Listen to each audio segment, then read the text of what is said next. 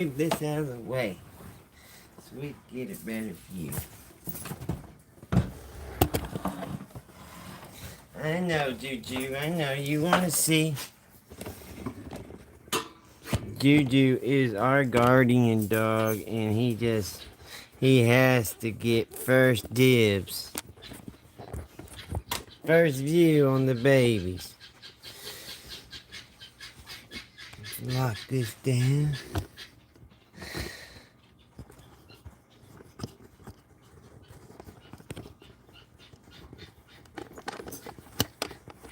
Come on, man. I'll give you a better view in 1 second.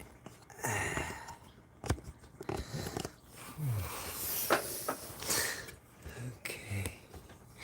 What do I do to lock this from turning?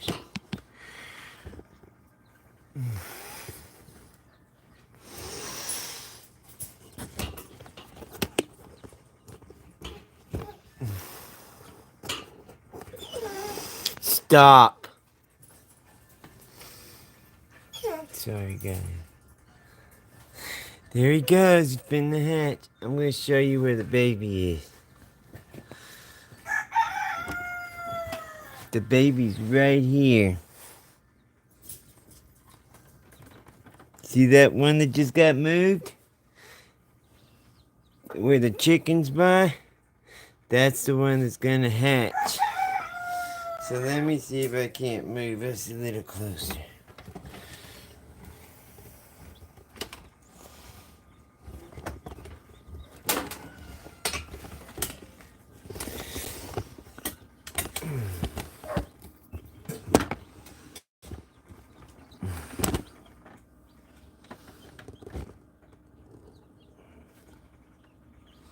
The one that's gonna hatch.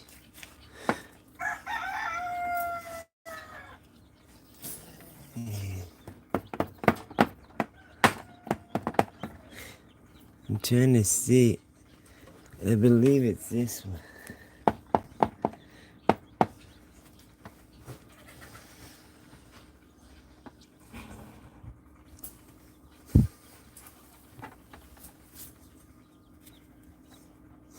This one's moving too. Oh, it's this one. Hey! You better stop that.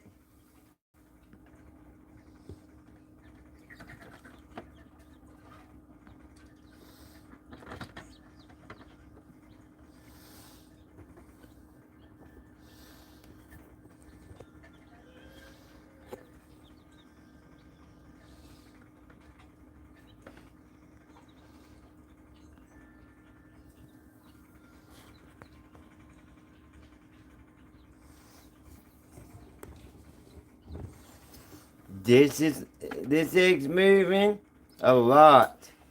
And this egg's moving. But this one is the one that's peeping. Now this one's moving too.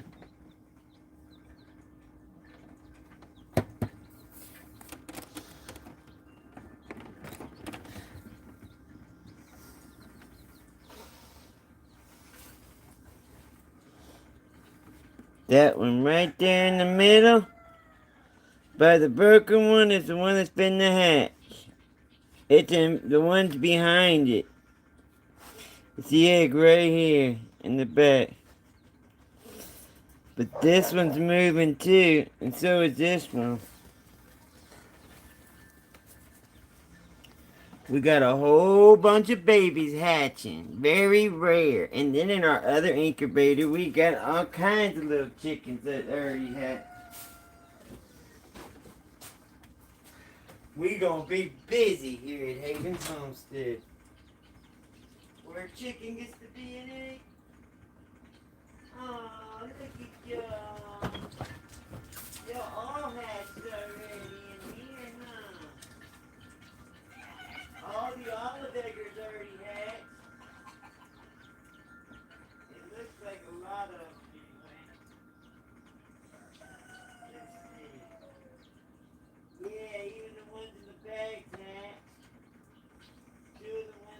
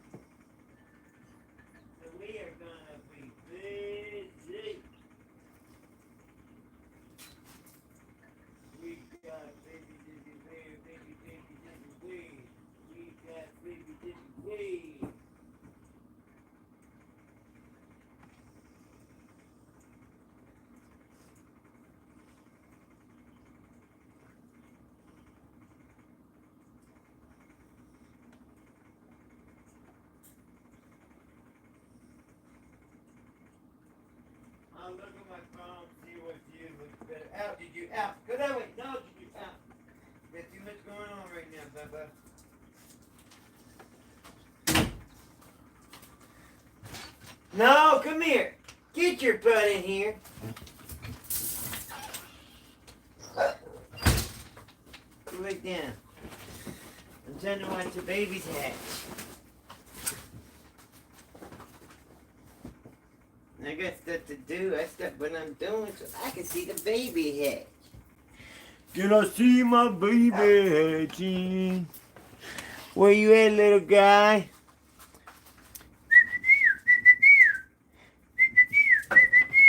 Help him out, Johnny Cash. Help him out, Johnny Cash.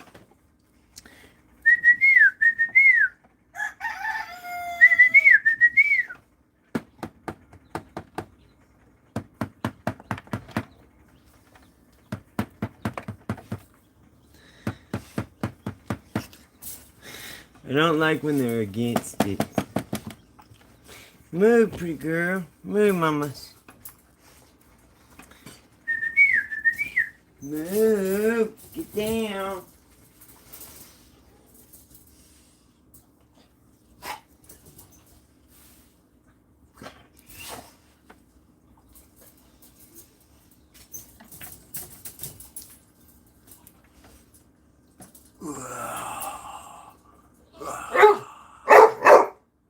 Stop. Shut. Shut it down. Open up shop. Whoa, whoa. That's a Rough Riders roll. For real?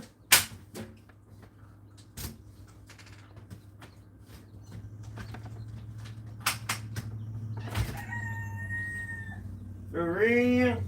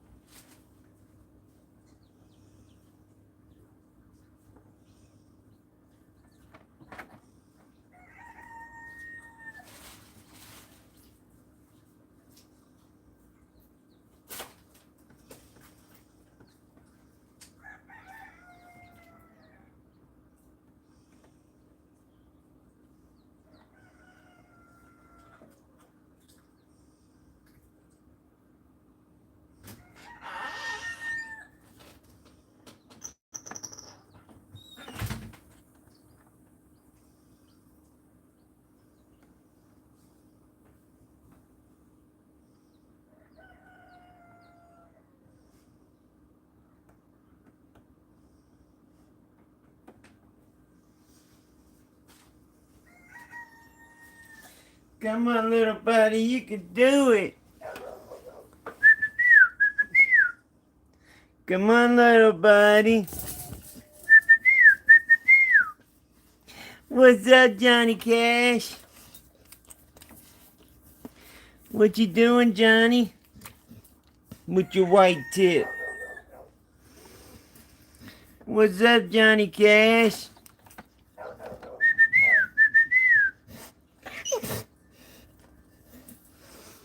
Get down, mama.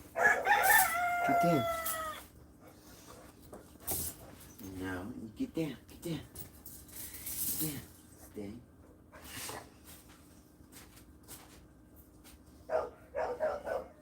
No.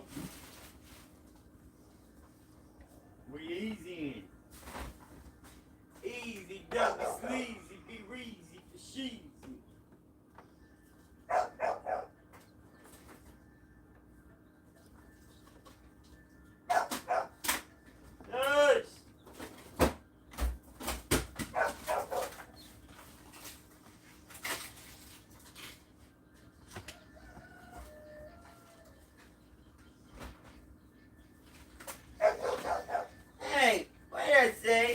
I said, shut it up.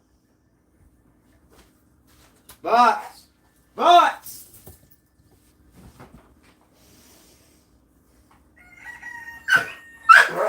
Bots.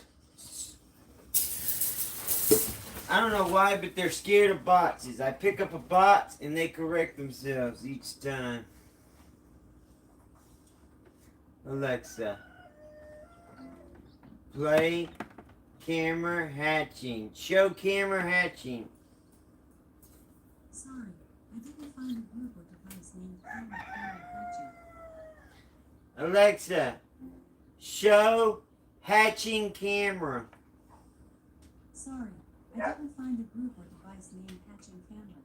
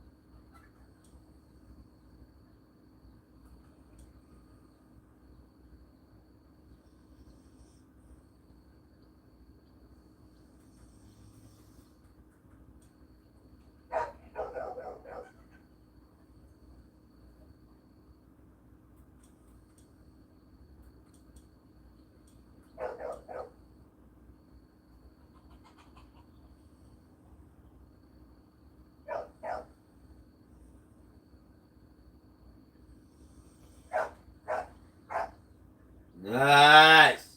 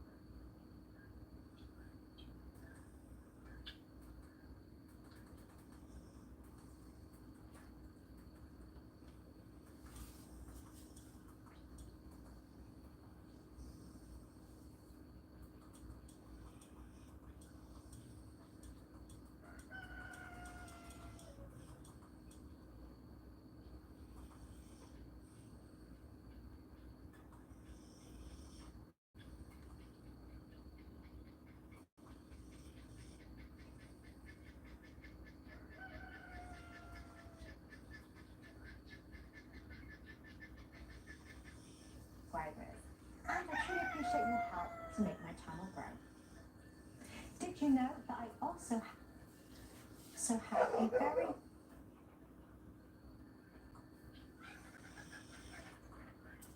account servers automatically detecting devices and will display a message saying your Blink smart home has been successfully linked.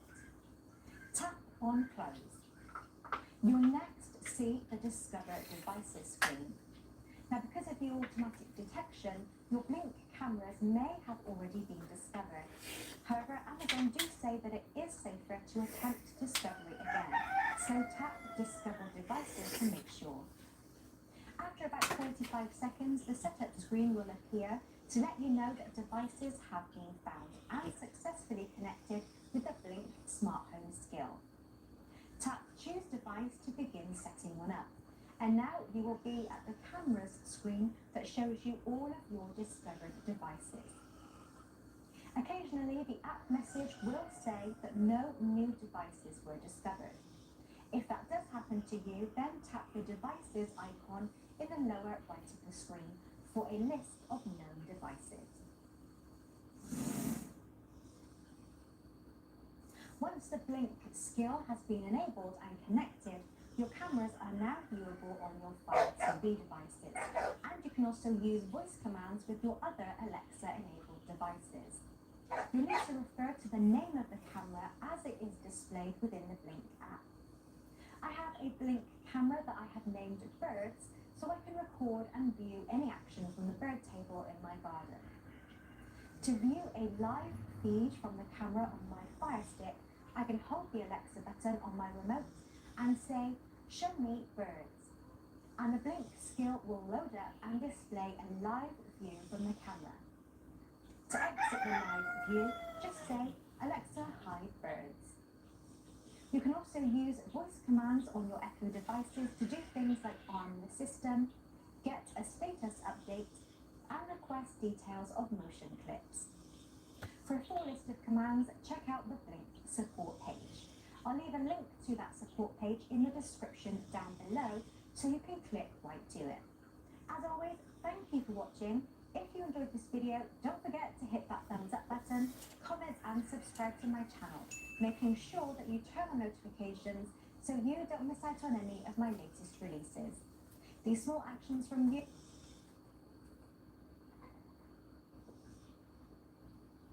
you know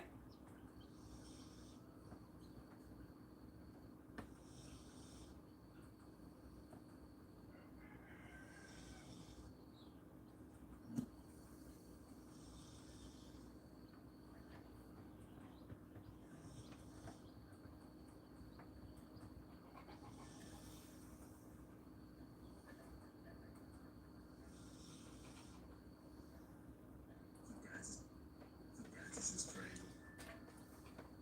What you're going to need first is obviously a Fire Stick. So I was using just a regular Fire Stick, but you can also use the Fire Stick 4K, I've read. And I've also read you can have the 4K, you can enable picture-in-picture, which I couldn't do with my regular Fire Stick. So once we get the 4K, I'll do another video showing what it actually looks like or how it works. But for now, we'll just use the regular old Fire Stick. So we're also going to need obviously a Alexa device. So I have an Echo Dot, and we're also going to need the Blink Sync module as well as a Blink camera of any type. So what you need to do is pretty simple. You need to go into the Alexa app first and make sure that you have the Blink skill enabled. Alright, this is going to allow everything to kick. So once you have that skill enabled and your Fire Stick is plugged into your TV and running, what you're going to do is command to show whatever this camera is named inside of your app on whatever your TV is. So where I was initially getting caught up was I was asking Alexa to show me this camera's name is Paul Barker. So I was saying, Alexa, show me Bob Barker on, just show me Bob Barker. And that would get... Are you hatching, Bubba?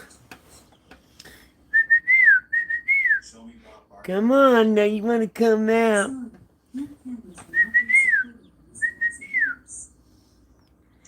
Come on, little buddy.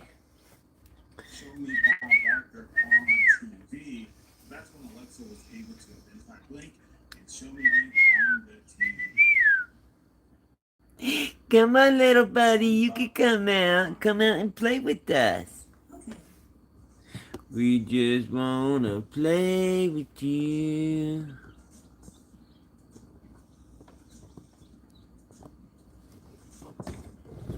There's a bunch of other Blink commands. I'm gonna put those on one of these sides. We just want to play with you. Tell your brothers to come out and play with us. Get the picture-in-picture to work. I would love to see that in action. Drop a comment below. But for now, that's all I have. I'll drop another video when we've played with this. Alexa, show me hatching camera. Subscribe. Alexa, HDMI 3.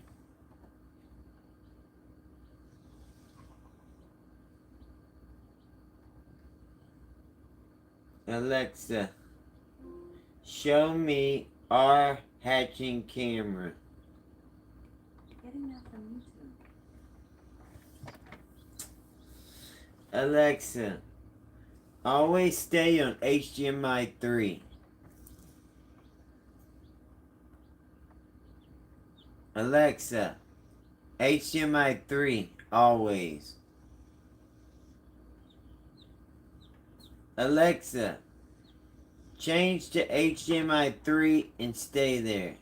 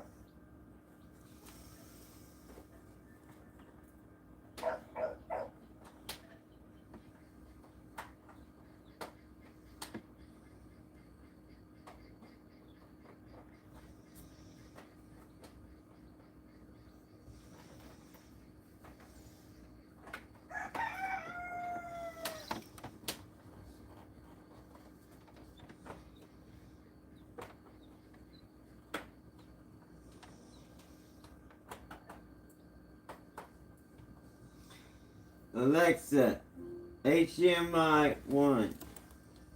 Okay.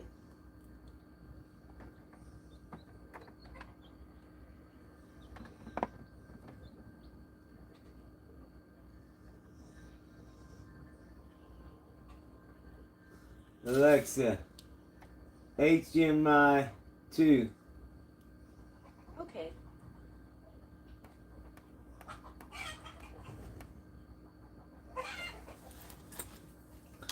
Alexa, HDMI 1. Okay. Alexa, play YouTube.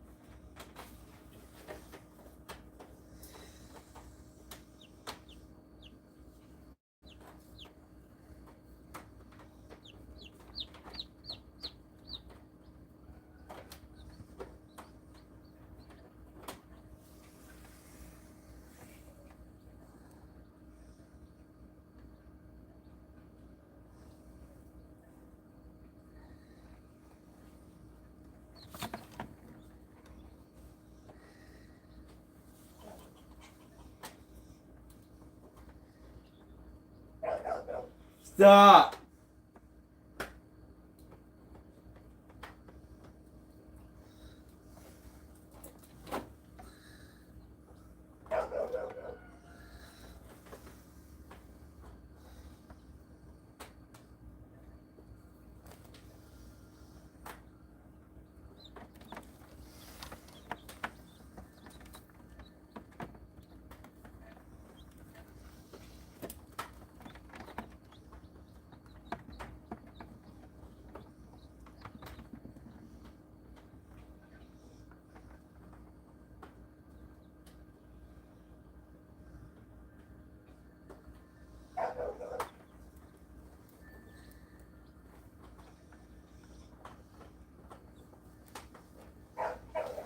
Shut the fuck up! God damn it!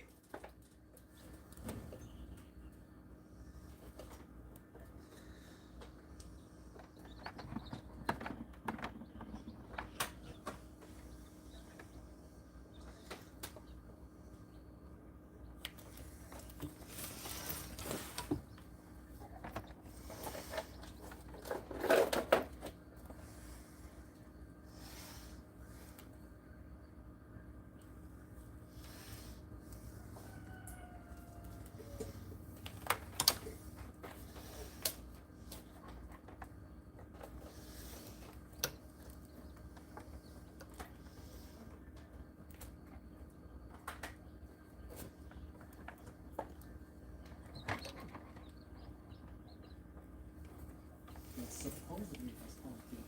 And I don't know if you remember my story, but anytime I try to scan the QR code and it refreshes, and it won't let me add the TV to HomeKit. So I'm curious, maybe this update will actually bring. Sorry guys, I did not mean to yell and get angry. That is very frustrating. I was stuck behind the TV and then the dogs just would not shut up. I did not mean to scream. Sorry about scaring you little birdies. Oh crap, I'm on live. Sorry about that for y'all too guys. So assuming it includes some like stability and setup fixes, this should be very nice because we Enough. HomeKit to Force S. You're gonna get pow pow guys. I'm gonna go try and update You want pow pow? two better LG WebOS stop. TVs. One was bought Why last y'all year, so so pumped I up, imagine man? the other Calm one was yourself bought like down. 4 or 5 years ago. These So I'm birds curious are if that will actually friends. still get the update, but I will report back and I'll let you know if I can actually add these to benefit me.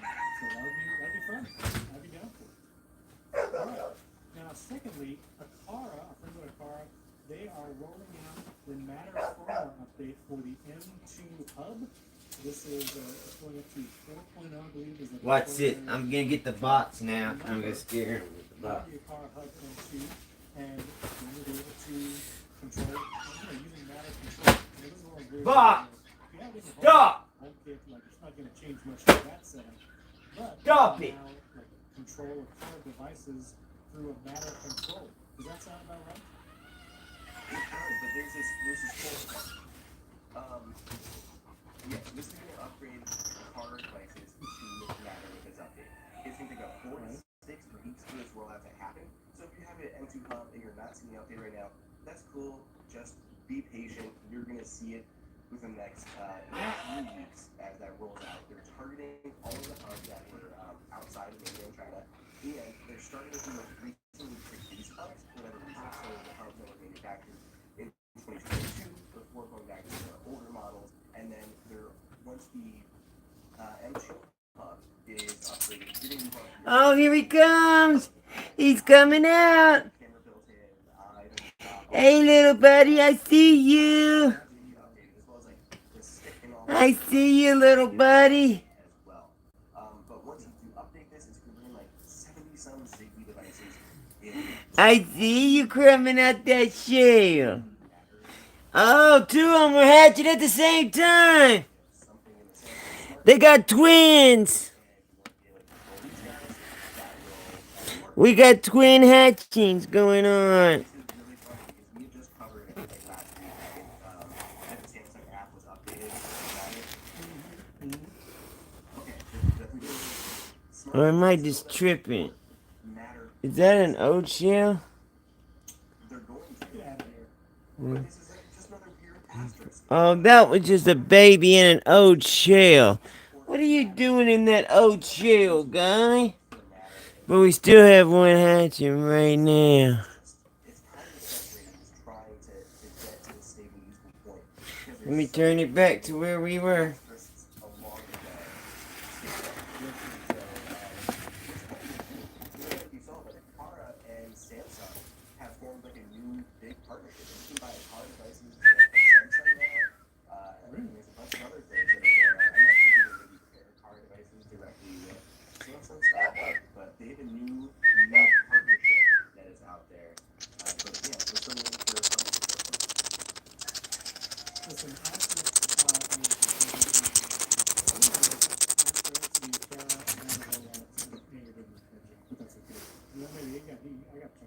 Anyway, Now, where did our egg go? the Samsung OLED. Oh, there he is. 27-inch OLED TV. This is There's our baby. He's right next to Johnny Cash. OLED TV. Right by Johnny Cash. So far, this is brand new model. Come on, little buddy. it does support AirPlay, which is my favorite. Help him out, Sue. But this one is Help him out, Sue. Here he comes. 77 inches. Mandy, two of these guys got brown. One of them's got a little white on it. Two of them are brown-ish with white speck on his one of his wings. The other one's black though, That way, but just the tip of white on its beak. I mean, I see those OLED TVs like when I go to Best Buy, and they look sweet. Those But we are gonna get one with the double jeans soon. price, man, I got a feeling. that's a lot for a TV. It looks great. It looks amazing. Help him out, Sue. Help him have that baby, Sue. Yeah. It's actually the Help him have that baby. car that will supposedly support. This is a video. This is a Help him out, Sue. out in the wild. This is like out there, I guess. Wait a minute, less than a 10. Where am I looking? Is this guy have the G4? Yeah, that's how you do it. You gotta plug that shell. I know. You gotta get your brother out of there. I thought we had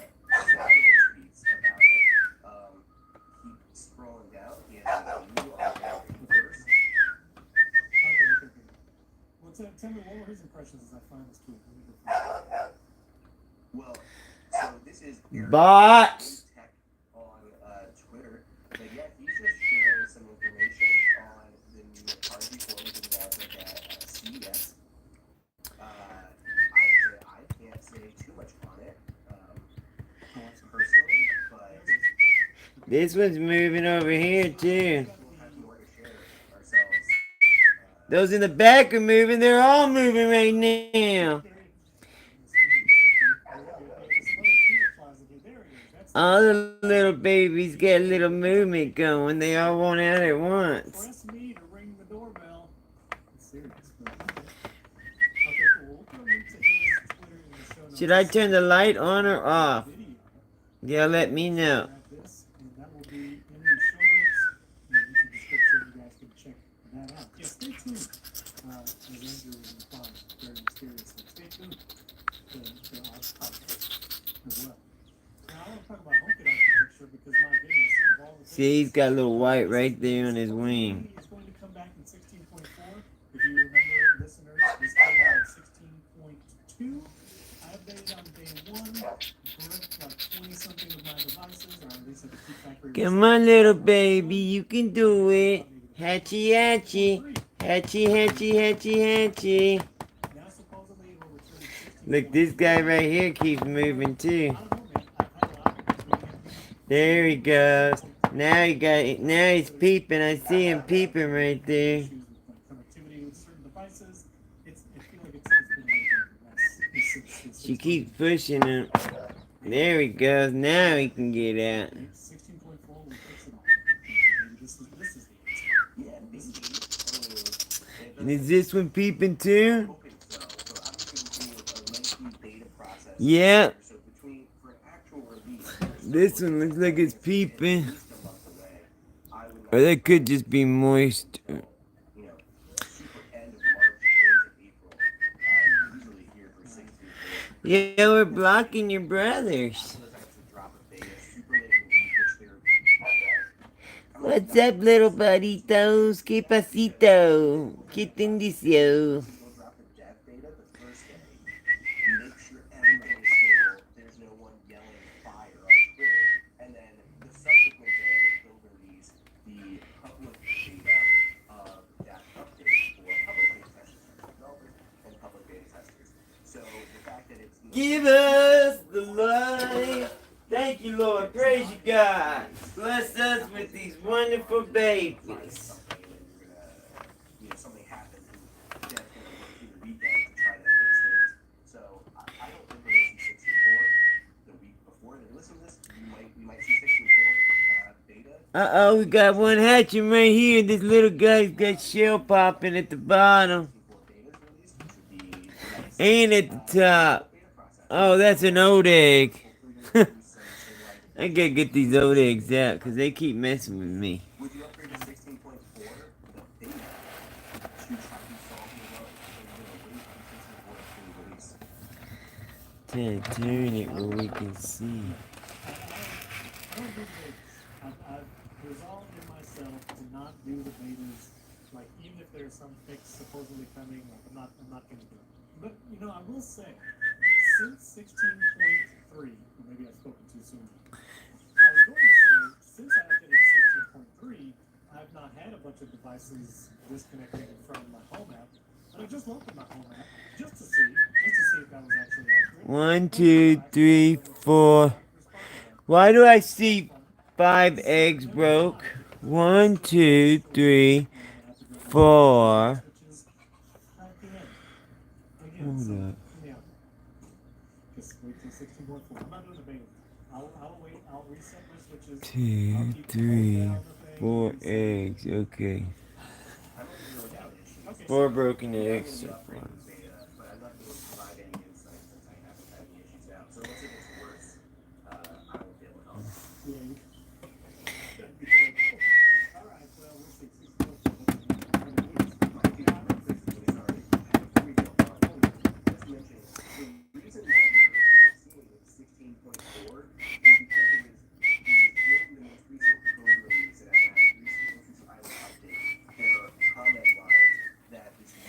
Come on, little guy, you can do it. code, so you can see code references where they're actually I targeting guess where he busted the shell as well as the other subsequent is... for I can't see it iPad, anymore. tvOS, macOS, WatchOS, Oh, there he is. so that's where that's coming from. And that, we already heard of Paul was covering security. There he is. Spin the hat. 16.4. That's where that's coming from. Here he comes. Okay. Very good. Next, this is actually a patent filing by Apple. You're in our way, buddy. You're blocking the new life. But through like the Apple devices. You know, we talked about presence sensors before, the difference between that and a motion sensor, which obviously I would love a presence sensor style. You're blocking our new life, buddy. The HomePod Mini, we have the big HomePod updated now. You gotta move. What room you are in, you can feel it very, very Move out the way, big doggy. Move out the way. There he is. See how they have to break the shell completely in half, basically, before they can get out? It's because the shells are that hard. That's why humidity has to be in the 75s for hatching. Try to soften up the shell a little bit.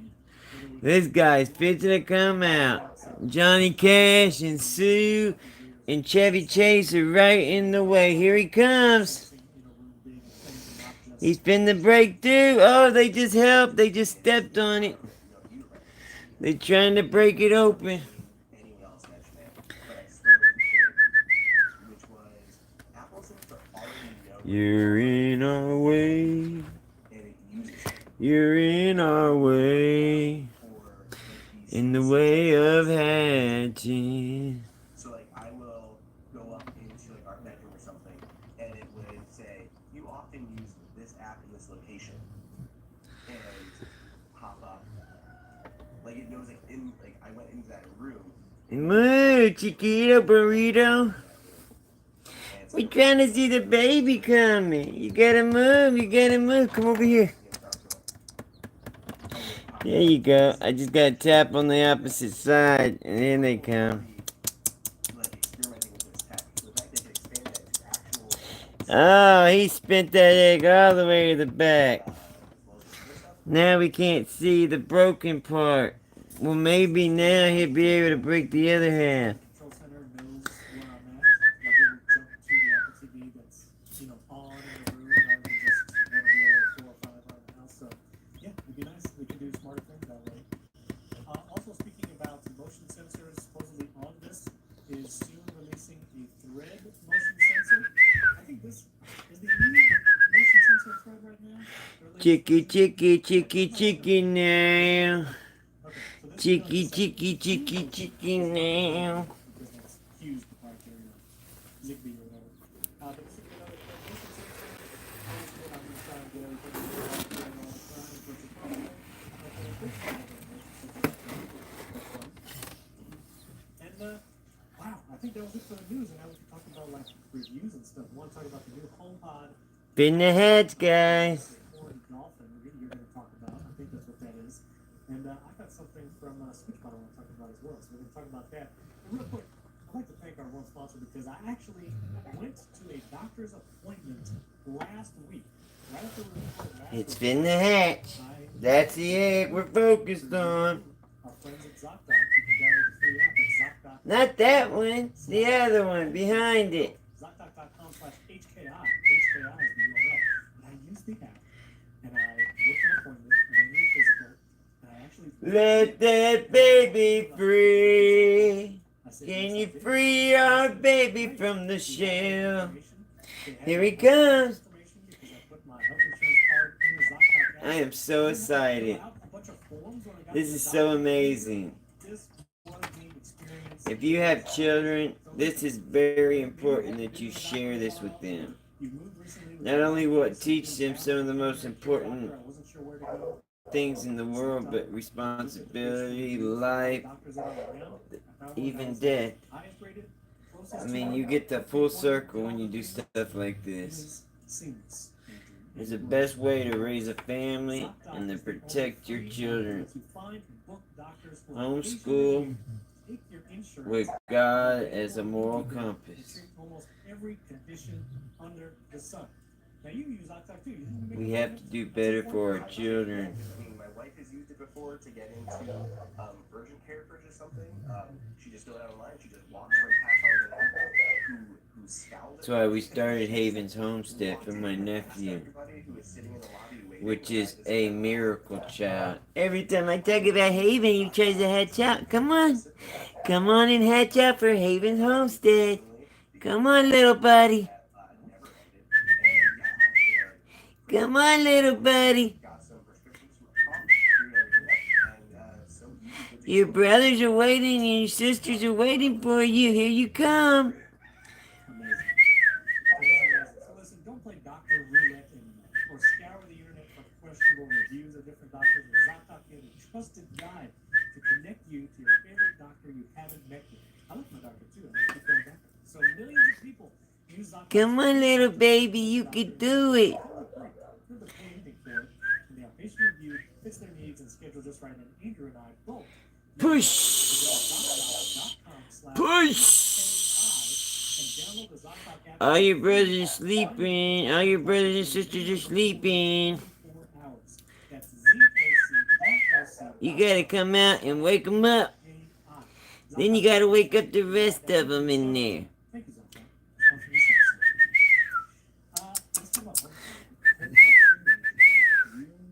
We got any more peeper toms around here? What color did you get again? Not white. That is not white. Midnight. Come on, you little guy, you can do it.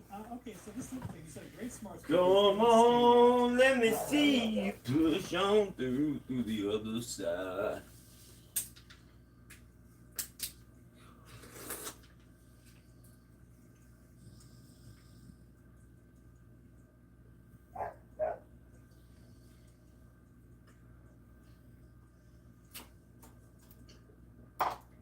Come on, baby!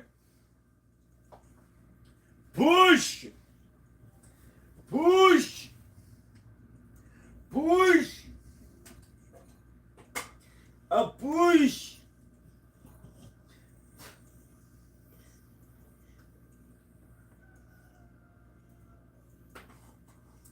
A push! A push! Come on, little buddy! You got this, little homie. And remember, people, if you want to stay healthy, you gotta drink 8 cups of water every day.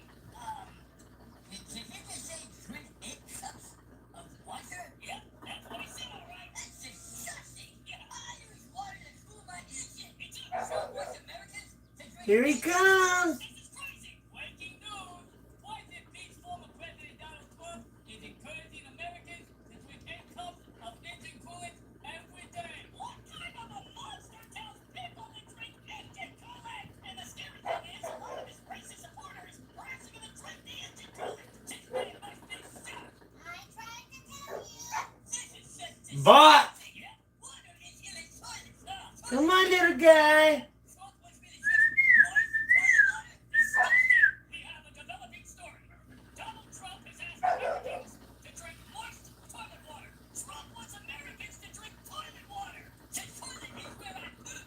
Trump needs to understand that the toilet is not a drinking fountain. You know, people drown in water. Exactly. You know, it's like, what you gonna tell us next, huh? But Sleeping causes coma. but Breaking news.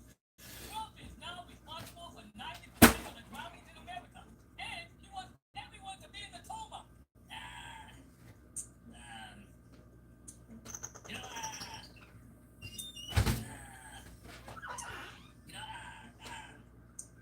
Hunter is the smartest person I know. Wow! That's great job, Joe! We have a developing story. Joe Biden's approval rating. come on, little buddy. You can do it, buddy. I believe in you.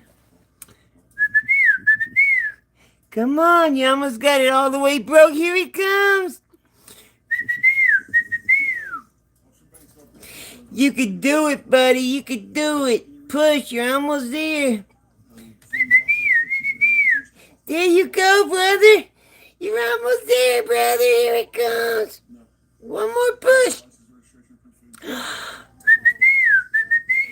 Yay! I see your little head. What's up, little buddy? Welcome to Haven's Homestead, where a egg can be whatever it needs to be. Look, welcome to your new life, little buddy. What you doing, little buddy? This makes the 5th one, guys. God is good. First sign of life, he's tweeting. The other ones were tweeting through the show. This is the first time I heard him make a peep. Come on, buddy, you can do it. Push on through the other side. Gotta push through that membrane. Come on. There you go. He's still stuck.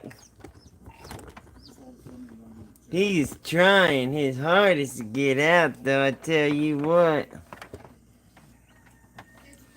There he goes. There he is. There he goes. He's standing full up. He's a tall one, too.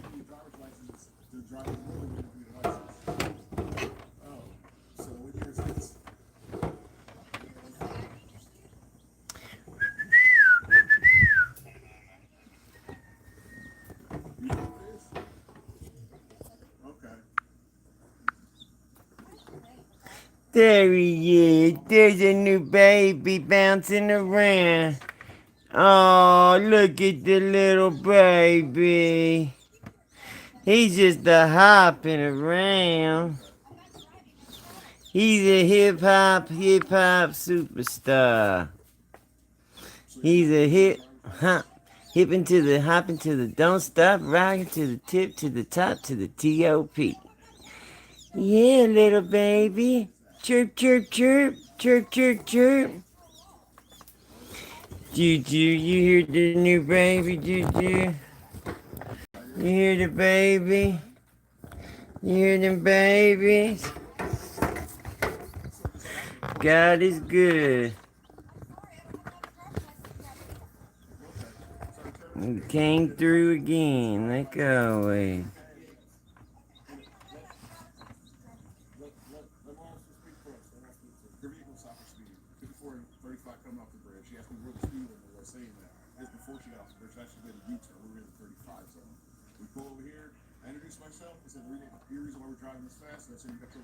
She immediately goes into, I don't need a license, you're driving a vehicle. And they said, I'm traveling. So we have 5 new babies. 5 new babies of life. And they are so happy. First people they ever saw was me and Juju. So they probably think that we they kids. We they parents. You see the Juju and that weird looking guy with no hair? Yeah, we love you. We got love for you. Oh, Juju. You're gonna have to be calm. I'm gonna make you move. No, quiet. You can stare, but be quiet. Just sit there and be calm. God is good. Thank you, Lord. Praise you, God. We got 5 healthy chickens so far. Very rare. Very healthy.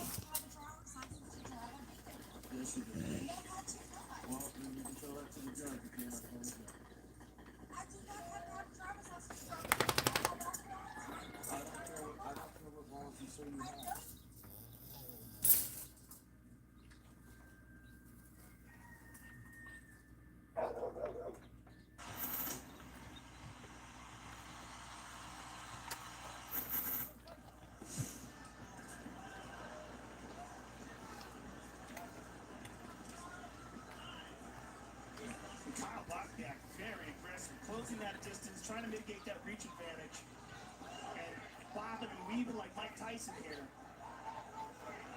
Appropriate for New York. It's the right strategy, closing the distance on the taller guy. Yeah, it certainly is. The difference is, in these two, and the way they move, the Kyle Bachniak does everything very well. Whereas Zabit is elite. He's elite in his movements, elite in his striking. It doesn't mean that Kyle can't crack him, but it means it's a tough puzzle to solve. One thing though, Look at that side kick. you don't get into a technique battle with a technician. You crawl and that's what you're trying to do. And that's a smart move, I believe. Standing on the outside with this really long guy who's got fantastic striking is a terrible idea. But look how calm Zabit is. That's it, man.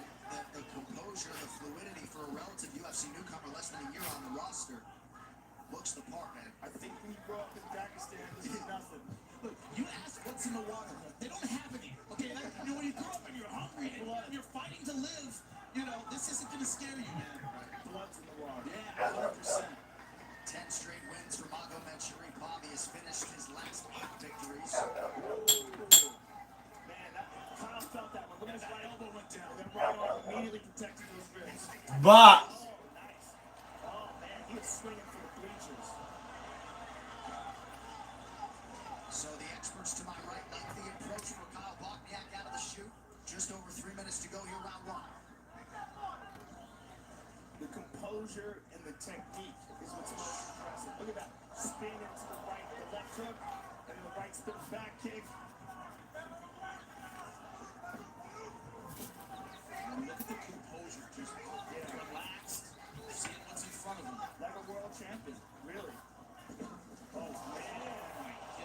Look at the sand try. Some speed on that, too, baby. You love your baby, don't you, Juju?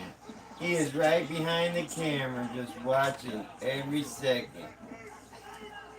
Look him up, kids.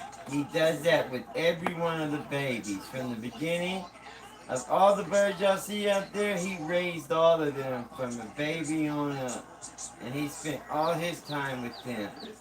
Outside their brooder in here, to outside their hoop house out there, to following them around, to helping me crate them up every night, to protecting them from predators.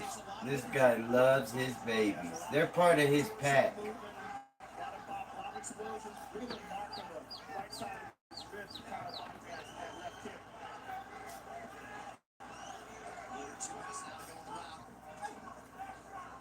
Sticks the jab. So far, Bachniak showing no fear. Stepping forward. He's a tough dude. 100%. Oh, Jesus. Look at that. Jumping switch kick. Right back to his feet. That's the impressive thing to me. Not throwing it. The recovery is so fast. Bachniak has to throw that and wind up on the butt. Bachniak is essentially just blocking him trying to punch. Whereas he's got to close so much more distance. If he had a better kicking game, he'd be able to work that leg, especially that front leg. Oh, man. Phenomenal high kick there. Wrapped it right around that right ear of Kyle Bachniak. It's the way he's doing it, too. It's so fluid. When you talk to Mark Henry and Carl Almeida, Baby, baby, baby, Johnny Cash, Sue, Chevy Chase, and Tweedledee and Tweedledum. while the kicking game, big part of the repertoire for Zabit, he has landed 16 and counting here in round 1. You put on maybe decent jiu-jitsu. Pretty good on that side of the spectrum. Gotta give him some love. Oh, man. This guy is so fast. And again, always in a good position. Even if he misses, he's always ready to fire back. The hard part is getting ready for a guy like this. I need a 145-pounder who's almost 6'2" at this point. You're not going to find this kind of sparring partner. He's not. Yeah, you're not. And if you find a guy who's as good as him on the ground, you're not going to find a guy who's as good as him on the feet and not as good in transitions. I mean, you got a very advanced game. Zabit thought about a late shot. Both guys connect in that exchange. Strong 5 minutes between Mago Manchuri, Bob, and Bachniak. This for me, a guy who loves technique, this is a pleasure. to watch a guy like this move around. The kicks of Zabit. Look at this switch kick. Dude, that's hard to do. And to do it, look at that. Wrap that left leg around the head of Kyle Bachman. You give Kyle credit for being a tough bastard because he took that You're hit starting to keep moving. bad distance. Okay, the bad distance is when he can set up and start to tee off. He doesn't like the pressure, but when you move forward, you've got to be changing levels up and down. Touch the body, then come upstairs because he's just fading. Pete. You gotta make 2 punches, Carl. Easy. You're not finishing with the 3rd, 4th, and 5th. Let them off the hook. 1st, 2nd gets you in. 3rd, 4th takes them out. Right? Remember that. Upstairs, downstairs, upstairs, downstairs. Great wrestling defense. Great wrestling defense. You probably won that round. You probably won that round. And Joe, this is the first time you've seen Zabit live. I know you saw his previous fight, right? So Yes, I'm very impressed. And I was looking forward to this very much so. And it's living up to the hype, 100%. And there is a difference when you see someone in the flesh. When you can gauge it with your eyes in real time, you go, oh yeah, you're looking at something special. Bachman started round 1, round 2, similarly to the way he started round 1. And he's as game as they come. And Bachman's corner advice wasn't wrong. Get in there, get the wrong range. Hit him with more than 2 or 3. You got to throw a lot of combinations to get Hey, what are you doing? easier said than done. Pandora. Just taking a page out of Max. I mean, Pops. I think he did. He asked him to stand right Pops. beside him. He's like, I'm just kicking the ribs. What do you got, Pops? Don't expect the fighter from Pakistan to get all emotional on you. Look at that beautiful dog, man. You're a good boy, Gigi. Hey, Again, Zabit can do what are you this doing? just as well. Okay, you chewing your nails? Alright, good girl. What's up, guys? Oh, what's up, little buddy? You're awake and chilling like Flint, huh? You got 1, 2, 3, 4, 5 little babies. 1, 2, 3, 4, 5 little babies. 5 little babies for that Haven homestead, where they can be. Okay, I was seeing movement in some of these. This one's moving big time. He's yet to face world-class opposition, but what you're seeing from him is world-class talent. Honestly, a lot of world-class competition that one has to do with this.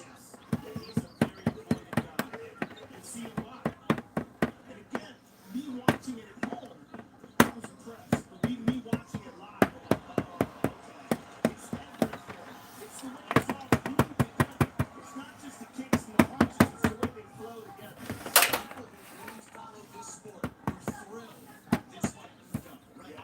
Good, they're spread out good. Oh, did I smash you, little homie? I love you guys. Oh, you think I'm your mommy, huh? Oh, you're coming to mama's. I just love you, babies. Mm. He just doesn't have enough weapons. His wrestling's not his shot. His punches are his main weapon, and he doesn't complement them enough with kicks. But with what he does have, he's throwing. Yes, I'm right by that. And what he does have, Juju, don't be jealous. I love you too. Oh, I'm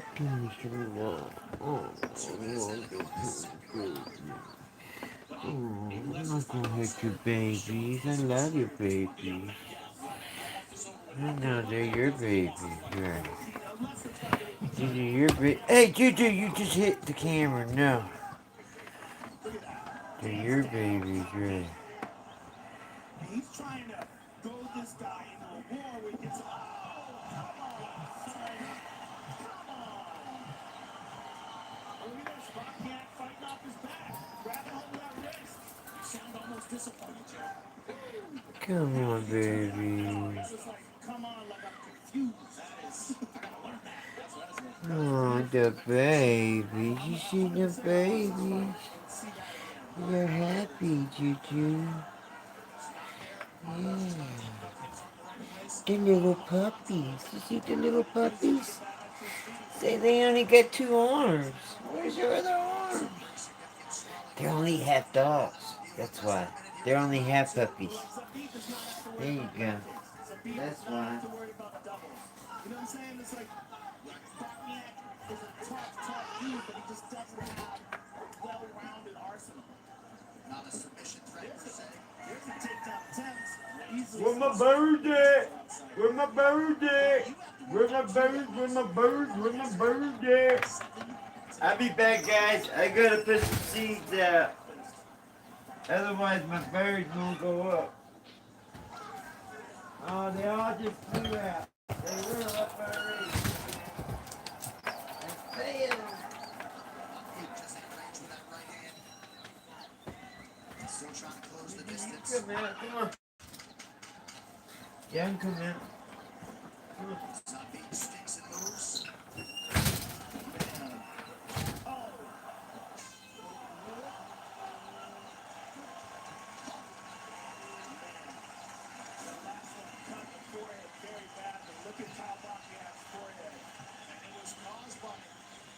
Volume of strikes, everything working out for Magomed Sharipov. Look at this mat return, beautiful stuff. And look at this outside trip, man, gorgeous. Right to his back. Look at this beautiful timing, right to the jaw.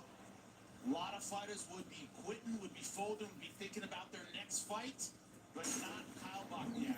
Yeah, Bosniak's an animal. I need more punches, and I need your feet to come with you.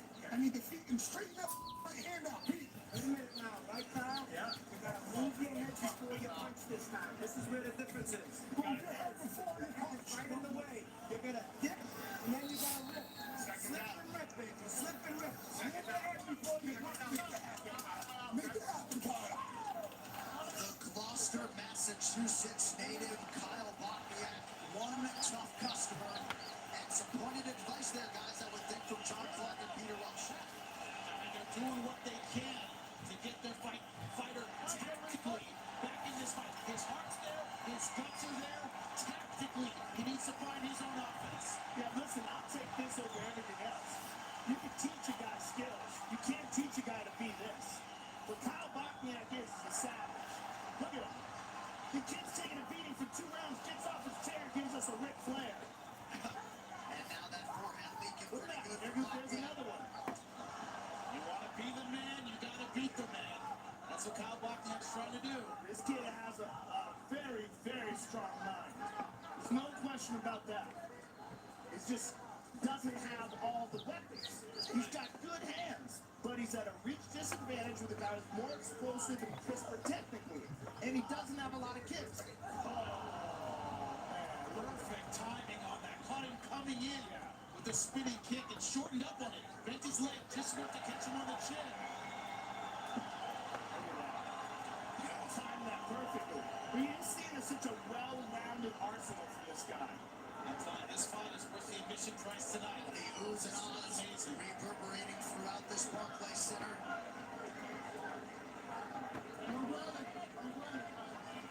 Bosniak thought about grabbing the fence there, thought better of it.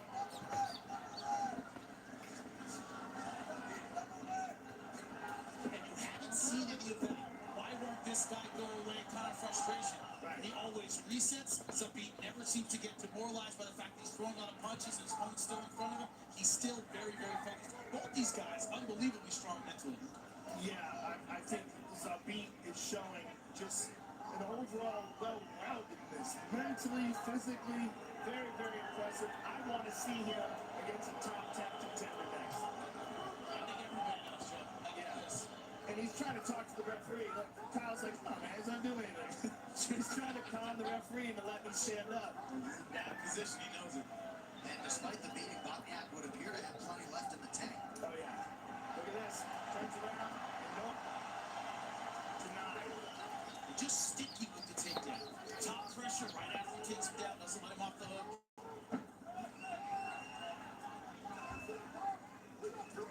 Already 10 shots in this fight from Zabit Magomed Sharipov. He has landed 6 of those takedown attempts. And we would not be seeing such a well-rounded overall game if it wasn't for the heart of Kyle Bosniak. The fact that Kyle is hanging in there is making Zabit pull out everything he has and show us his full game. That's what's so exciting about this. It takes two to tango. Look at that. Just everything he's got to get up. And Zabit staged right on him. Right on him. And perhaps Bosniak thinking if he can survive these 2 minutes. He shook him off. He got to the leg, though. Peeled that leg away. And look at beautiful stand-up, wrist control, great wrestling stand-up. Bosniak trying to keep that physical pressure on. He's got to pull him back to get anything done. Has to free his left hand. Zabit must be very strong to be able to hold on to that arm for so long with one hand. That's crazy. Yeah.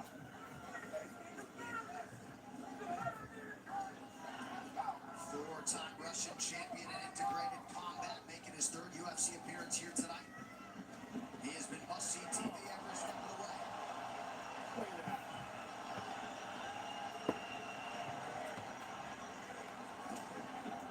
Pretty good level change there. Bosniak snuffed it out, though. He's showing some signs of slowing down. He's human with a minute to go. Yeah, check the clock there. It reads 1 minute in this third and final round.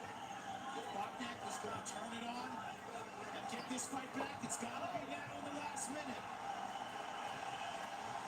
Like you said, Joseph, first time Zabit has looked human. Brooklyn Cat, these two warriors. Bosniak coming back. Zabit looked at the clock again. What a rocky story this would be. Only 30 seconds left. Deep breath from Bosniak. We'll see if he's got one final flurry here. Bosniak coming up strong. He connected with that right hand. Oh! Spinning front. Zabit. Look at this. Oh! This is crazy.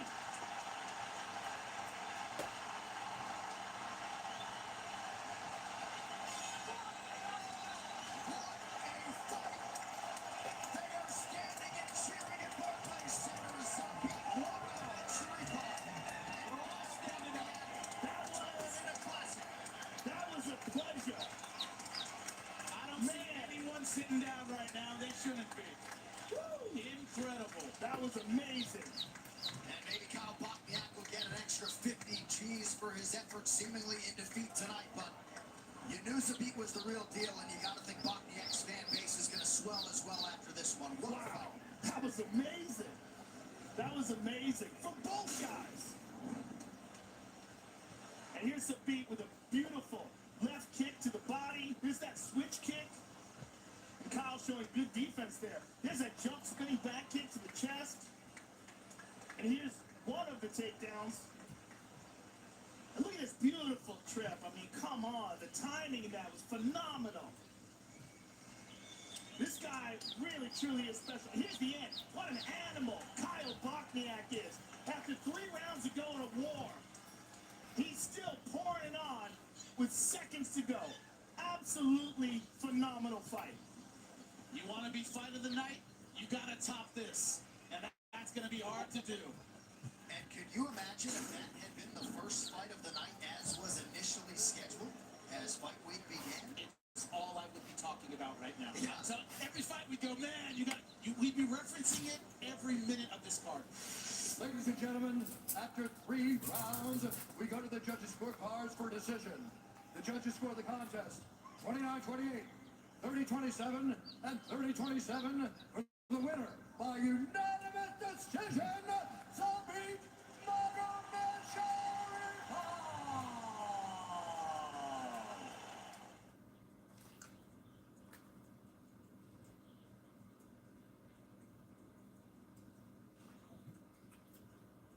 Around the world, here's your tail of tape. Shoryang 28. Corey Sandhagen is 29. Sandhagen, the taller man by a handful of inches. Both fighters coming in right at the championship limit. 135 pounds, 3-inch reach advantage. Resides with the Aurora, Colorado native. Sandhagen. Now for the intros, here's Joe. And now, ladies and gentlemen, live from Etihad Arena here in Abu Dhabi, UAE. This is the co-main event of the evening. attention, the three judges scoring at octagon side, David Leatherby, Anders Olsen, and Theo Palmetto. And for the action begins inside the octagon, your referee in charge, Jason Herzog. And now, ladies and gentlemen, for the millions watching around the world, Abu Dhabi, here we go! 5 rounds for the UFC Interim Bantamweight Championship of the World.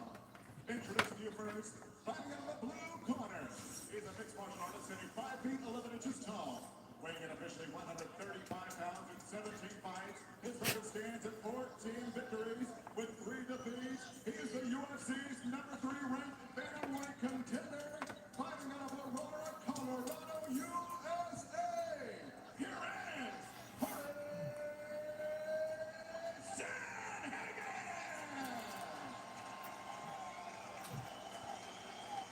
and across the octagon, his opponent fighting out of the red corner.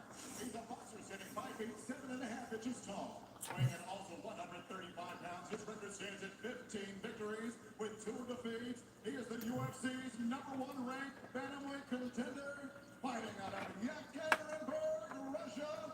Here is the former UFC bantamweight champion of the world, Beyond No Mercy.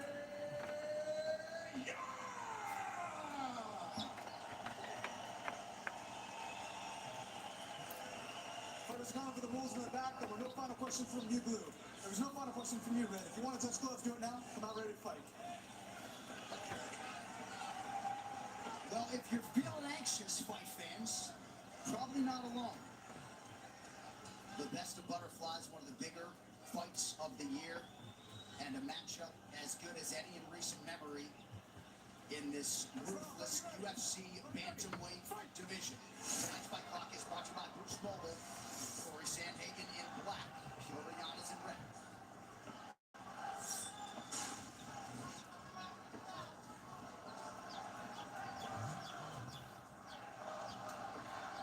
Early leg kick lands for Sandhagen, switching up the footwork early and often. Yan support is being heard from early. Saw the Petr Yan bus earlier today, John.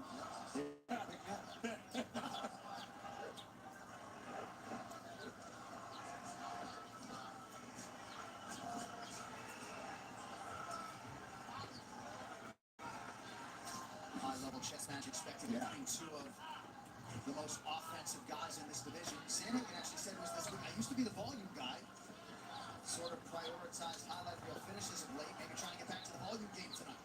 There are a number of people that felt that Corey Sandhagen is going to be a UFC champion at some point. He gets this opportunity tonight against Petr Yan. And for everything that's happened in the past, if he can get this done tonight, he will feel as real of a champion as we ever had for an interim champion. Absolutely. And already, I like that Corey Sandhagen is playing with the hands of Petr Yan, trying to distract him, because we know how fast and powerful the hands of Petr Yan are. So putting them out there, distractions, angling off. Both guys taking their time. You can feel the tension in the octagon right now. Soft left gets through for Yan. Yan keeping that patented high guard as he tries to get into striking range. Yan normally will just go forward, he'll land, he'll break people down, and later in the fights, they start to fatigue. That's not something Corey Sandhagen's going to do. Sandhagen is in fantastic shape, and he's going to try and hold up over the course of 25 minutes. Petr's going to have to get going. Body kick is there for Yan, who exuded nice sportsmanship a moment ago after the inadvertent eye poke. Body work for Sandhagen. Yeah, that's the last thing Yan wants right now. Somebody, foul to stop this fight. Could you imagine? Pete, could you imagine? Corey's fighting beautifully to start this fight, though. He's giving him a lot of different looks. He's in, he's out, he's on his angles, and he's going to the body really well. And he's real fast. Real fast. But we've seen this from Petr Yan before as well. Oh, nice level change there by Corey. Yeah, this would be a nice little switch up if you go in there and take Petr Yan down. And it's good because it gives him every weapon to think about. He has to worry about everything.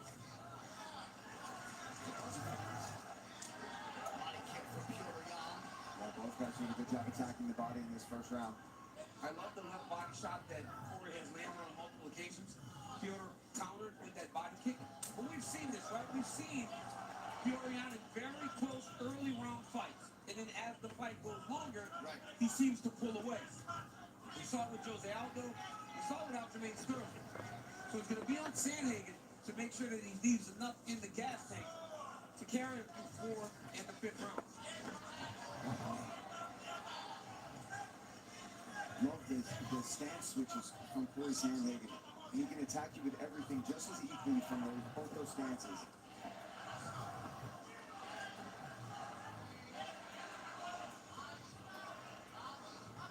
Sandhagen all up in Jan's face here early, just over a minute to go here, round one. And he's touching with some of these shots. He's not putting power on every one of them, right? He'll throw out some feelers, get the hands out, and Jan's already got such a high guard to begin with, and Corey is trying to take advantage of that.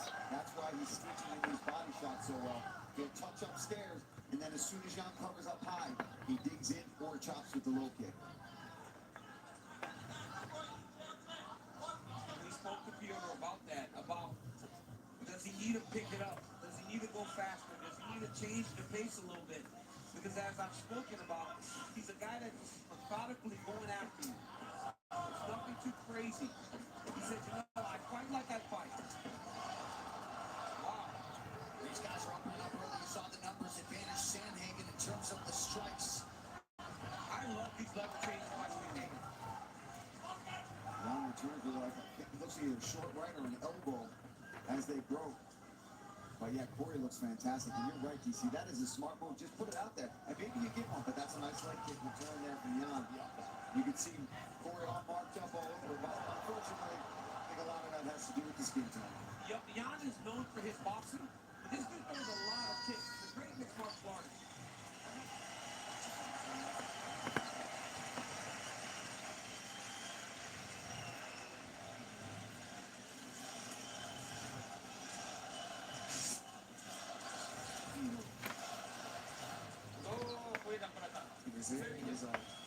Смотри, чуть-чуть даешь ему руку на себя положить переднюю. Слышишь?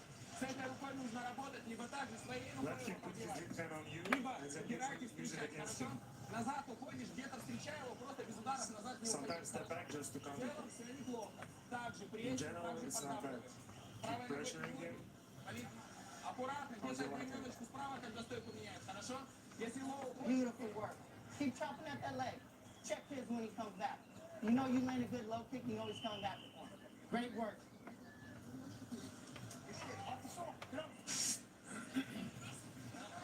Christian Allen and Carrington Banks, staples of the Corey Sandhagen corner. And I also point out, Aljamain Sterling did outstrike Piotr 27-14 in the first round of their fight. So Jan has certainly had a knack for coming on strong. Dean Thomas, round 2 is upon us. What do you have? Man, Corey is fighting absolutely beautiful. All the different looks, the different levels that he's coming at him with. But eventually, Peter Yan will catch up to him. But he's hoping by that time he's able to get his hands on him enough to minimize the power of Peter Yan to where it's not a problem.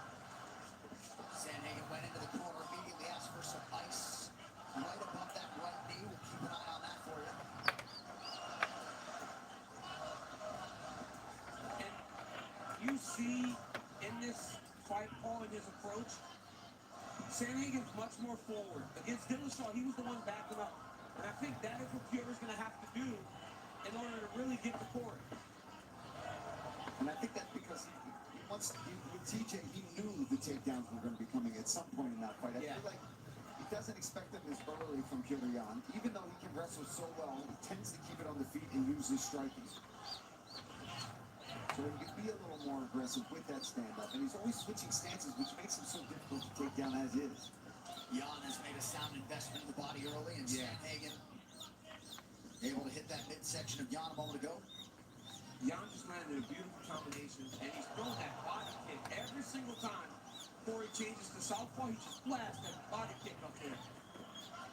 Jan loading up on the right hand a moment ago. Sandhagen wise to it. Corey back to work on the body. Yeah, he's really investing in these big body shots early. And fighting with the hands, always hand fighting. And you see that a lot of times with the longer guy, right? They grab you. Once they get range, know that you're still a little far away from them, then they let something fly.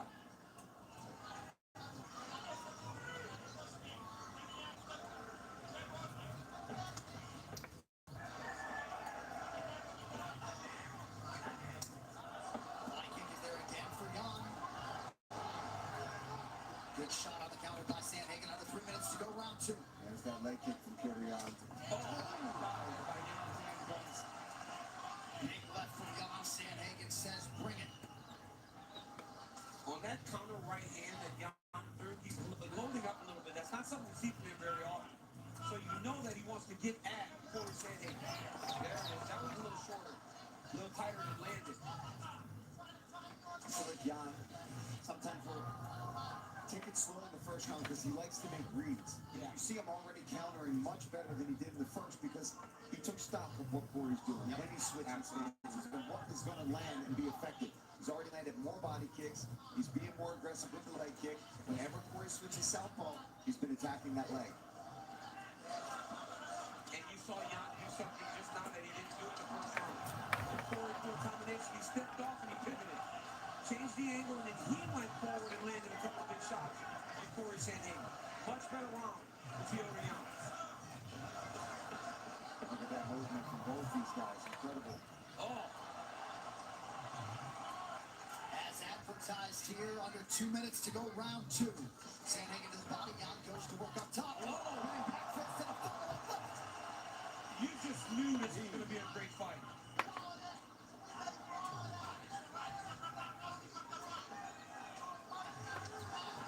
Man, watch and enjoy, folks. Uppercut got through. Jan has got some fans. I mean, look at Jan's boxing, man.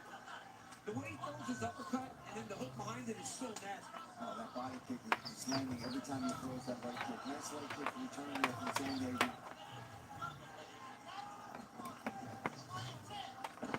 And the thing about Theodore Jan is his facial expression doesn't change. Regardless of how well Corey's fighting, he just looks the same. Just straight stole, trying to get out Corey Sandhagen. Always got to be careful here. Sandhagen able to fight the hands under a minute to go in the round. Ooh, good elbow. That's one thing I don't want to see from Corey. I want to see him shooting to the mat. I don't want him carrying Theodore's weight on his takedown attempts. I'd much rather him grab a leg, play with it a little bit, and then just get back to striking. Sandhagen loves that jump knee. Jan able to close that guard up. And Sandhagen unofficially 0 for 3 on those takedown attempts thus far. So slick. And he'll step off. And the way he's got step and clear with little details inside the octagon that a lot of people just miss. They don't see really what's happening in there. This is a high stakes game of chess. Look at that. Corey's gone.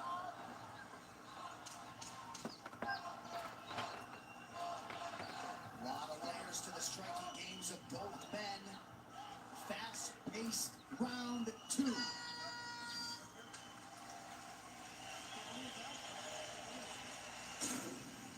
Let's take a look at some replays. Here's some good body work from Piotr Jan. Good angle changes from both these guys. Nice left hand over the top. Cuts the angle. There's another left hand. Both guys landing at the same time. Here's that elbow that Piotr Jan lands on the break. I mean, just the skill set from both these men on full display in this fight. You're doing everything good. You're pressuring him. And when he changes it, and when he changes his stance, kick his leg. A little bit calmer with your left hand. In the middle of the round, he tried to take you down. So be careful. Maybe should I take him down? Striking is going well. In the end, you can take him down. So, I saw a nod of acknowledgement after you heard that advice from Jan's corner. So just letting him know, giving him a warning. This is around when he started to try to take you down. Maybe we get a takedown, but your striking is going so well. Let's wait to the end of the round. And I think that's smart advice to not take that option off the table completely, but to leave it up to Piotr Jan to kind of feel it out. If it's there, take it. If not, you're doing well on the striking. Why not seal the deal at the end of the round? We're in a 5-round fight. It's obviously that it's going to be competitive. And it's going to be back and forth. That was a big check by Sandhagen.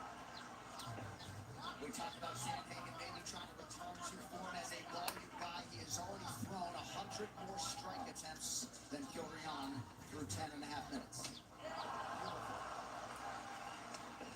Look at that. Slips, angle, off, out of the way. And both these guys are doing it. I mean, Piotr Jan, obviously, just slightly more stationary. But his movement is fantastic too. He's got great head movement, good high guard, a little more traditional boxing than Corey. Yeah. It's more of a boxer stance, whereas Corey's just more light on his feet, kind of pokes at you, pokes and prods, and then when he feels like he's got his good range, he's got an opportunity, he puts a couple hard shots on him.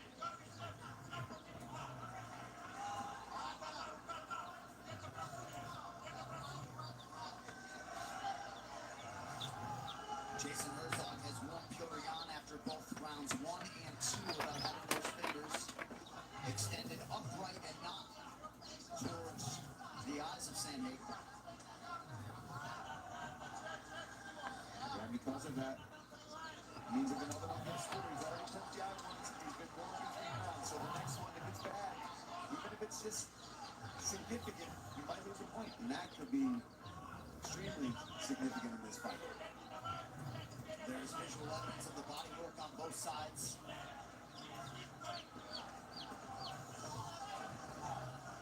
Sandhagen so subtle with his pivots. Everyone check that one. Yeah. Oh, good check, kick, man. When you kick into somebody's shin, it's as damaging as you land it.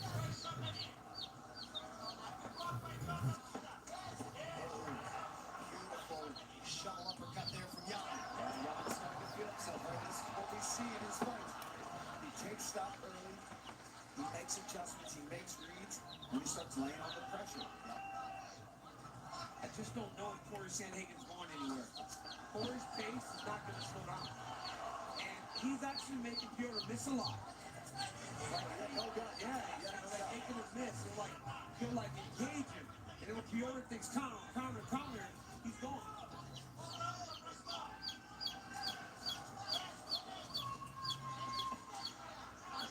It's because Piotr wants to land with so much more intent, right? Nothing is to just score points. As Corey's just kind of pot shotting him, right? He's just putting points on the board. And I think that speaks to him telling us that he wants to win every round. So, well, if he's bloody and he looks bad, I'm the guy that's winning. No, it's about every 5 minutes individually. And a moment ago as the decimal level rose because of a Yan attack, Sandhagen immediately returned fire, and that speaks to everything he said to us on Thursday. Not letting Yan's offense go unanswered. Nice combination from Yan. When Piotr lets his hands go, man. Set to be incredible. Yeah, he's fast. So fast. Whoa.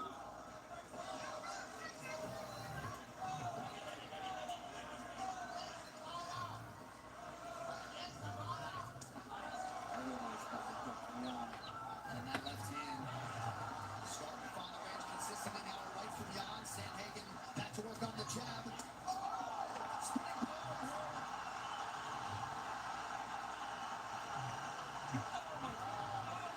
Vicious ground and pound here from Piotr Yan. Piotr Yan threw that same spinning back fist earlier. It didn't land, but this time he extended it. It's the follow-up. Yes. Wow. Corey Sandhagen able to scramble, get out of that position. Oh, gotta watch his neck.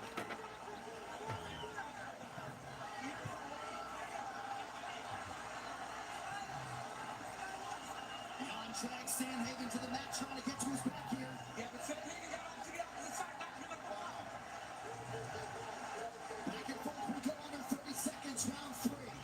Beautiful job sitting in the corner there by Yan. Sandhagen beats him over.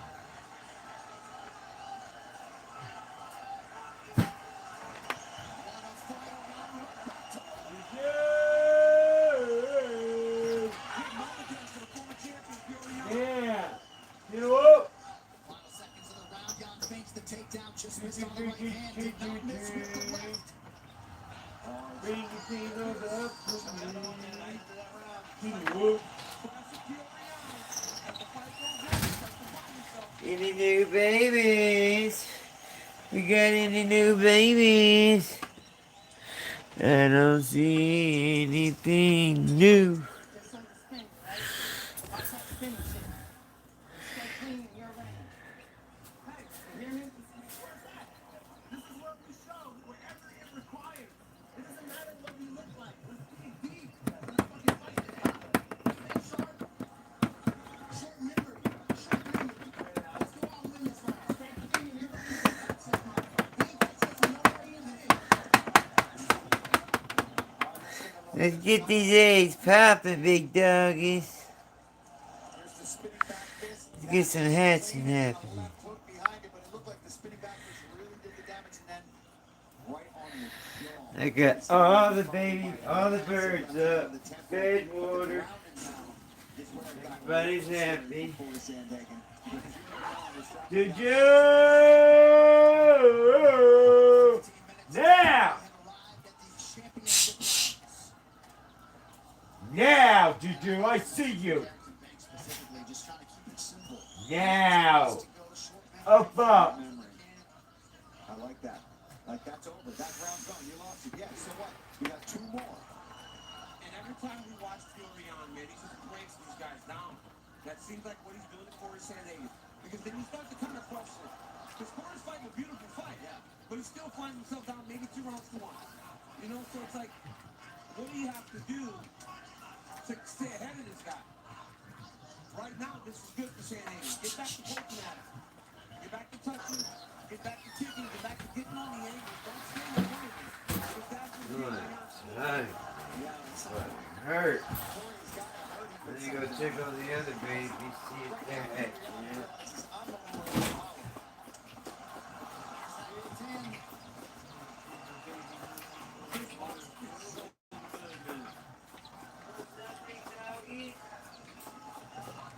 He just does such a good job of mixing combinations. Always has his hands up in that high guard you're talking about, Paul. Yep. In the moment he sees an opening, Fury explodes.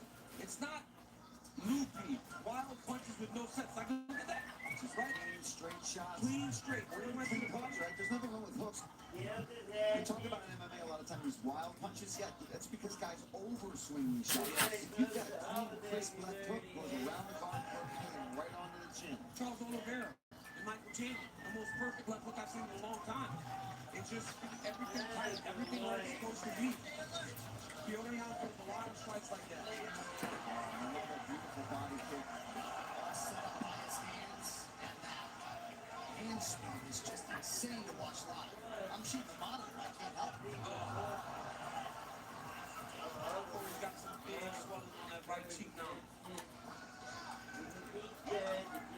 Round 2 could potentially loom large. Rounds 1 and 3 seemingly easier to score. And Jan has significantly come down in terms of these significant strikes landed. 123 to 8. Pushing out for Sandhagen, who shoots. Looks like a big man. Look at his scrambling ability. Going down all ankle. Oh, he slipped out. Good job from Purian to recognize that. Corey's still in the back, though. Corey needs to find a way to take him down. Go to a back trip. Do something to get him to the match. What's that, chicken butt? Gets back to the high cross. Beautiful job by Sandhagen. Jan got so comfortable in the strike that he forgot about the rest of it. I'd like to see Corey when he plays with this new fighting and start looking for those elbows. Because the guys can cut that nice left and right elbow was very nice. Now back Sandhagen up to the combination. Body shot. This Fury Jan is good. And if you're a bantamweight watching this, it's scary. I mean, this dude, for as well as Corey talked early, once again, he starts to pull away a little bit. And I'm talking about a game Corey Sandhagen who understands the stake here.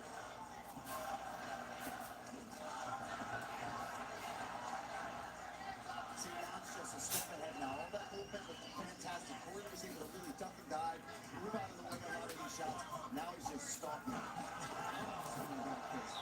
Corey stumbled with his elbows. I like it. Yeah, he's starting to get, that's good because earlier it was all punches. Now as he steps in, he's stumbling those up. That's a significant swelling, champ underneath the right eye of Sandhagen. 100 minutes ago in round 4. This is no good here. He takes a shot, and now he's accepting being on the ground a little bit, Paul. Yeah.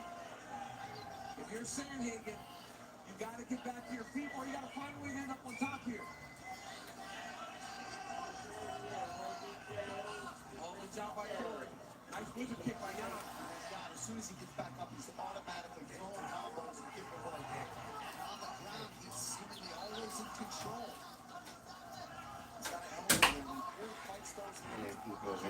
say. at this point. Not even But close like that. Because leave the it. power is coming from Jan. And he has the range, right? When they get close, his height becomes a bit of a detriment to him because he can't generate power as much in such a close space as the shorter field of Jan. We're gonna start this off. We got in the house tonight. We're gonna start this.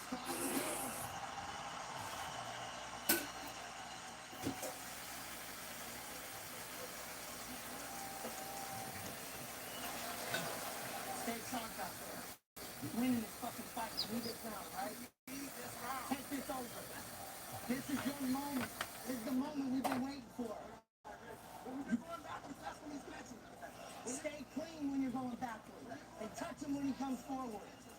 We gotta get him reacting again. We gotta keep our feet on us when we go backwards. Hey, 5 minutes. Sharp. You're 5 minutes. This is the reason Then why I we fight to be gonna be champs. somebody. Let's do it. Let's go, baby. Got Keep him outside. 5 minutes.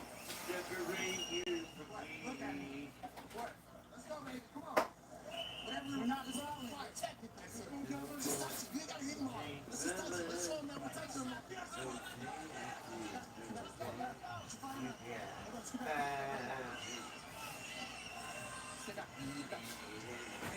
Gotta think most of the scorecards out there, including the 3 judges, have it either 2-2 or 3-1 Jan. Paulie, fair to say. Yeah, fair to say. And Kirian is only gaining momentum at this point, John. And he's starting to play mind games. Now he's looking across the cage, and he's getting Corey all ramped up. That's what Jan wants.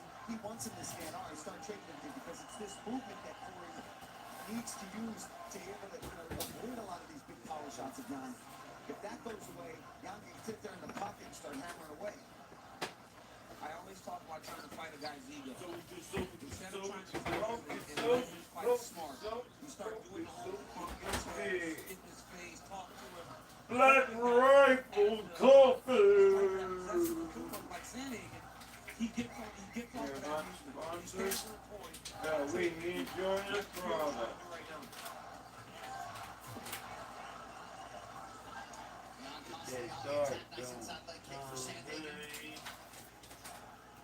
Bang!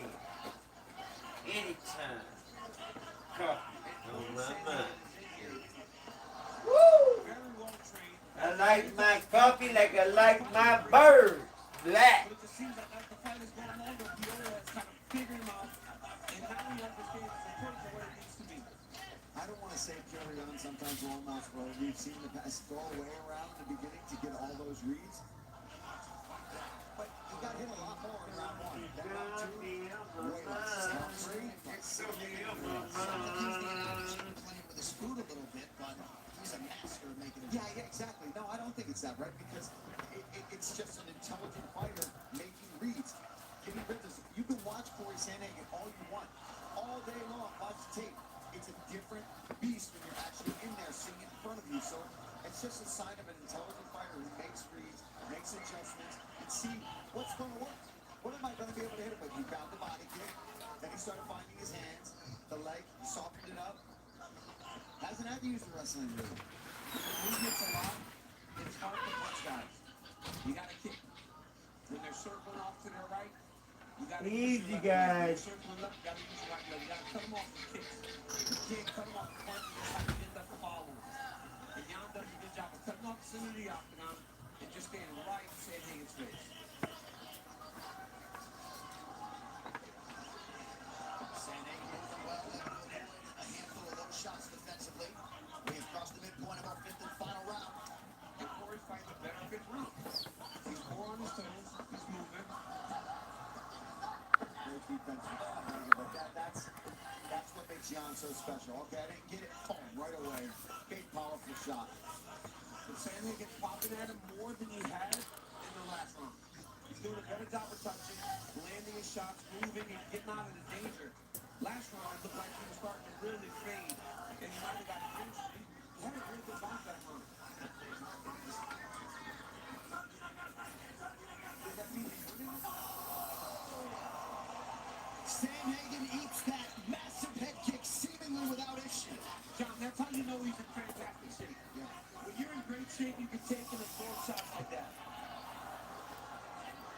Sanhagen with some offensive of his own. tonight, but Jan has been more efficient.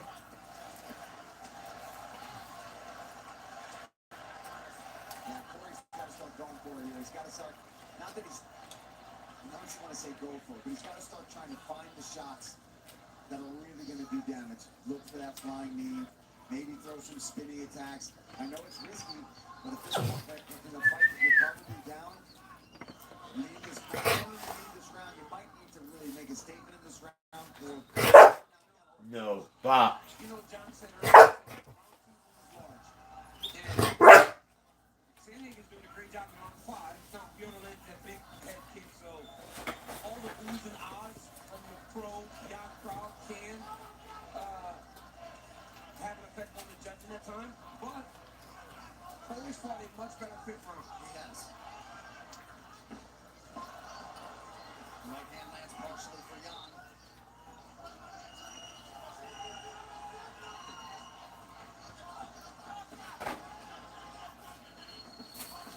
Good head hold on, Sandhagen. Oh, nice knee. Beautiful spinning out back fist. Furion has landed that so many times. Nice knee by Sandhagen late in the fight. Certainly had moments in round 5. Yeah, he did. He almost took off. Oh, it's fight right there.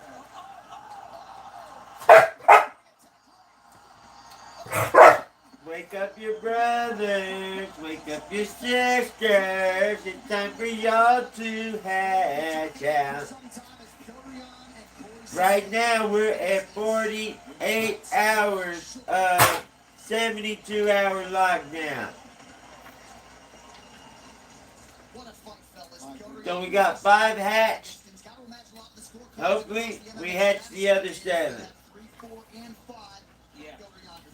Yeah, you know, In a perfect world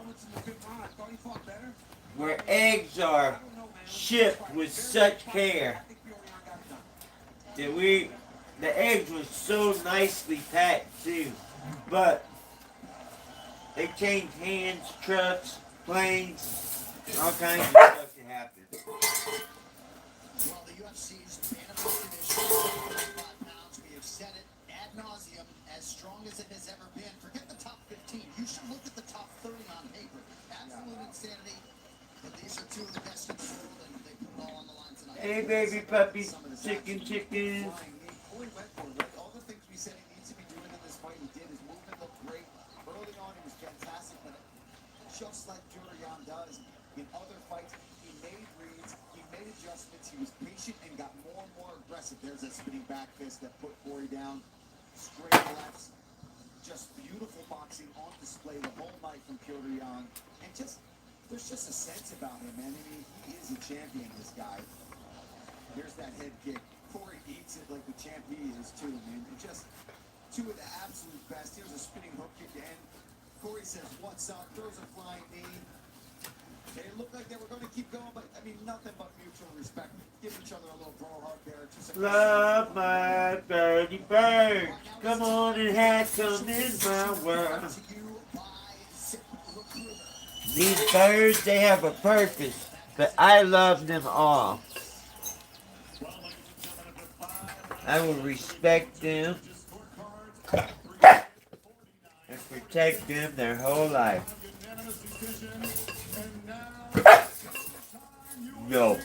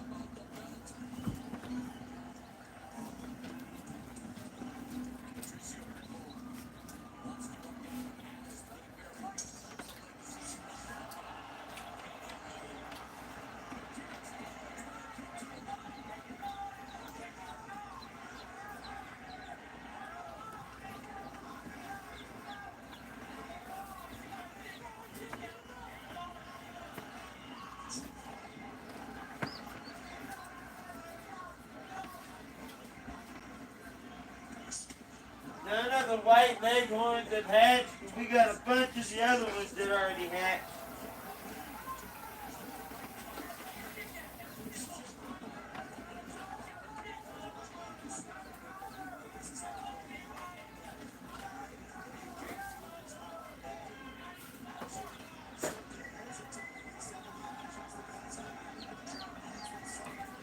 That's with love.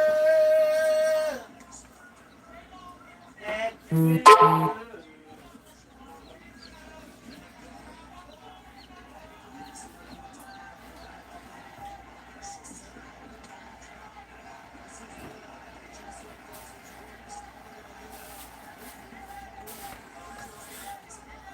I'm watching the UFC so to give the chicks a fighting chance to break out.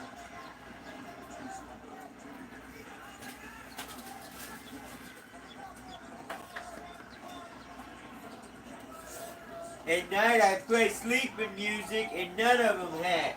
So I need to play like rock and roll, like 24/7. Rock and roll. Okay, cool. Rock and roll, baby.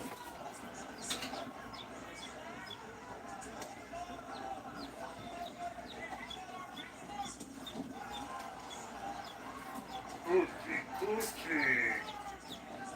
Coochie, coochie, coochie, coochie.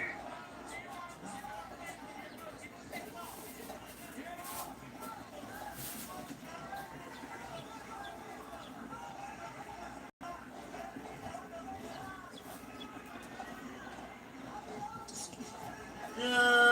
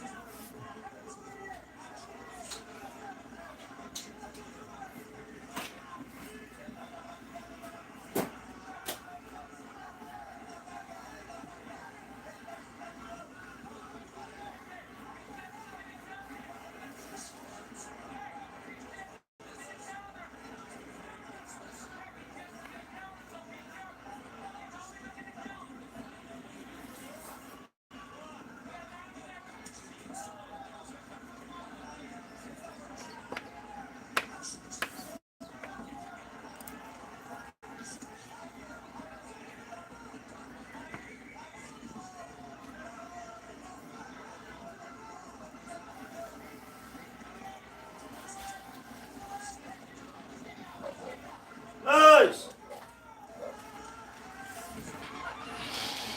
Hey! Hush!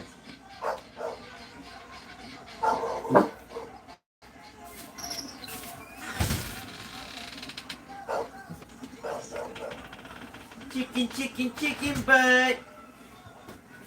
Chicken, chicken, chicken butt. Chicken, chicken, chicken butt. Come on, you rock them shells. You got to rock and rock and rock them shells. Chicken, chicken, chicken butt. Chicken, chicken, chicken butt.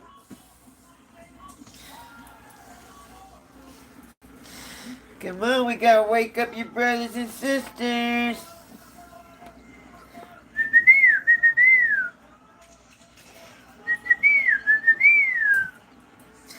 We still got 24 hours to go. And then we'll move these guys to their own incubator. And we'll candle these and see if there's even any babies in there.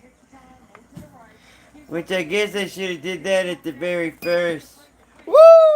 That's bright light, bright light. They're good at following.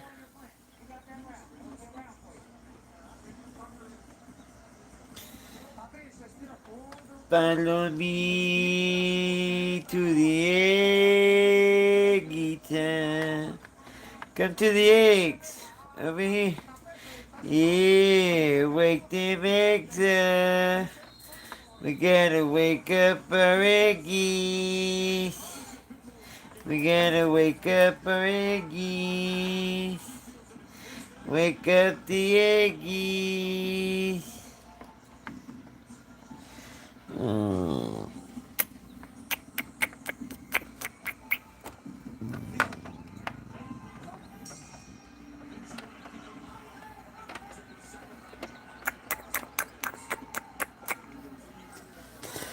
I love you, little boogers.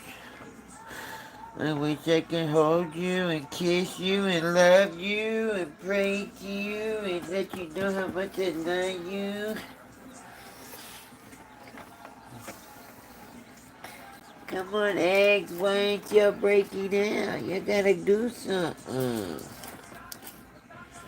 Come on, yeah, move these eggs around. Stomp on these guys. Wake these guys up. Say, get up, get out, and get something. You gotta get up, get out, and get something. Get up, get out, and get something. You gotta get up, get out, and get something. I think that's how it goes.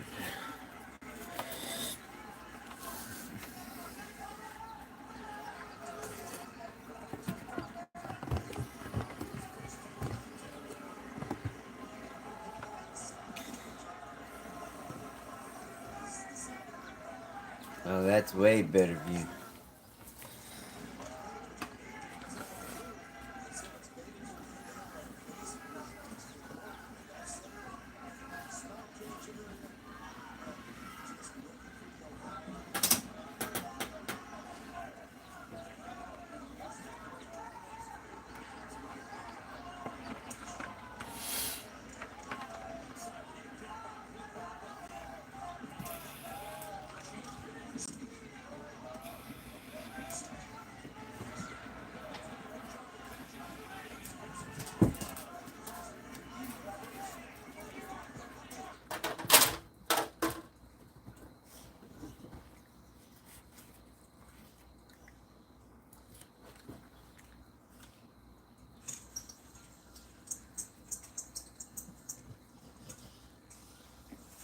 No. You make the mini me slow.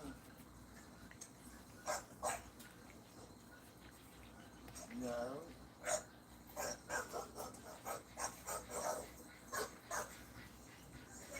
Come on. No. Come on. No.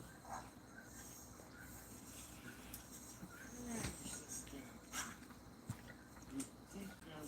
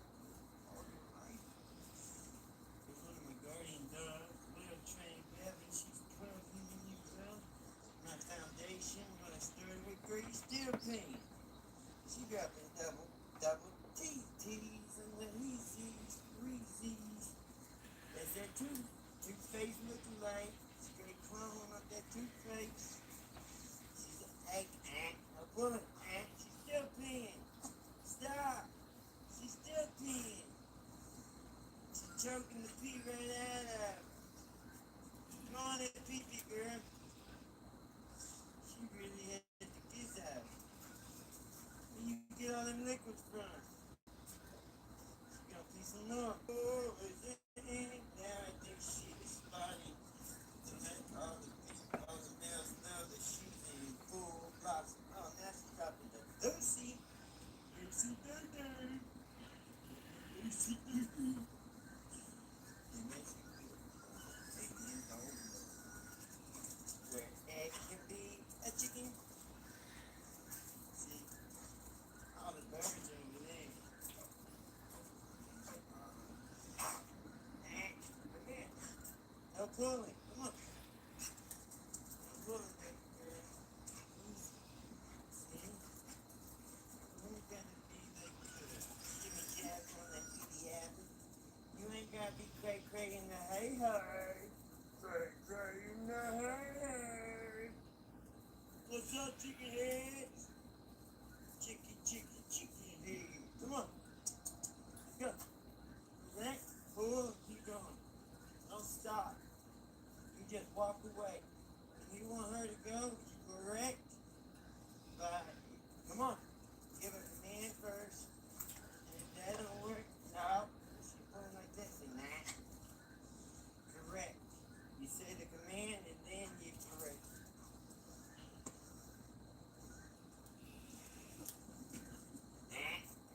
She's supposed to check in with me. So what? Every time?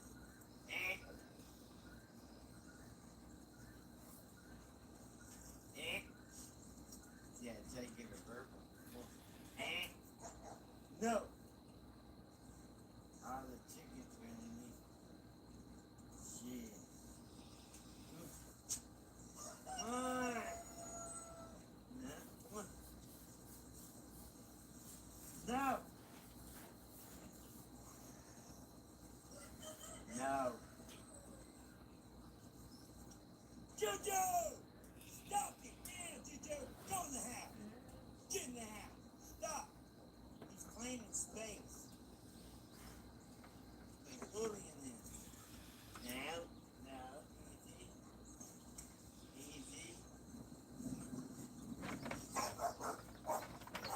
No, easy. Hey! Hey! Come on.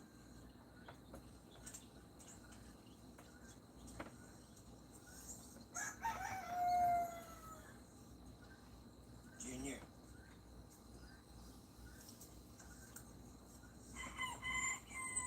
Are you becoming one with the chickens? Get back up off me, man. I am not playing games with you. I seen you growing up.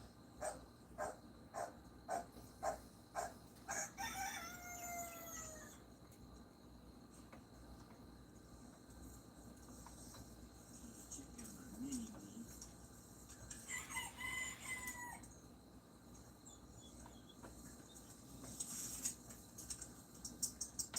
Easy, kid.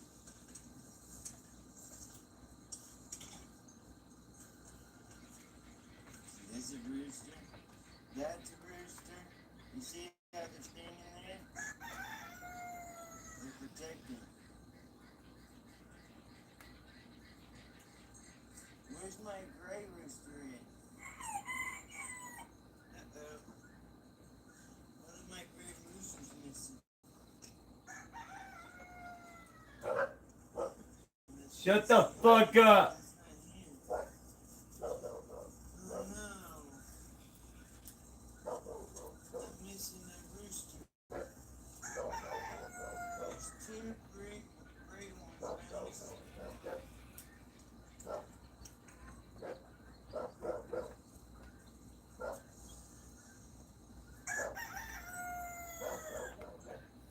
Box! That ain't him. His is swiveled up. His has got like wrinkles in it.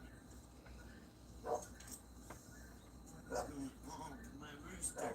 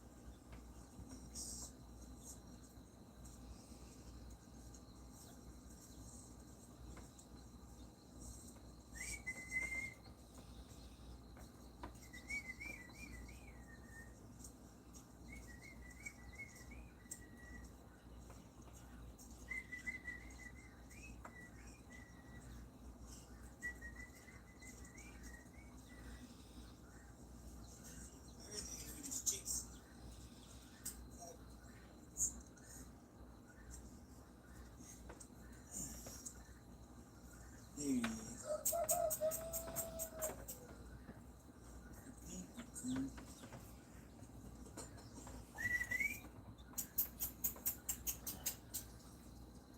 Hey! I think that's a silky butt.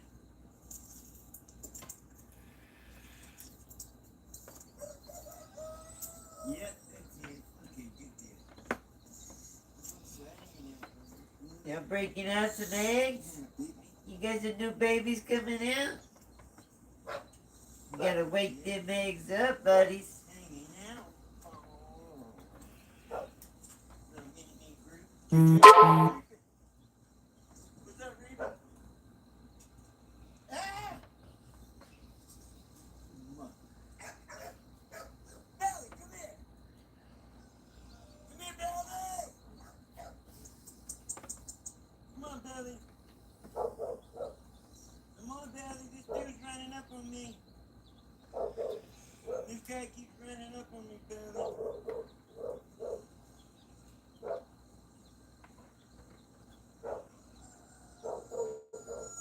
Belly, come here.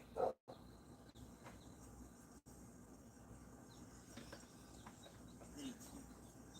Thank you. Thank you.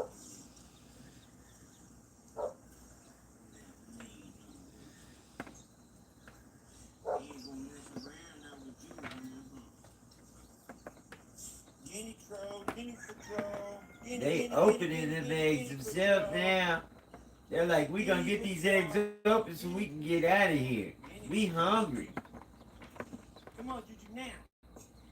Come on, eggs. Open up, eggs. Wake up, eggs. It's time for y'all to hatch, eggs. Wakey up, wakey up. Yeah. She's pretty responsive. She's only young, but yeah, she had a couple of hissy fits there, meaning she's used to getting her own way and just escalating her response to, getting out of or getting what she wants. Which is why, whoever it was that say didn't push her or didn't work her to the point where they said, okay, you're the boss. Just taking it to the floor, take the driveway. Behaving without really doing any training. Yeah. They feed on Elder Monies. one word. The ACs. Figure out the game, they do very, very well and they're extremely high performing girls. You can, I gotta say, like, just look at her and you can see that. She just exudes.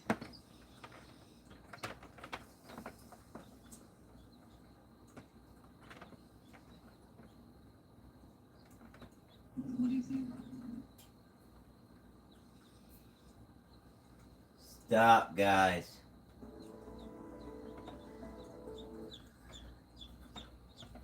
There are those that make this world a better place. People that take the responsibility of being a contributing member of society seriously.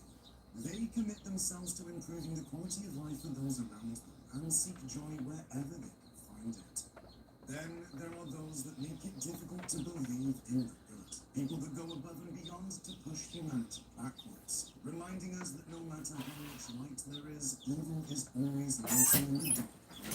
Waiting to Get the murder on the Wednesday, bus. September 27th, Y'all opening the eggs yet? Come on, guys. Y'all gotta open these eggs. That one's black. Well, he's still wet, but he looks black. That one right there is black, too.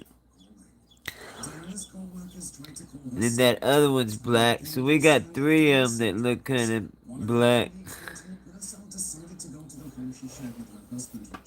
We want them to have black everything. Black noses, black tongues, black hearts, black organs, black bones.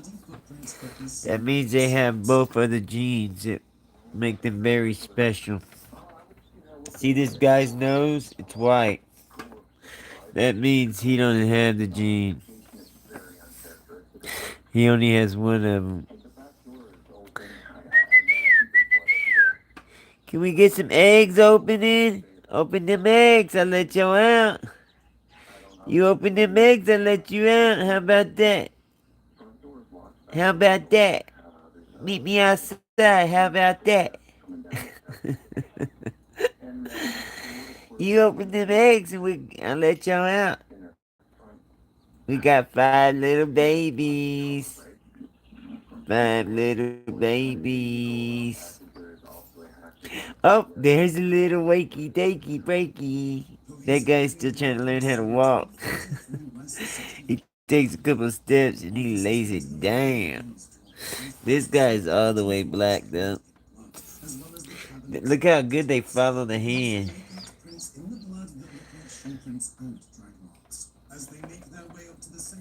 They think my fingers are mommy. So now I know how to move the eggs around.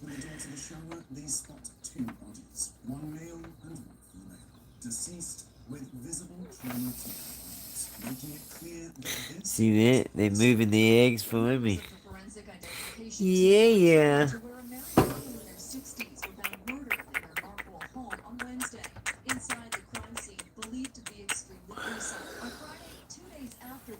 They act like they don't like being kissed because they on camera. Y'all weren't acting like that earlier. Y'all were all up on my face. A homicide that's not connected to the criminal lifestyle, I would say is even He more was more dead. Where they can be obsessively anything it wants to be. Police combed through the house and surrounding area.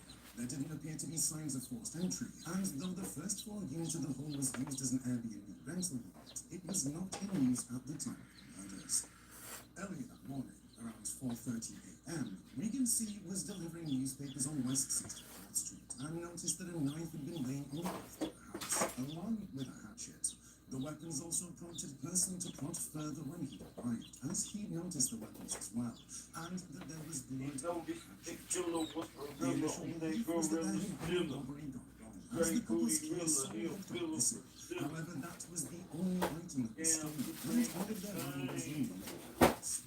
An autopsy report showed that the female victim had a throat slashed, while the male victim had 103 stab wounds and a large wound to the throat assumed to be made with a hatchet found at the scene. Investigators released the identities of the victims. You got 4 hours sleep yesterday. Last night. Diana and Richard Jones were a loving couple that lived in Marlborough, a village in Vancouver, British Columbia. Unfortunately, not much is known about the pair, especially Richard. However, there are small glimpses into Diana's life that highlight what kind of person she was. Demonstrated creativity and innovative problem solving throughout her career, and not just in the area of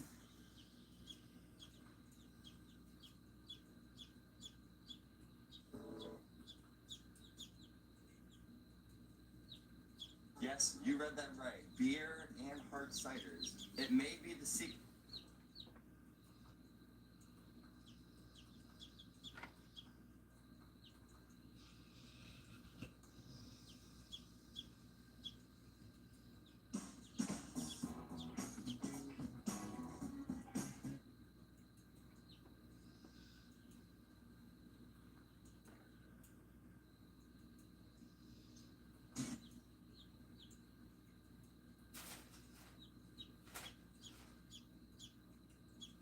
I have here a pendulum. I have an object that weighs 15 kilograms, and I can lift it up 1 meter.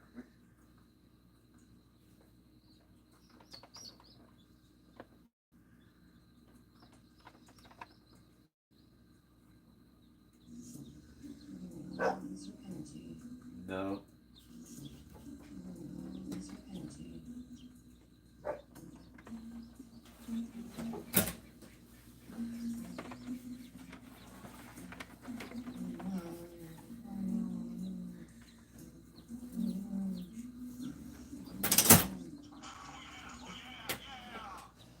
Oh yeah. Oh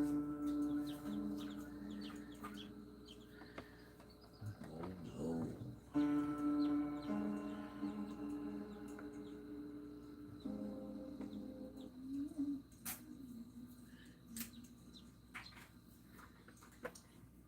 friends, Punk here from North 44. You had to know I had a backup plan. 3 dozen river red hatching eggs thanks to our fellow Central Maine breeders, Richard and Libby. Still, the fact that Copper Popcorn's eggs were infertile is devastating because it means the end of our turkey breeding program as it is now. I saw smoke mating through the hens multiple times, but the resulting eggs being infertile can only mean one thing.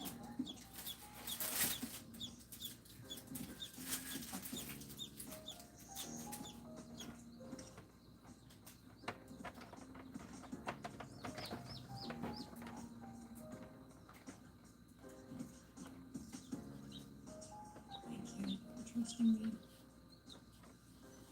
I'm excited. 10 days later. Another turkey girl just got off her nest. Where she is today. Put a dust bath behind the lawnmower. Let's go see if we can candle her eggs real quick. Before she comes back and kicks her ass. Oh, somebody chicken egg. That's no good. We already know that one. Let's start with dinner.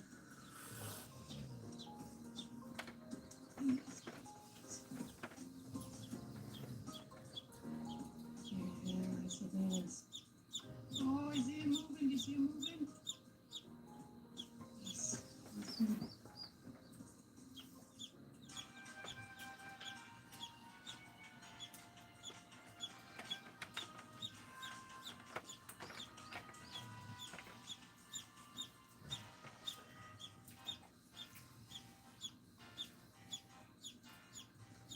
Copper. I have slaved for years to make these turkeys awesome nesting spots, and they always pick their own really dumb spot. So basically, they pick the spot and then you build a thing around them. No, I can't stress this enough. But when you're using a nail gun,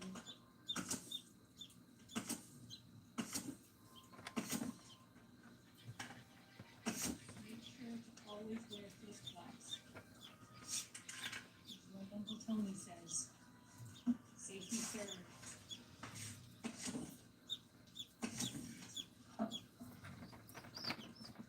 Freaking perfect for what it is, man. Easy mama.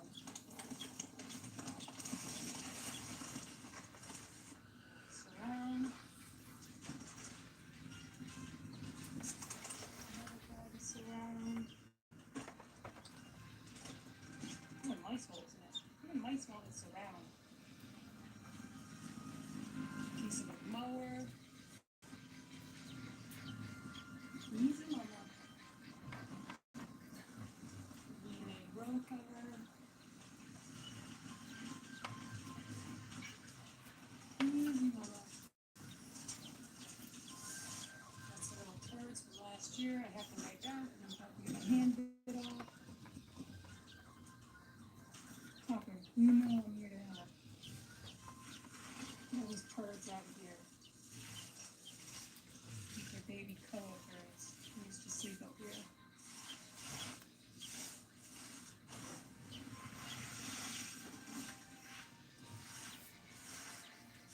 Easy.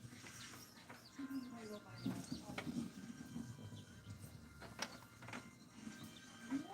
they have babies. Feel safe. We can't.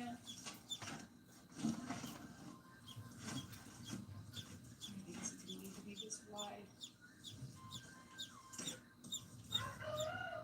And I guess I'll load the rest of the space up with shavings. I think I need to screw it in. I think it's just gonna piss her off more, so. Cool. Thanks. There you go. Sorry to keep you guys waiting so long for a video, but geez. I figured the next one would be Turkey Hatch Day. I mean, how many time lapses of me planting vegetables in the field do you really want to see?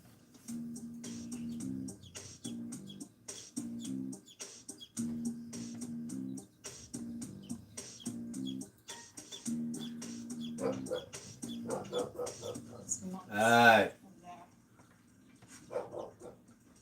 Sorry.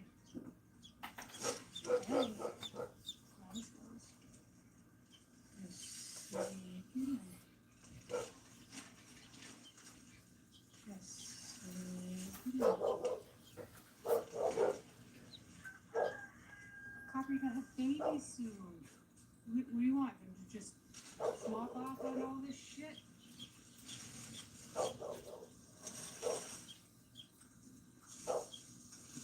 Alright. You don't realize by now everything I do is for you.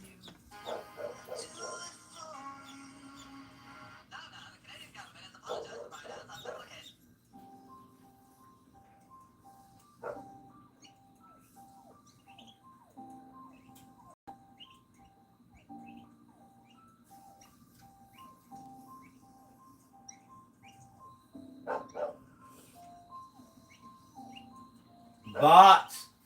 Box.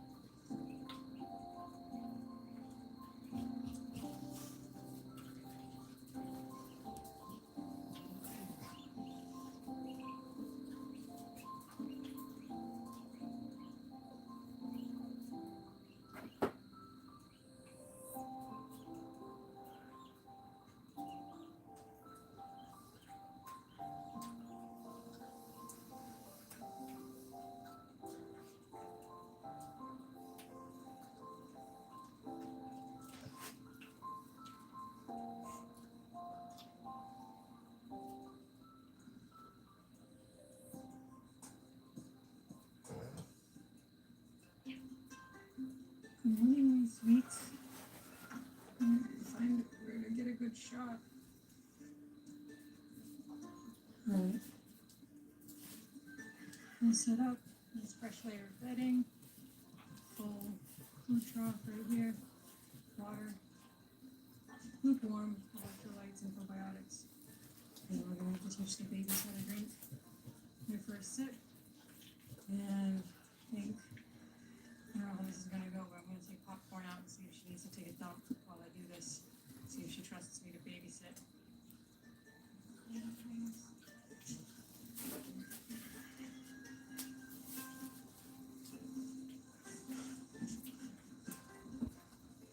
I get the babies. Don't worry about the babies.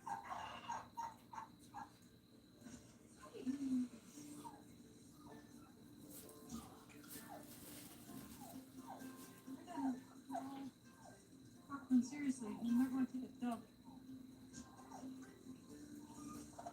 Alright. Alright, ready? Do the first drink right here. Hey, Radar! What did I say? She was gonna kick your ass. You want? Come on.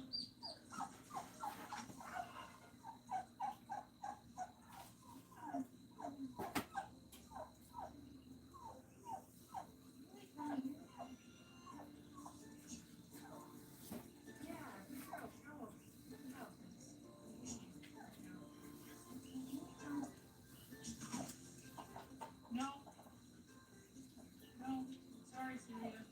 Popcorn's house now.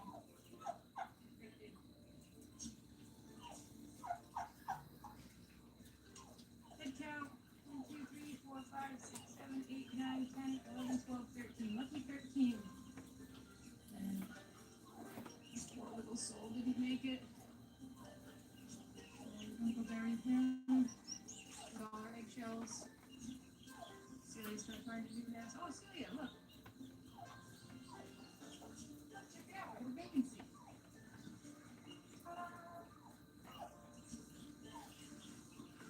Real popcorn. I'm so blessed you trust me. So much easier with you. It was a collar. Beast.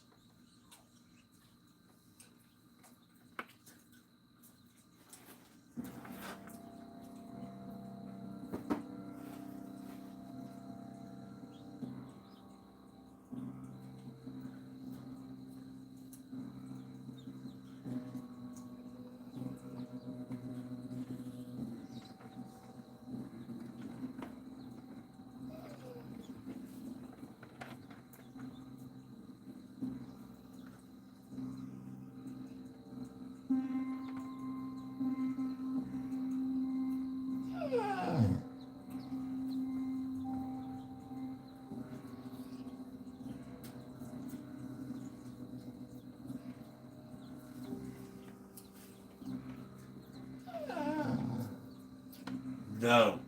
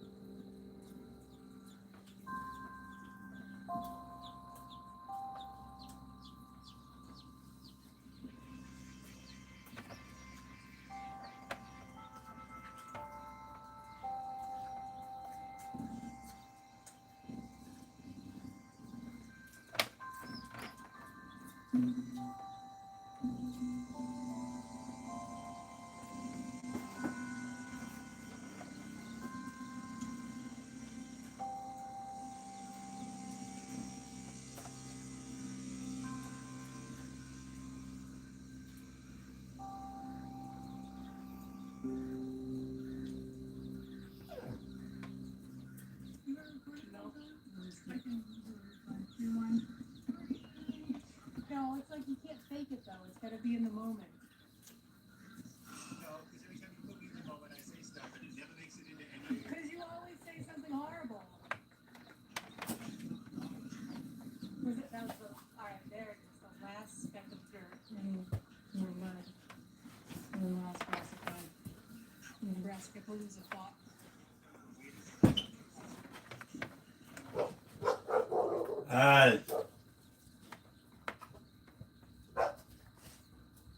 You're stirring the eggs up. Are you gonna hatch the babies for us, huh? Yeah, you gotta hatch the babies for us. They should try and mount all these. Yes, they do, yes. Spreading their genes basically as far as they can. But as Bjorn and Betty struck their start, their presence has caused upset in the neighbouring run. They're scared of a box. William is not happy with love rivals moving in next door. I mean, he's beside himself. Yeah, he's because not we've collected all your best looking heads. Yes. And look, there's two strangers there. Yes, it is not a happy popcorn this morning at all, and he will defend his position here as best as he can, even though size-wise he's a lot smaller. Yeah. And he will do his utmost to see these two off. Take on these two, Yes, even through yes, the wire. yes, he will, yeah. And that's exactly what happens.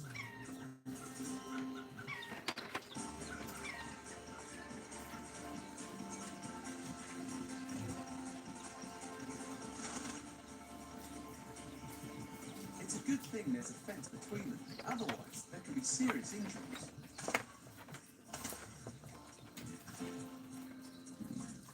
When cocks fight, their wings go down and their ruffs go up like lions' manes. making them look bigger and more impressive. All this because the position of top cockerel is at stake.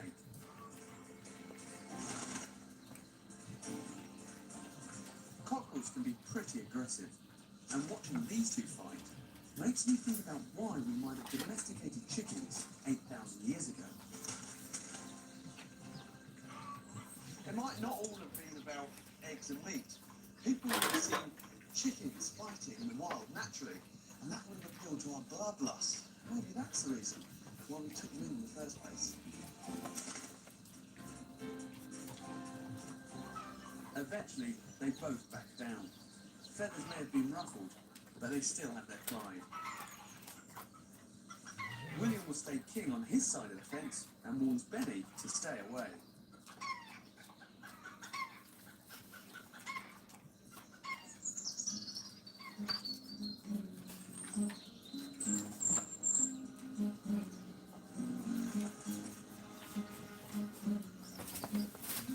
I'm going to leave the farm now and go off to Bristol University, where I've heard they've done some remarkable work with chickens.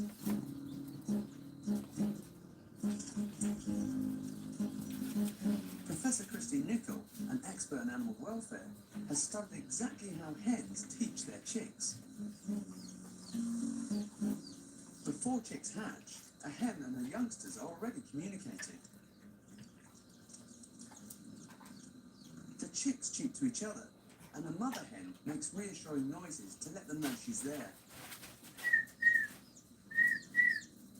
The family bond is made long before they emerge from their shells. Right, how are we getting on? How are the eggs? Yeah, she's doing really well. I think we've got at least one chick actually hatched already. She's quite protective, I imagine. She's definitely protective. Auntie, you're going to go start and look up and do. So I'm going to give it a go. Yeah. Just have a little look and see. Oh, yeah, that's not overly happy. That's fair enough, because I am. Oh, yeah, look at that. That's how you reassure them that you're there. She's obviously not going to be very pleased. Yeah. Just beginning its life. Yeah. Yeah. But she really wants that one back. We'll put her back and on. That's it. She's a good one. And when the chicks hatch, their eyes are open, they're running around, they're pretty independent, they're able to feed themselves as well, aren't they? Yes, these chicks, when they hatch, they're very much ready to go. Yeah. So they hatch and they're able to do most of their behaviours almost straight away. Chicks hatch fully feathered and mobile. But their relationship with their mother is also important. Professor Nicol has conducted a study showing that mother hens will actively teach their chicks and point out when they're doing something wrong. Previously, this behaviour of pointing out mistakes had only been observed in primates. If a mother hen is trained to expect mealworms in a yellow bowl, when she sees her chicks eating from a red bowl, she will observe their behaviour as wrong and try to correct it. She calls them away from it, pets in the yellow bowl, and displays tit-bitting behaviour, picking up bits of food and dropping them. Her aim is to attract the chicks to yellow. But the chicks pay no attention at first. She will also bill wipe, rubbing her beak on the floor next to the yellow bowl, or to attract the chicks to eat from yellow.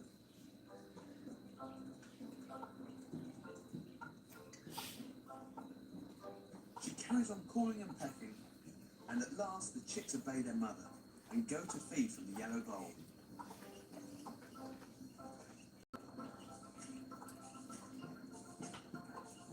Although they know that the red bowl has mealworms in it, they reject their own experience and follow Mum.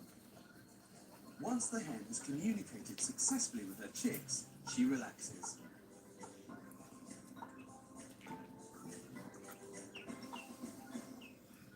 But can chickens learn new behaviour from humans?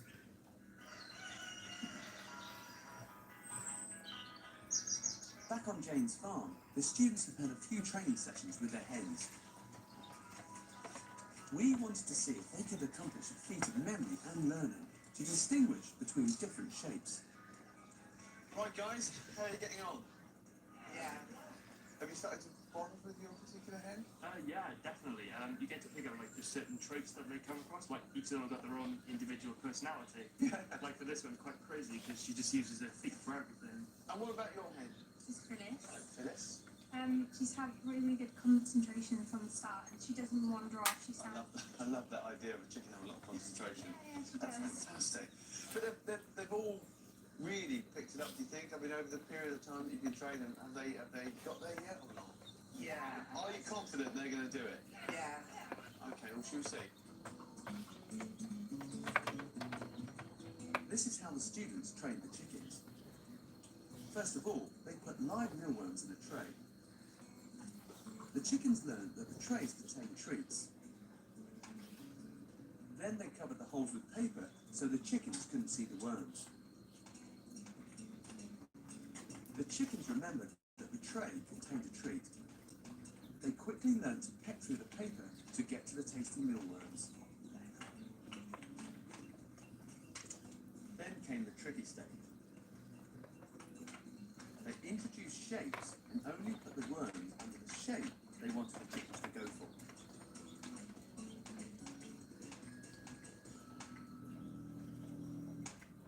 Right, let's have a look then, guys. How did they get on? Let's have a look at yours. Now, yours was just after circles. Yes. Right? Look at that. That's a good one. That's a good one. She's got a star there. Circle, circle, circle, circle.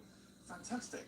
She only got it wrong on one star. Yeah, that was second to last, so she only had like one more to go. Yeah. These two next to each other, but maybe because she went like this, this, and this. And That's amazing, though, isn't it? Yeah.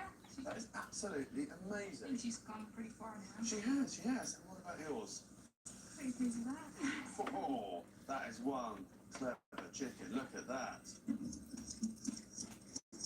In just 3 training sessions, the hens learned to recognise that they would only find worms under the symbol they were trained to go for, whether it was stars or circles. The speed of chicken learning is exceptional, and once they've learned which shape to go for, they can get round the box in less than 40 seconds.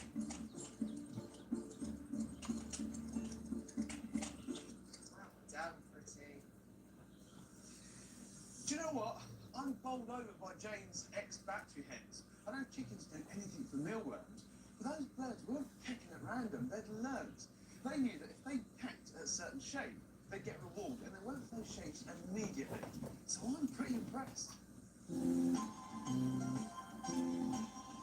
Chickens have been trained to do just about anything. Would you believe a basketball-playing chicken? They learn faster than dogs and respond much more quickly. Chickens are such quick learners because they're ground-nesting birds. Chicks can't fly or run fast, so from the moment they hatch, they have to be aware of everything around them just to survive.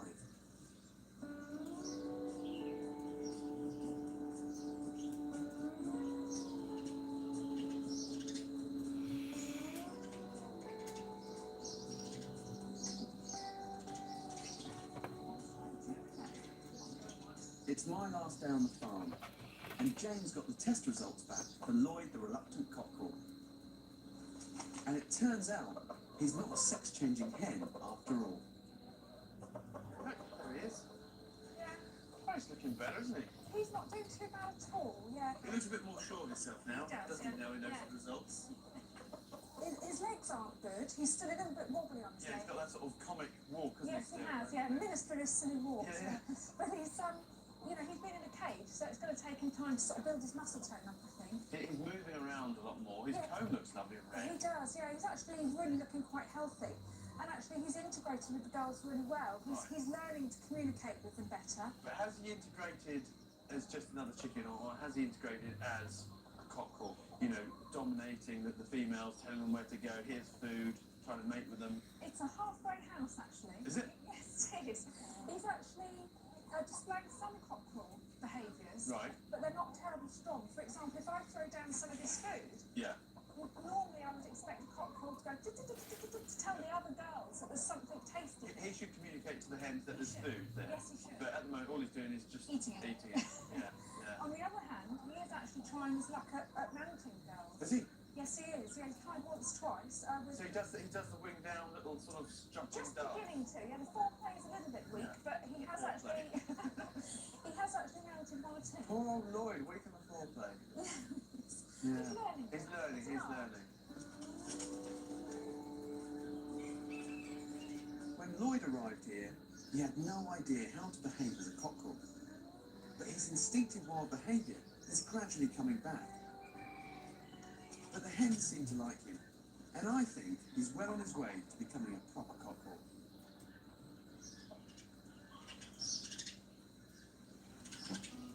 We eat more of these birds than any other creature on the planet. Their eggs are a staple in our diet. But just because we can keep chickens in flocks of thousands, feed them anything, and rely on them surviving, doesn't mean they deserve any less respect. Being on Jane's farm this week has made me look at chickens completely differently. And if you think about it, despite human beings domesticating them for 8,000 years, most chickens could step back into the jungle tomorrow and survive quite happily without us.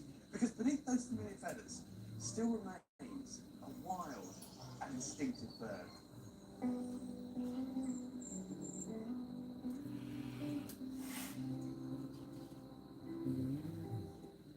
Hogging the limelight next Thursday at 8, The Private Life of Pigs. BBC Two is bringing the past to life next tonight with a long-forgotten revolution in medicine. A fascinating new series opens the doors on the Victorian pharmacy.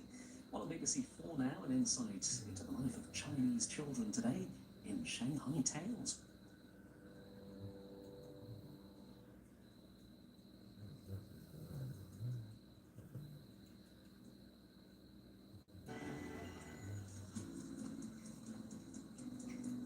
The cow is very familiar.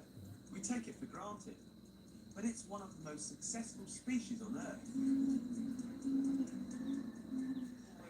Over a litre of milk on it. A litre of milk, she's been plugged in for a couple of seconds. There are 1.5 billion of them on the planet. That's one cow for every 5 people. It's quite romantic then. Isn't it? Yes. It's not just sort of one bam, thank you, ma'am. I'm going to find out what it is about cows that has allowed them to form a special relationship with humans. I've set up a series of experiments to find out more about their unique qualities.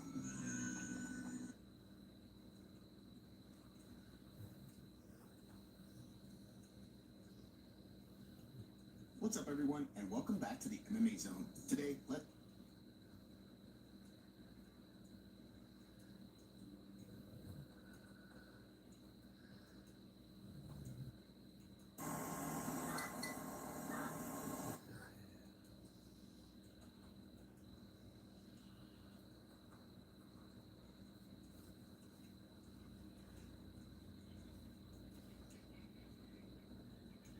We got another baby fit to the hatch.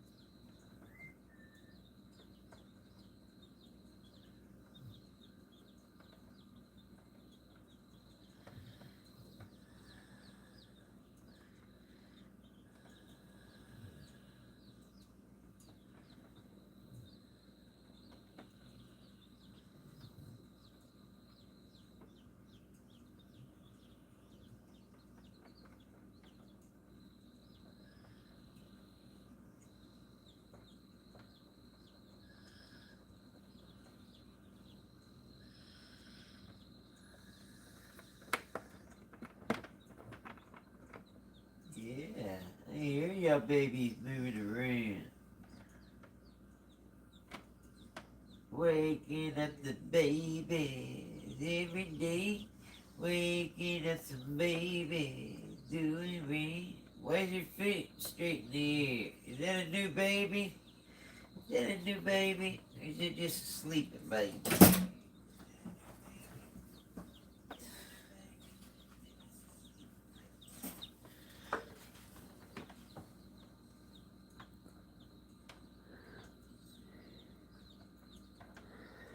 Still only 5.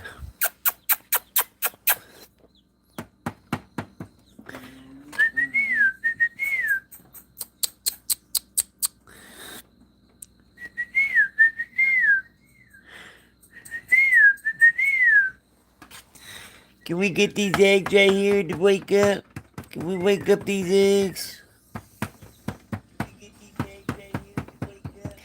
Wake up, eggs. Wakey up, eggy eggos.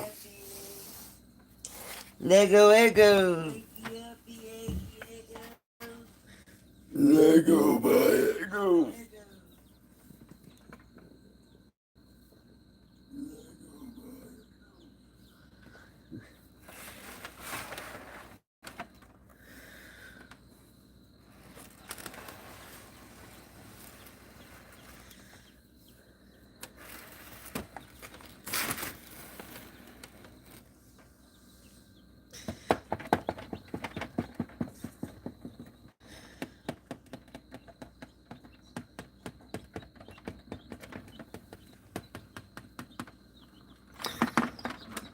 They love me.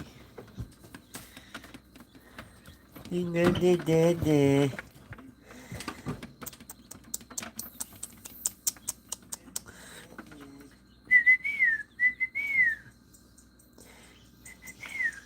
Juju. Juju's been there the whole time. He loves his little baby.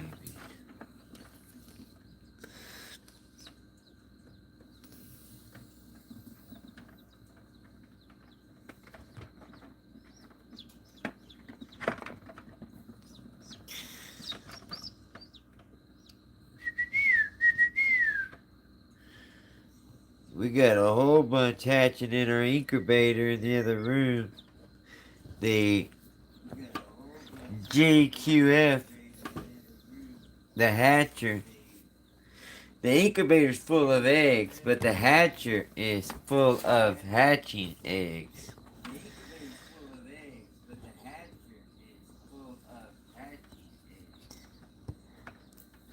What is this thing that won't lock?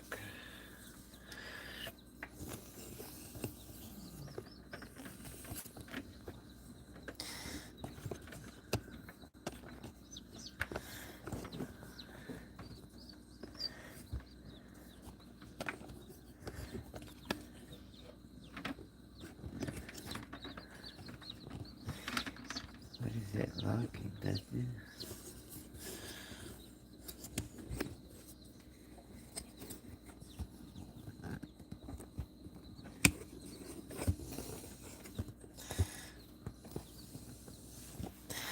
I still understand it like this.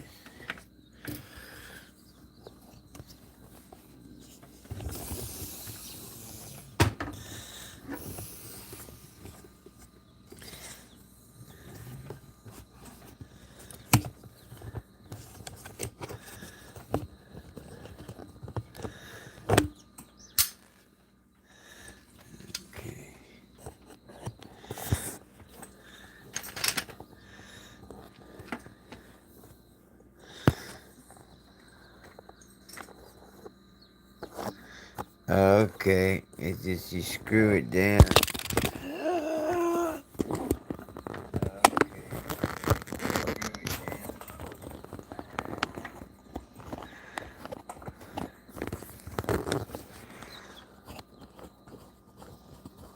Alright, I got it now, guys.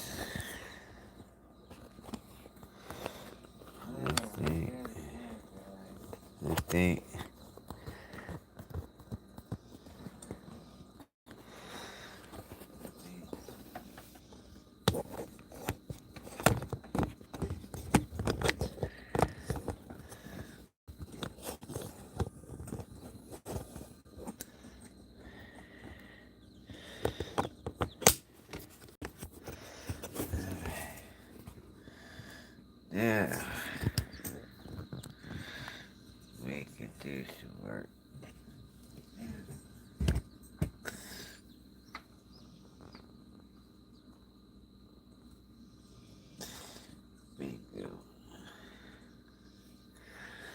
Let's hatch some eggs, and we can hatch some babies. Let's hatch some babies. Yeah, come on, we gotta get these babies hatching.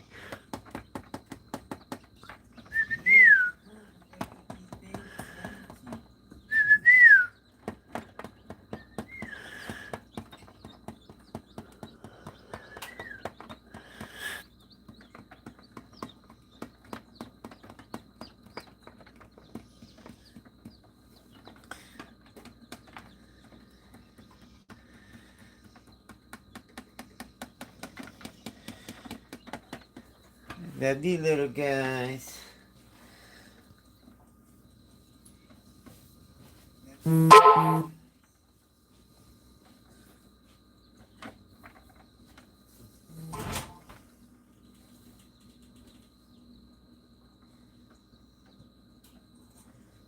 up, my deltas?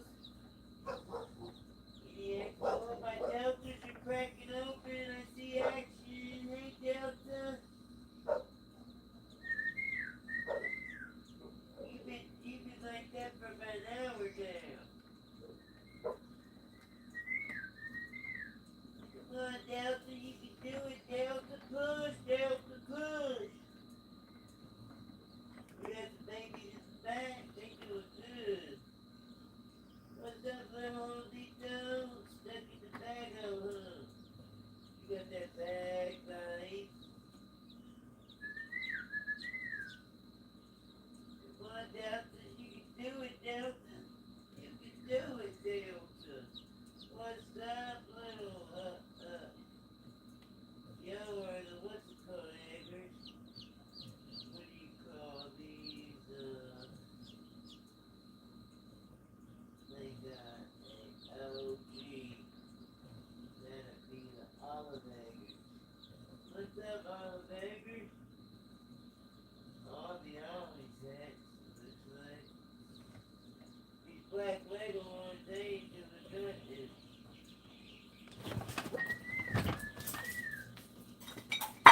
Black Lego ones. Oh, look at this guy down there. What's up, little guy down there? We got a bunch of babies hatching all over the place. Come on, Delta. Delta's stuck. Delta's been like that for a hot minute. Delta, oh, Bubba. Hey, little baby. Hey, little olivators. What's up, little ollies? What's up, little ollie woolly toes? I see you trap back there, huh, bro, man? You trying to do it. Come on, Delta. Come on, Delta. You can do it, Delta. Come on, Delta. Good. Come on, little Delta. You got this, boy. Come on, little Delta. Come on, my little Deltito. Delito, Delito. Come on, little Delito. All the other babies are bush shaved. We ain't got no peekers from these white leghorns, so they ain't doing nothing. Yeah. But these guys at the bottom, they happy. Come on, Delta. Push, baby, push.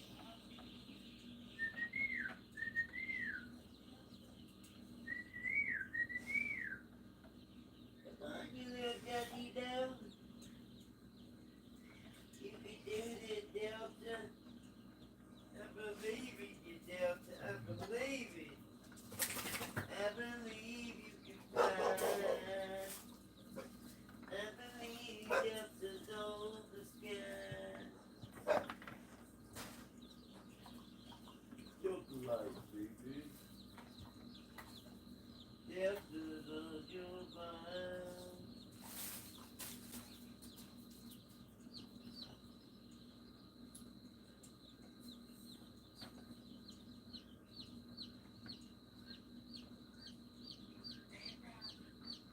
Yo. That Delta's breaking out. He's just trying to hatch all day today. And he just now fit to break free. See it back there?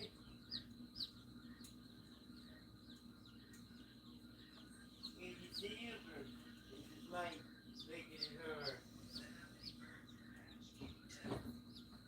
The bus.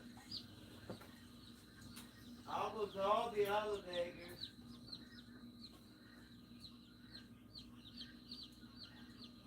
Another one just had straight down. But then these deltas, this guy back here, I can't see him without the light.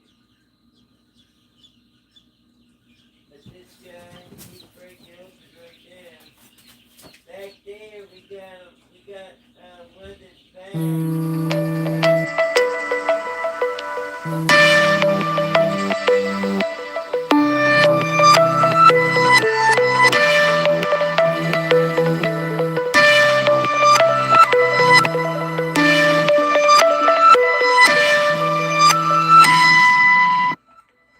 All the other babies next. And a bunch of the ones at the bottom hatch too.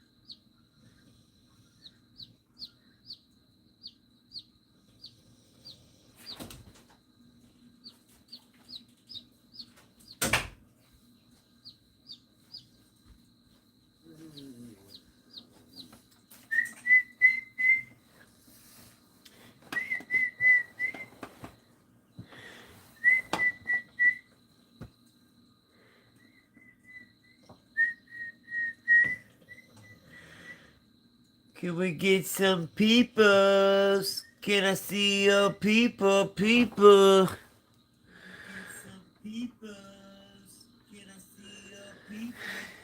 This guy's moving over here. Oh, okay. Y'all just kicked that egg, didn't you?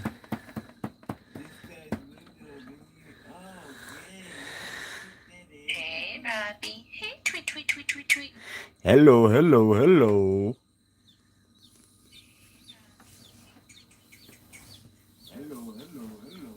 Would you say about 50% of the eggs in the background have popped? On this, only 5 out of 12. Did we have 12 in here? Yeah, I was wondering about the other room, if you think about 50%'s done. I don't know. I would have to get on my hands and knees and look.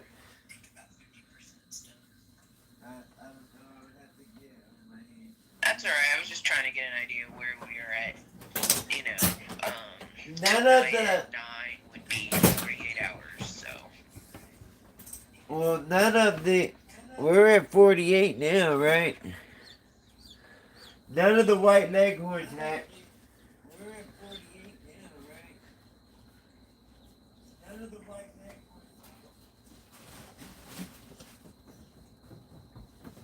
Yeah, you got one solid day left, but tomorrow you might want to just quickly grab these blackbirds out and let the other eggs stay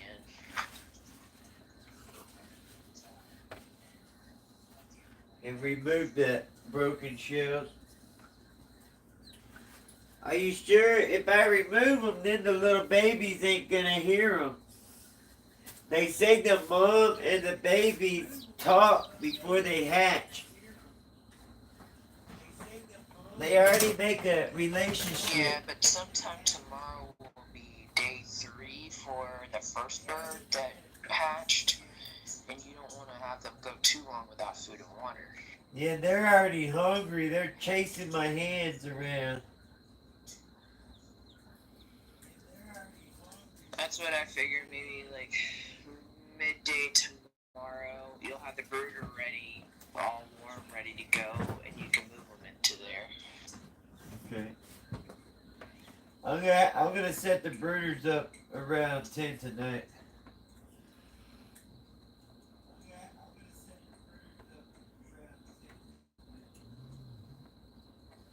Yeah, because that took you a while last time just to get the heat right.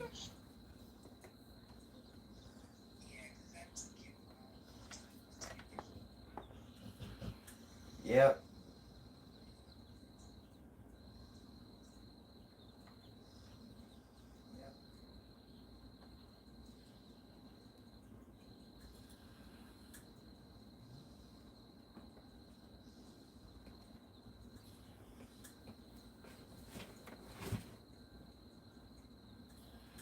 Juju is just sitting there watching nonstop.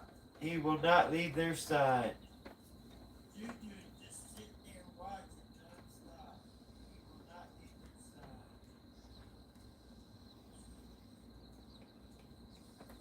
We got 2 that are chickmunk colored, and 2 that are solid black, and 1 I'm not sure.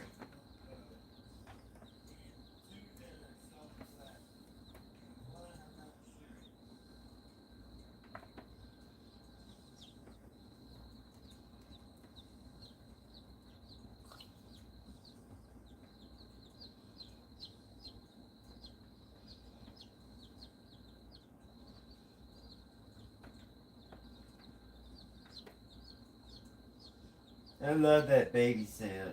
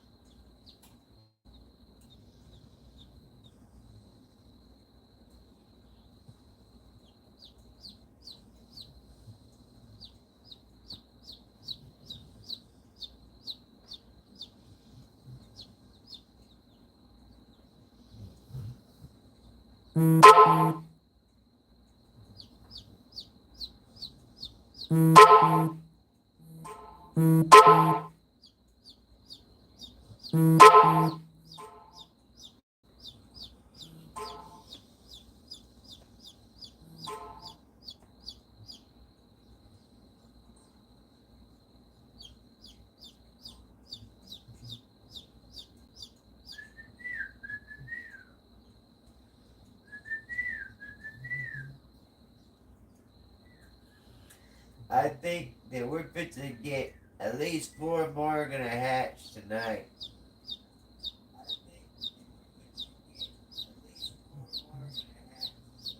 Out of these ACs.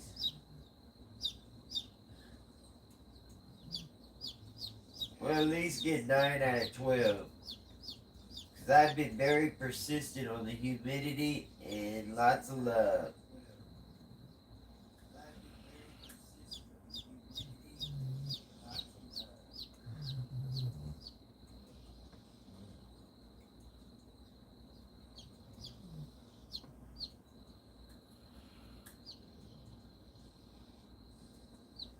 When we got them, we set them up where the pointy end down for 12 hours, let them sit. Then we washed them, and then we gave them a slight bath in peroxide, and then dried them, and then set That them would be in my goal, place. at least 9 of the 12. Shipping eggs are hard. Yeah, I know. That's why I said 9 out of 12 would be a blessing.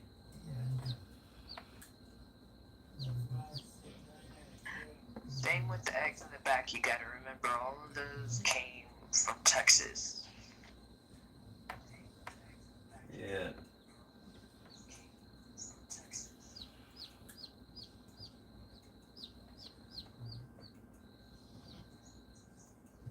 Our chicks from the hatchery are shipping tonight. We got our confirmation. And you got a set of 15 eggs coming Tuesday, Wednesday, or Thursday at the same time as the chicks. Okay.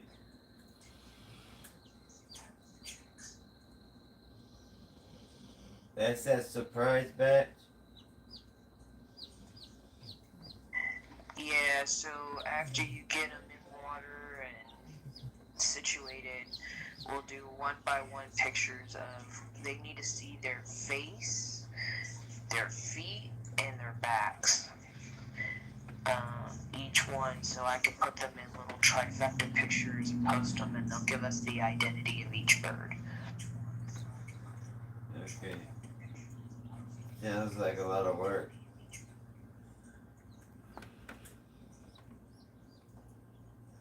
It is, but it'll be fun to post too, because then I can post them out that way and be like, this is bird number one. We think it is a. And so people will learn about different identities as well.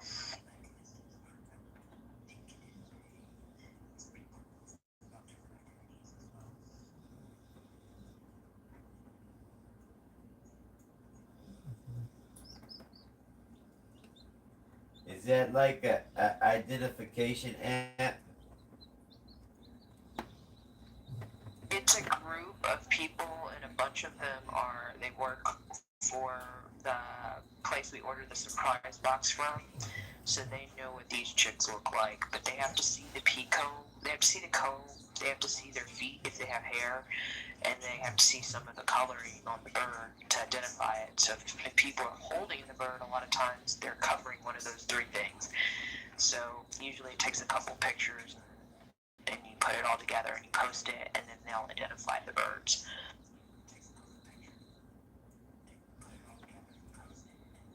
And they don't charge for that? No, that's all part of the surprise box. We should make an app where, because they have an app that you can take a picture of a mushroom or a flower or a tree and then identify it through AI. We should make an app that does that with chickens.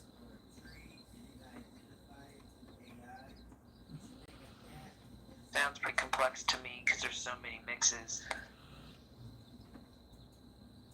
Well, there's billions of different mixes of mushrooms, flowers, and plants.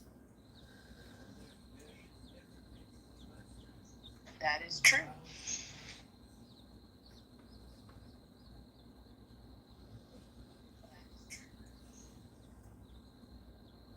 Last week, people were getting AYAM CEMANIs in their surprise boxes. I don't know if we'll get one in ours.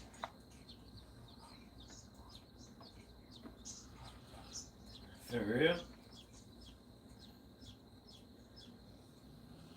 Yeah, you get all kinds of interesting birds. I mean, they're not just the cheap birds. That's what I was saying about the surprise box. It actually is a super cost-effective way to get a lot of different breeds on your farm. We'll see. I am in the middle still until I see, because I don't see them just giving like high priced birds away. But like you said, they do extra breedings to make sure they're able to do the orders, and these are the leftovers. Yep, that's exactly it. So they can't just sell one AYAM CEMANI, right? Or 6 of them. So they fulfill all their orders, and if they have an overhatch, then they can make people happy with these surprise boxes.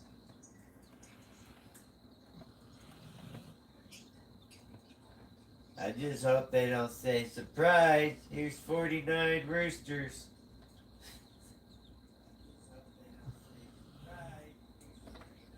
And that is one thing they guarantee. At least half of it will be hens, and the last half of it is straight runs. So you're looking at about 75% hen and 25% rooster. I thought the normal odds were 1-to-1 in Mother Nature. It is, a straight run is 50-50, but because they can identify some sex birds, they can give a 50% hen, and then they do straight run birds for the rest.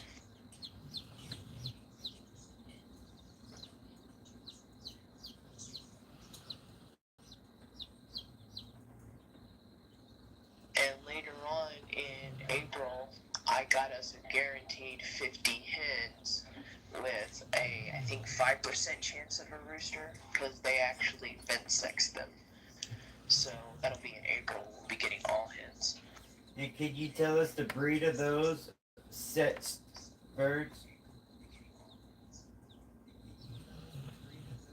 It's a rainbow hen mix, so it's looking at more the colored eggs, and they're all purebreds, but some of them will be Easter eggers, and those are mixed.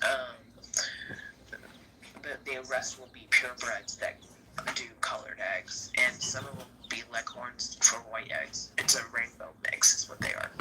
So like some olive eggers, some Americanas, some Easter eggers.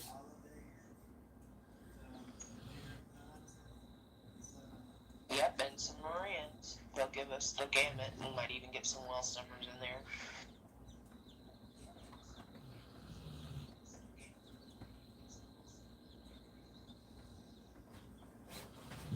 See, I just know that you're buying some of the best quality from some of the best hatcheries. I'm just scared about messing with these bigger hatcheries because I know their quality is not. They do quantity, not quality. Well, I figured you'll have a mixed flock that'll be kind of separate from our purebred, and you can decide whether you want to sell those off, or if we might get lucky and get a really dark layer in there. You just never know.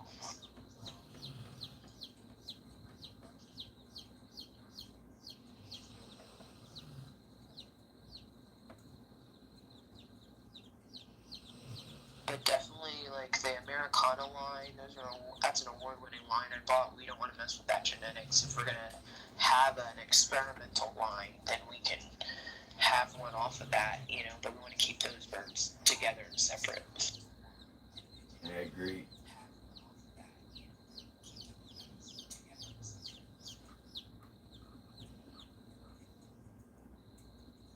Hey, how come this is this? our building year? Like you said, you just do one day at a time, and you'll find a way to divide them up and slowly build out frames for them to be in breeding groups. So you also still have that garage that I bought that you can convert into another big tractor. Yeah, I need to go get that other coop that you got that you bought too.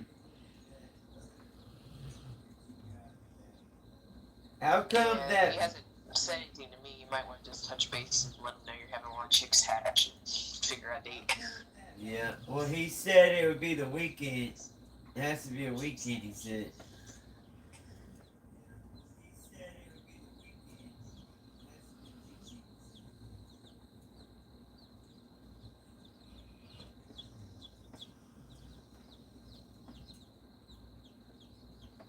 Hey, how come that guy's book is so dang long when all it is a simple build? I've never seen the book. That just got sent to you. I never got to see it, so I have no idea. It's like freaking,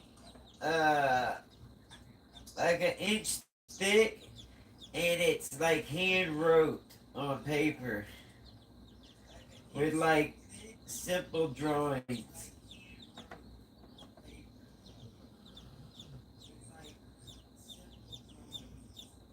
and sketches.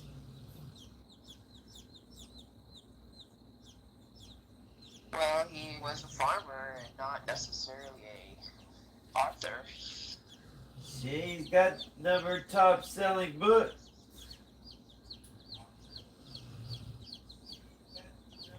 Hey, did you get the worms that I sent you for the compost pile or your garden? Yeah, I was talking to Tyrone. We're gonna either get like I got an old cooler here that we can drill holes in the bottom, and then we need to go get some the material and put in it, and then we're gonna put the worms in it, and we're gonna set that in the middle of the garden. That way, all the worm castings can leak out. You just want to make sure you stick them in something now so they don't die. Yeah. They came in a real good cloth bag and stuff.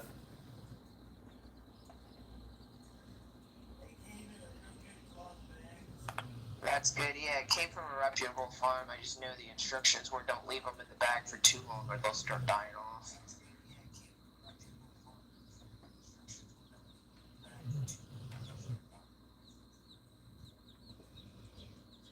Yeah, I was reading the instructions to figure out what kind of compost and stuff to get.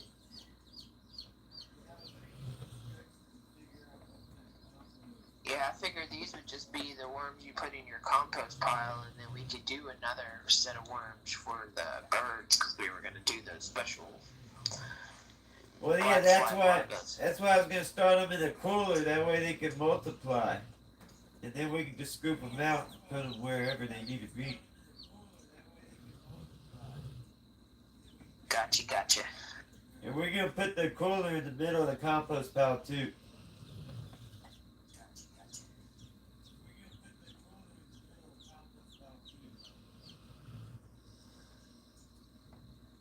I have a worm farm here I'm going to send you. I just haven't had a big enough box to put it in. Well, Tyrone's got a refrigerator that's on its side that he shot a bunch of holes in. That's what he's been using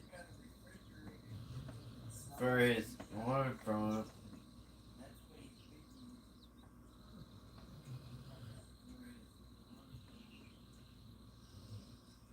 But he wants to start fresh. Well, this is one with like 7 drawers, and they climb up and they lay babies, and then they climb up and lay more babies, and then they climb up.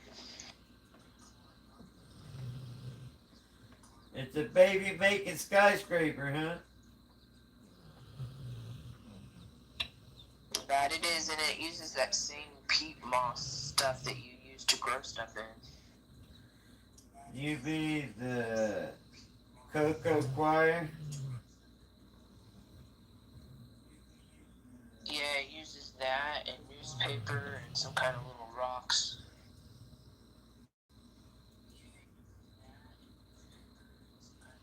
You know we got guinea eggs, right? You told me that we had at least one. I didn't know if we had more than one. I think we got like 2. But the roosters have been breeding with them.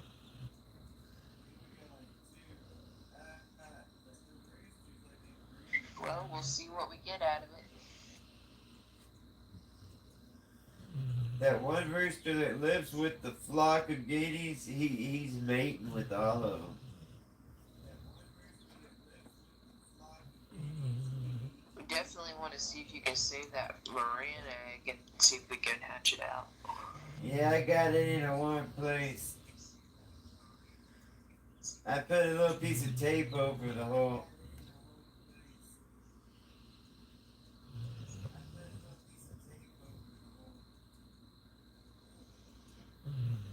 Yeah, they were saying tape might come off with moisture, but wax kind of seals it like an egg. Yeah, I just didn't have any non-scented wax. So I was just trying to save it until then. Yeah, maybe the dollar store cheap birthday candles. Yeah.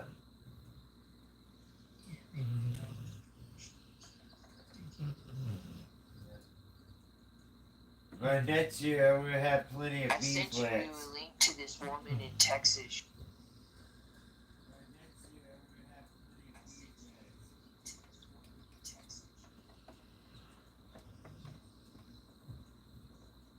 Oh yeah?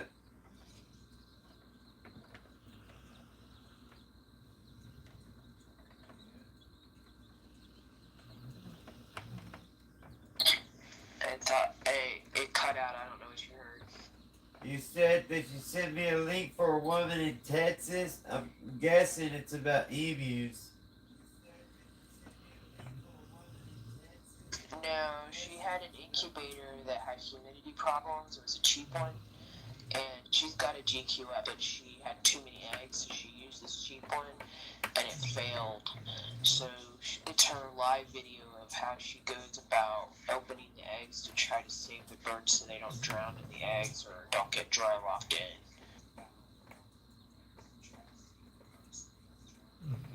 What kind of humidity? Was it too hot or too much? What was going on? It was both issues. There was this cheap incubator and some eggs were drowning because too much moisture, and other eggs weren't getting enough, and they were dry locked around the membrane. So, yeah, it was both issues on that incubator. She says it was junk.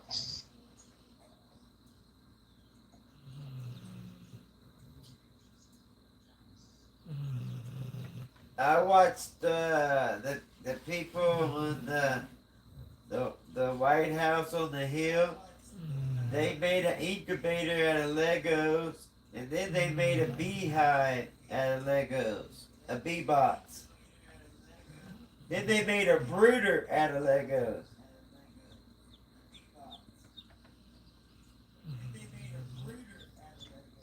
Yeah, if you're using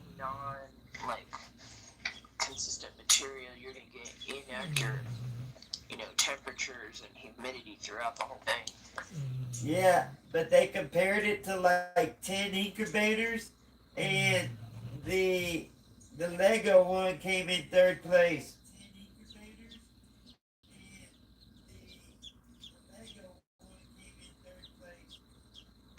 Yeah, she has a GQF like we do, and she said everyone thinks that she's some magician. She's like, no, I just bought a $1,000 incubator.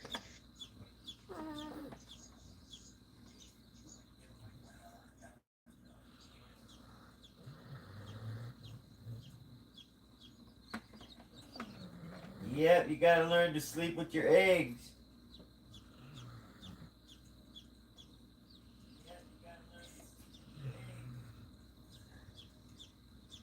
I got one of them egg crate mattresses.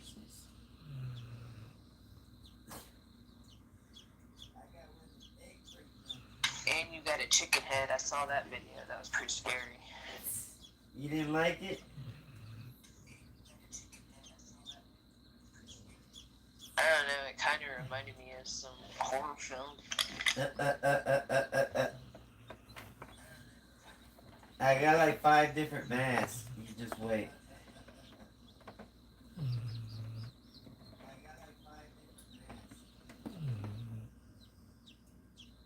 Them babies are just playing and playing and playing. I know, they're so ready to get out, but they gotta wait one more day. Wake up your brothers and your sisters.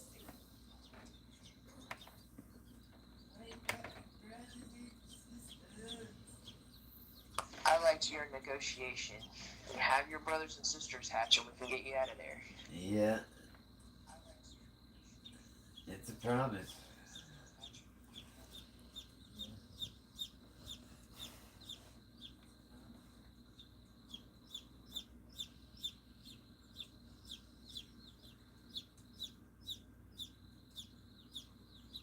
Well, I think we're being pretty successful with the equipment that we have.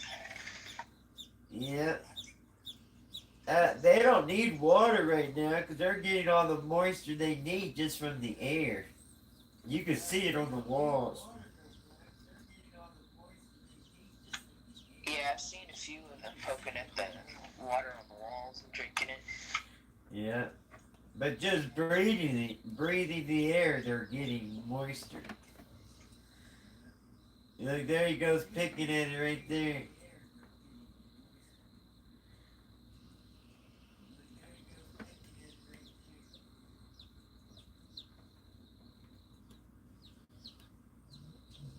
You can definitely tell the firstborn from the lastborn. Yeah. He's like twice as big now. I don't know how he's getting bigger. He ain't eating anything. Yet he's steady growing. No, that lastborn was almost like a run. Yeah. He's still on the ground.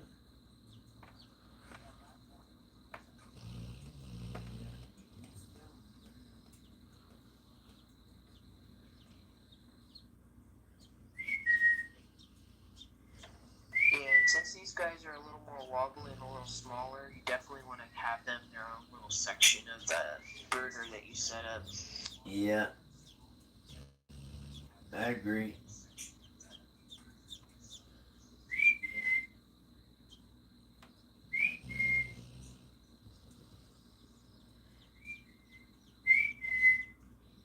Look, ever since I was whistling, comforting him like his mom, he laid down.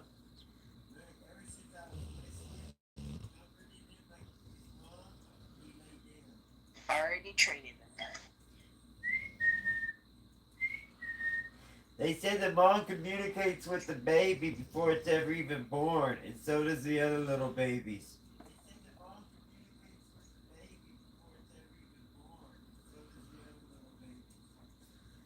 I don't doubt it. I mean, she's sitting on them for 21 days.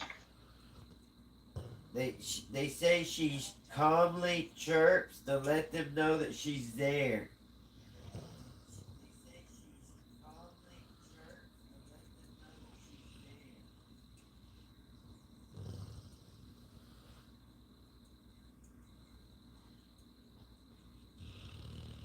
Chirp, chirp, chirp, chirp, chirp, chirp.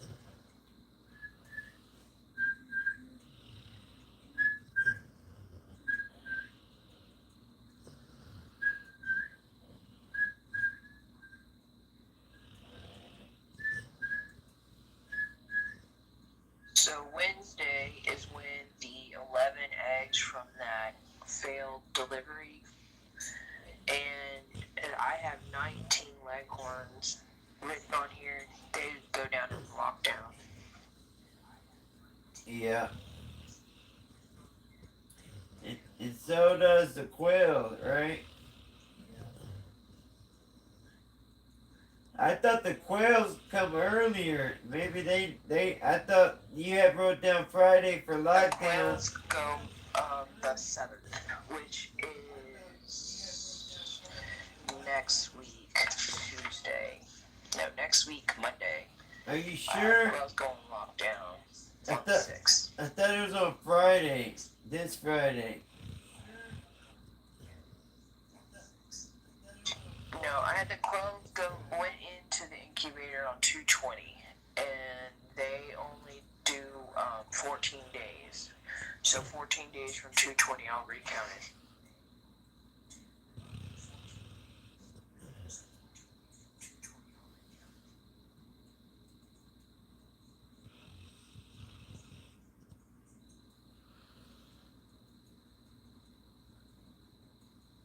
Yeah, I have the 6th of March, they go into lockdown.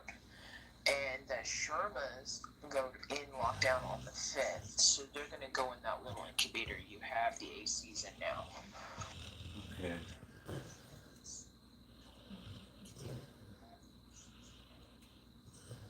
And I figure any eggs that don't hatch, we could put in the very bottom of the GQF and just give them more chance. Yeah, I will light them to see if there's any development, and then you can fill up the water in a bowl and slightly set it in there, and you can see any movement.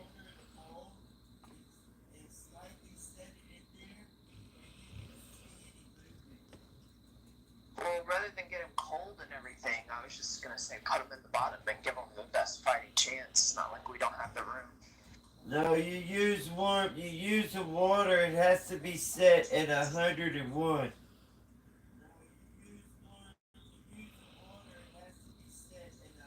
To me, that sounds like it would cook the egg, but... No, well, it's 100 degrees in there right now. Yeah, 100 degrees in air, not in boiling water. It's the same temperature, Mandy.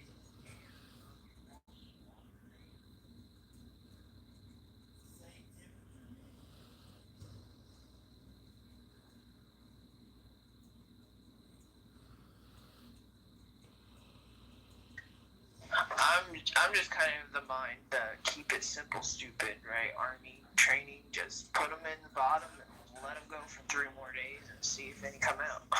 Yeah, I was just worried about exploding eggs. Well, then you can look at them with that the light and see if you see veins. And if you don't see anything, then you can pull those eggs. Because those are the eggs that'll explode, or the ones that have nothing in them. Yeah, that's what I said. I candle them first. And that guy, that's what I was watching. That's how the new, because some of them die even when they're developing. So I seen how they did it. Any eggs that didn't hatch in the right amount of time, they did that water technique, and it shows any movement.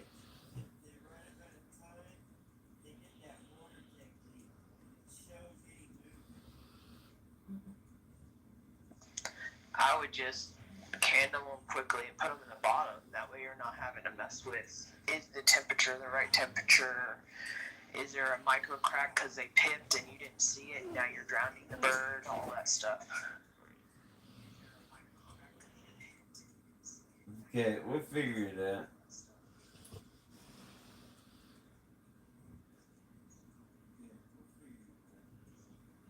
And if you lay a good puppy pad down, if it explodes, it'll be in the one thing that you can pull out, you know? Yeah, that shit explodes, man. It don't pop, it explodes.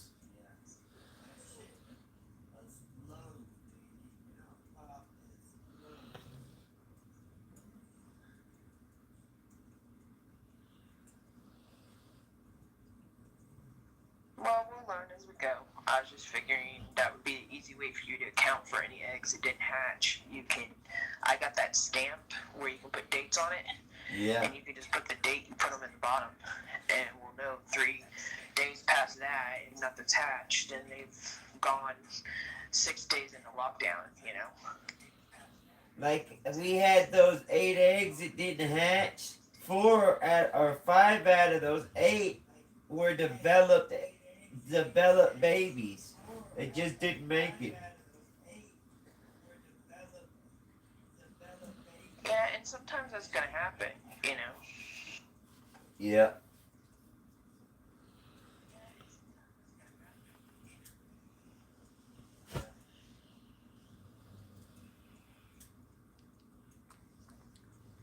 But industry standard is 50%. You did 80% on your first hatch, so. Yeah, but we had good fresh eggs too. Yeah, so that's going to be the difference. This is our first set of shipped eggs, and not necessarily shipped at the highest quality, like the one that was all shook up. So it'll be a good kind of fill before we get our expensive shipped eggs, what we're really going to be looking at. Yeah. But you already did get a few expensive eggs. You got the BBS Americanas. When we put those into lockdown, we want to keep them separate from that rainbow dozen. The rainbow dozens have purebreds as well that are expensive, but we definitely want to keep the BBS's bloodline separate. Well, which one will be less of?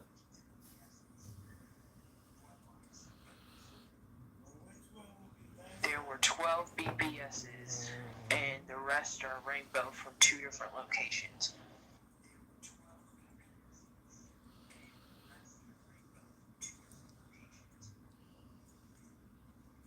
It was Gypsy Hen who sent us the blue eggs.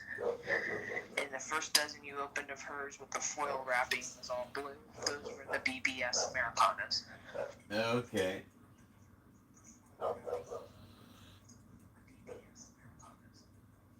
The first box you opened was from California, and those are special eggs.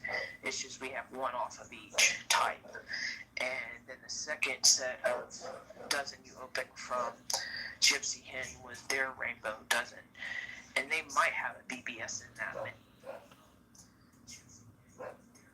How come the one in California was labeled A1, A2, C1, C2, B1, B2?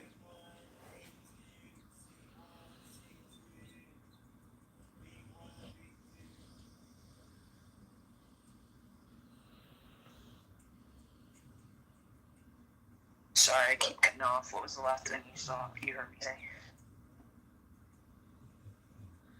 I said, how come the one from California was labeled A1, A2, A3, B1, B2, B3, C1, C2, C3? Yeah, so the one from California had BR, BL, F1, H, OP, BCM, L, F, and P. Those all stand for the rooster that was over that egg, and I broke that down in a text message to you, but I can go through them again once they hatch. Okay. So it's a rooster number one. I got you. Yeah, for example, BR meant it had a BCM rooster, black copper Moran rooster over that egg. BL meant it had a leg bar rooster over that egg. F1 means first generation olive egger. H means a hee silky rooster that had a naked neck. OP is opal leg bar. L stands for latte silky. That's a calico fluffy, and it has a half chance of a frizzled gene. And P is for Polish. And then for Gypsy Hen, the blue eggs had A, C, and B. And the numbers are actually all on that Americana blue color chart. And that was the color quality of the egg. So she gave us 2 A's, 5 B's, and 8 C quality blue eggs. You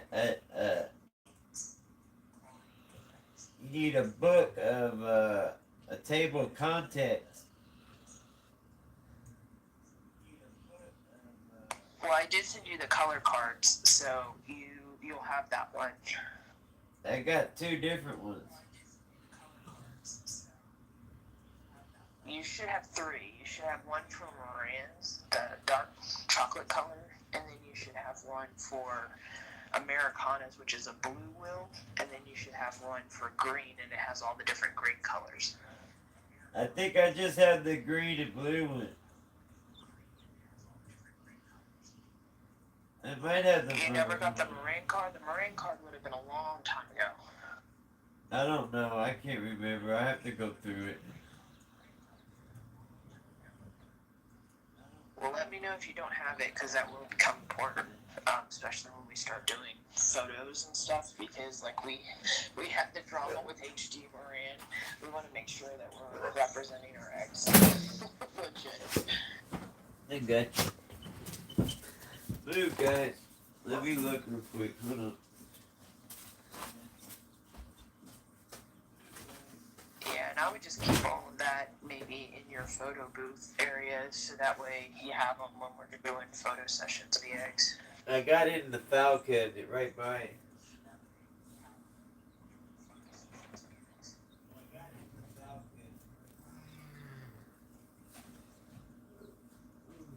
Yeah, I was thinking it might be cool if you built like an L dusk in there, and you can set up all 4 birders and the little temporary incubator, and have some spots for all of your egg crate things to stack.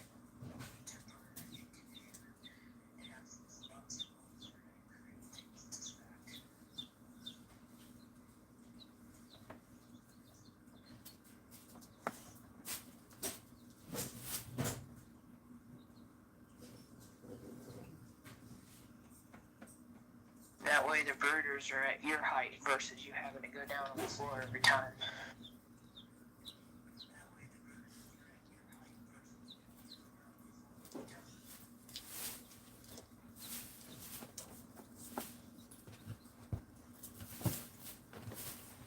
Yeah, I only have the green egg shade, and I only have the blue one. The Americana Breed Club. Now, I'm not saying I don't have the other one. I'll order another Moran. It might be in the mail. I just didn't see it.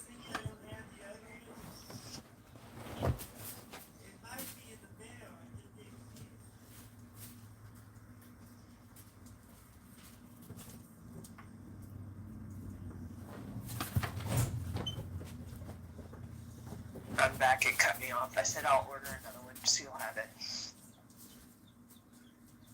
What's up, little buddy? Y'all hatching out? Y'all popping out and rolling now? Come on, little buddy. You're just so slow at hatching. This DEA has been trying to hatch for 12 hours now.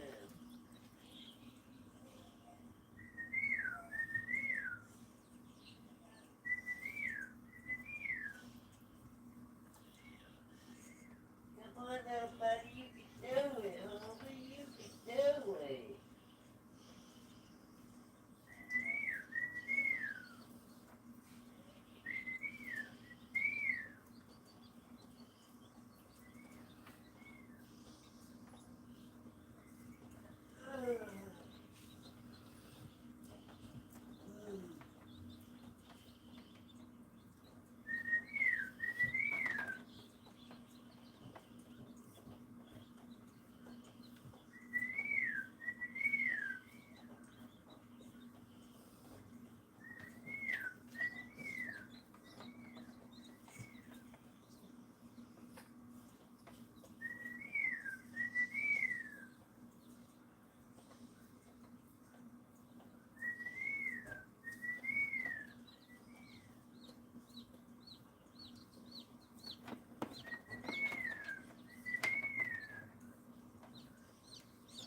It looks like all the ones at the bottom hatched. But not all of them. I see 2 of them so far.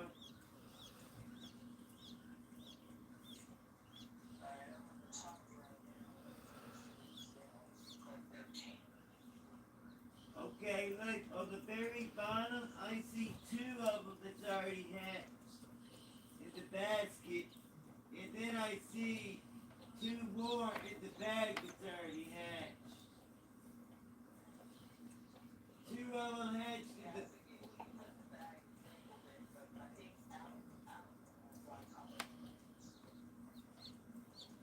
There's a bunch of them at the bottom. 1, 2, 3, 4, 5 that's hatched already. Second shelf, one's hatched and one's fixing to hatch as I talk. Got one that's already outside the shell that's just now sucking up some trying to dry off, I guess. Hey, little baby. So, and one's hatching as we speak. Or the egg pop, one of the 2. Looks like it's hatching.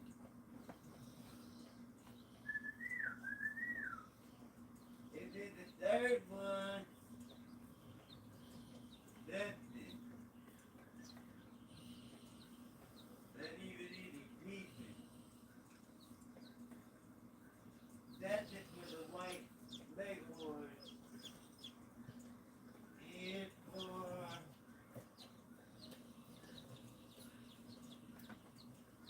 we got 1, 2, 3, all the beggars, 4 all the beggars, I think.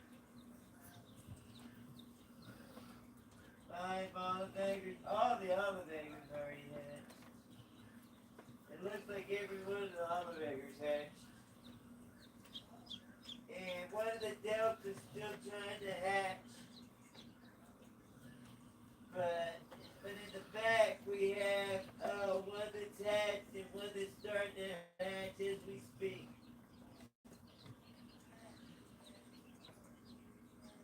So I can count the ones that are hatching. 1, 2, 3, 4, 5, 6, 7, 8, 9, and then 10, 11, 12, 13, 14, 15. Let's say we got 15 that already hatched.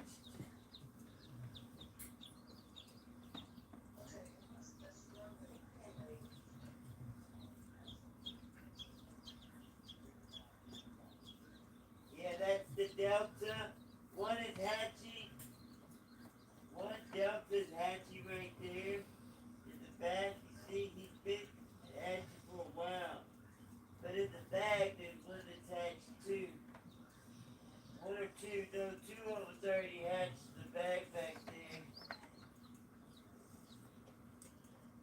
I think two hatched.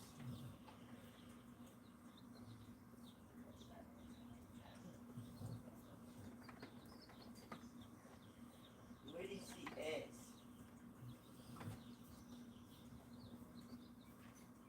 All those are deltas. The ones in the bags, I don't know what's in the bags. I can't remember. It's spotted. It's spotted. Yeah, but the tape I took off the top of the rack. I took off the lid and that's where the tape was at.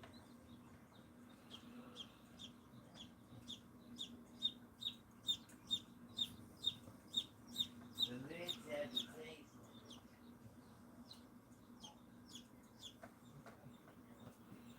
Yeah. Tyrone's got 13 leghorns sold, or 12 leghorns sold, at $4 a piece.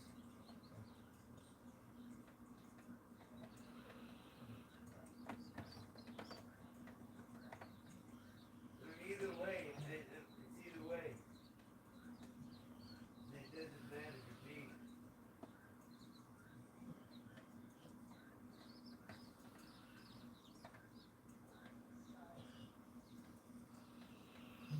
Well, it doesn't matter.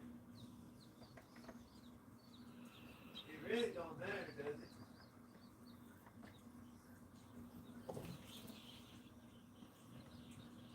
I figured that would free up some room out of this one brooder.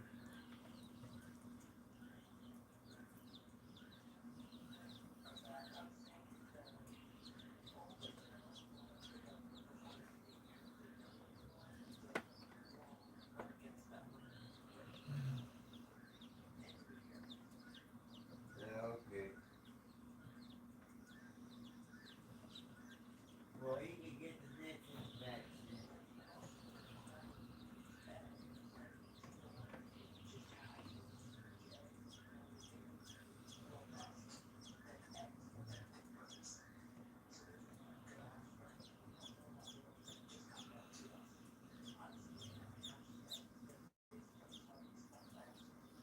Yeah. None of the white leghorns is that.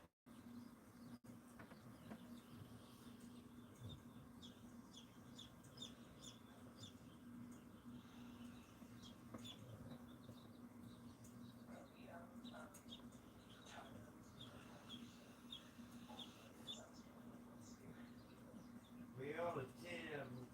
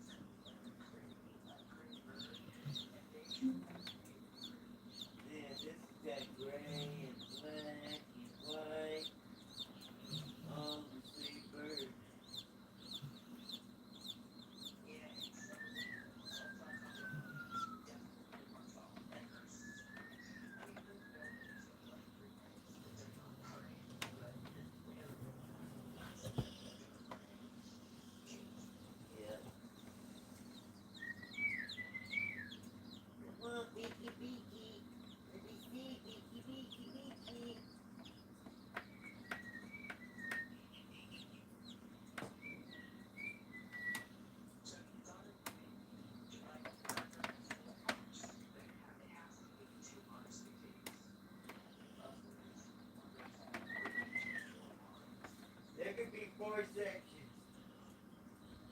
And I can divide it pretty easy.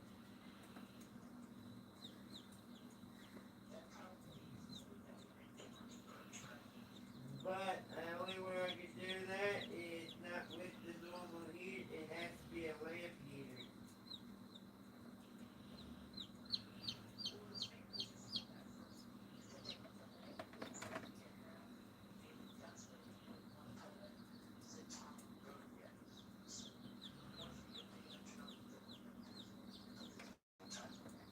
Yeah.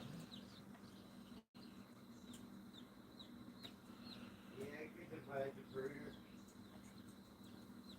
The 4. They're not gonna have much room.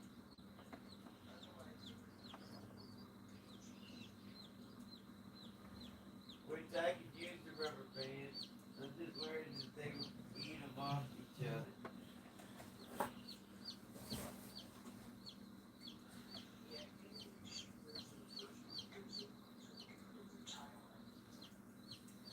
I guess I could use this hanging heater and still split them up and still divide it. And use that other light as a substitute as an in between. Hey, can you see that other camera? The what?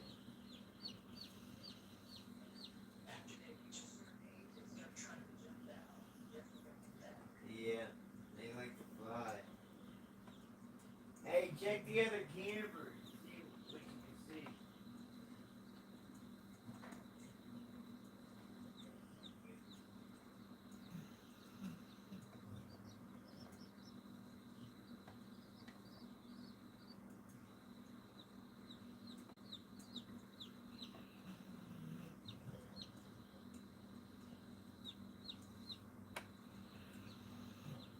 Oh, you probably can't see shit with the studio shut.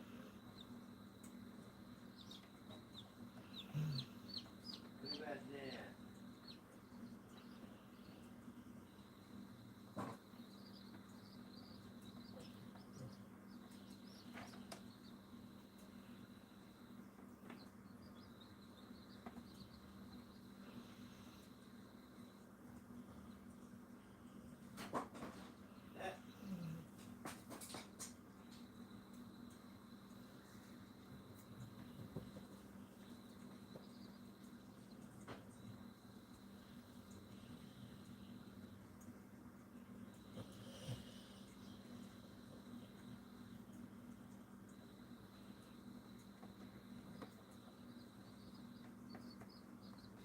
What you see, G? What you see?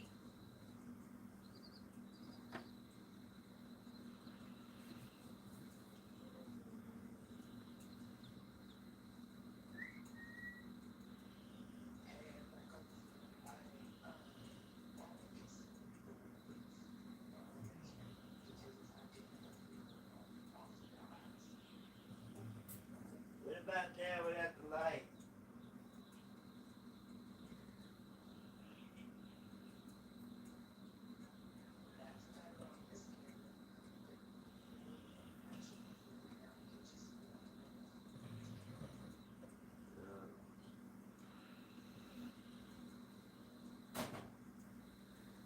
I can see really good with that light. And when I moved it back, I can see every one of the. I can see every one of the hatcheries. It was glowing underneath. But all you see is wafers. Let me see if there's a way I can block the light.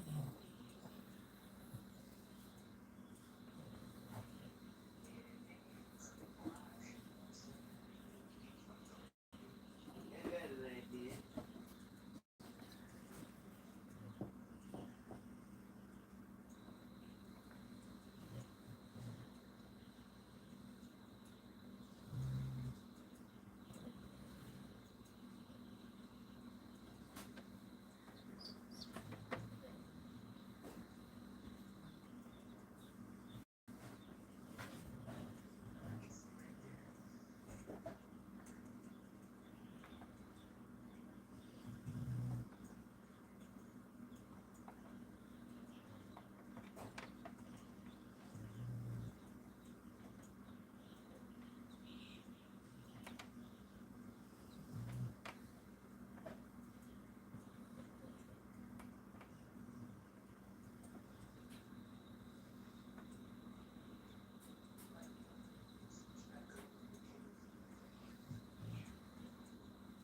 Well, how's this camera looking when I turn the light in here?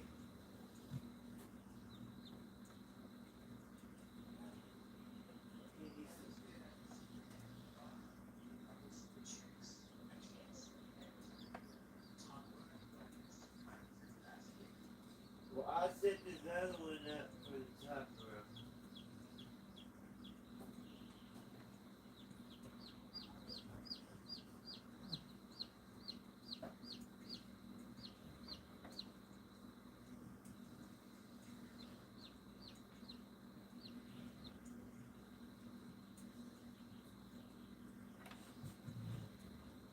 Well, that's right.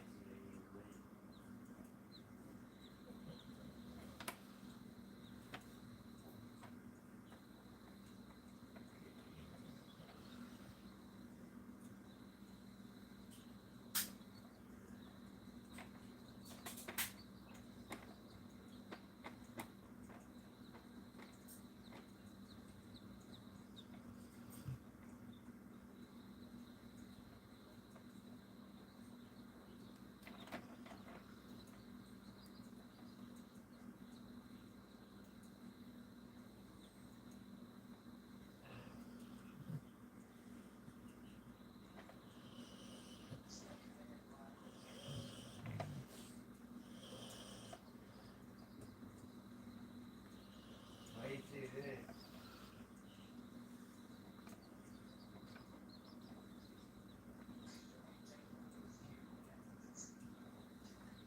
Okay, okay.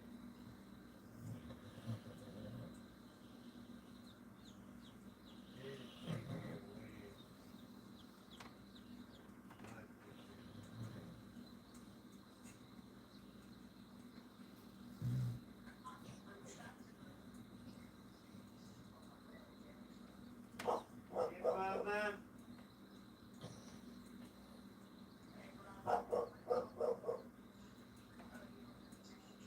Oh,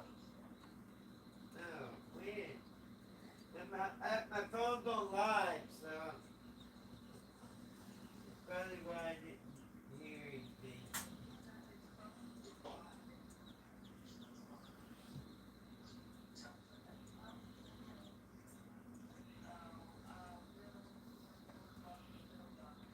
What? Weird.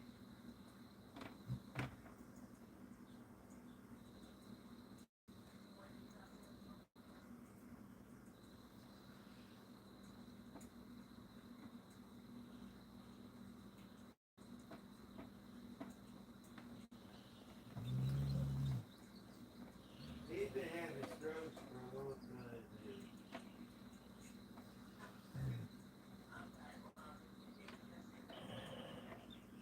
He's been going through a lot of heart problems for a while now.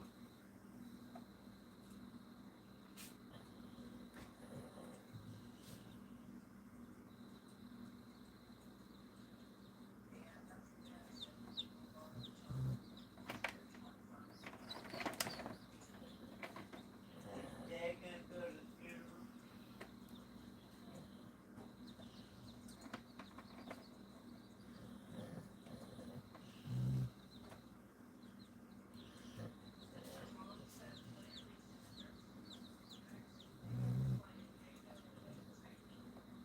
Why is he in a nursing home?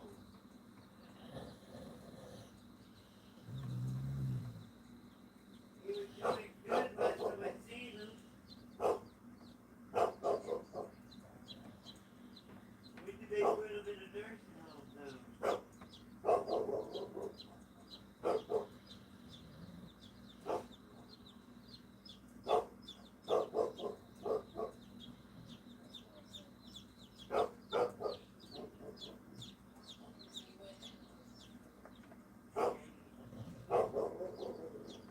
So he's not doing good.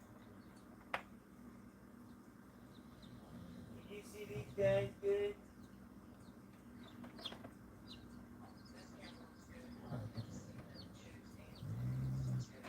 Okay, now look at the other one then.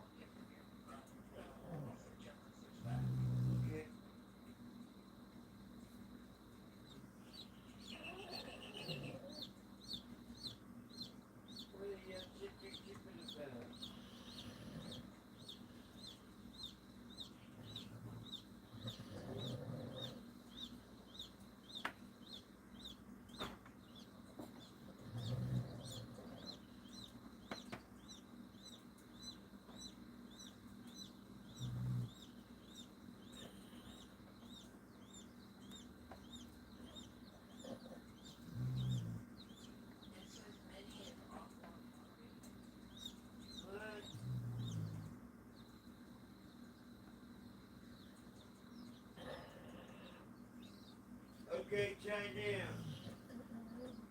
And if it's not letting you talk, you need to go into the app and turn on the, activate the, what's it called? Activate the speaker.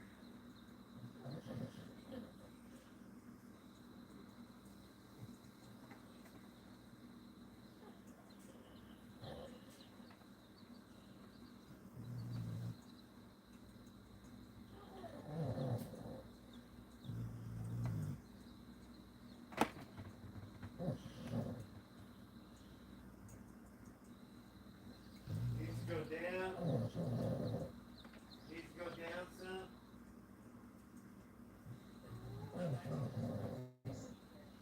You don't need to go down or nothing.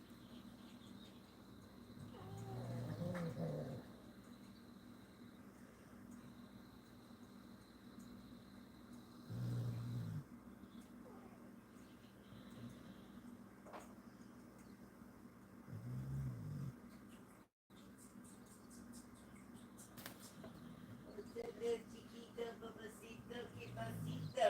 ¿Qué te did, you little leg horny? What you little leg horny doing, huh? Man, I can't tell the difference between the big birds and the leghorns. Now they're so damn big. Damn birds are huge.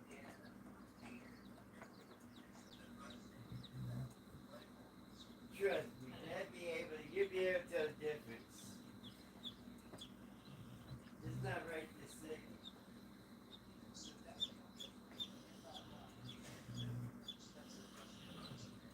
Well, I see some with black dots. Which ones are those? Yellow with dots. Ain't that the Bessies?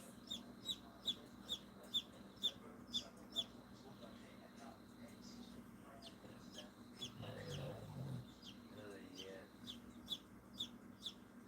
Cause a bunch of these got little black puppy dots all over them. They look like, I mean, all of them. Some of them got it.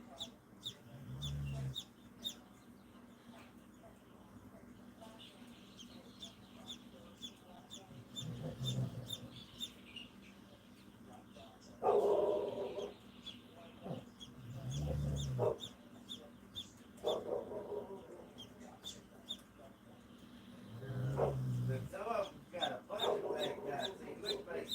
They look like them damn dogs with speckles on them.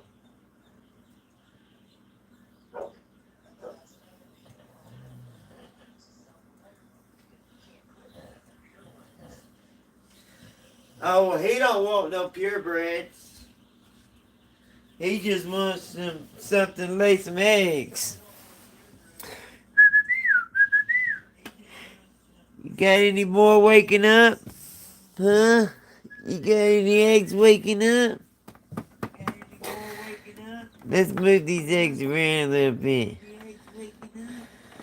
There we go. Let them move around. Seems like the ones in the middle like to open. Seems like the ones in the middle like to open.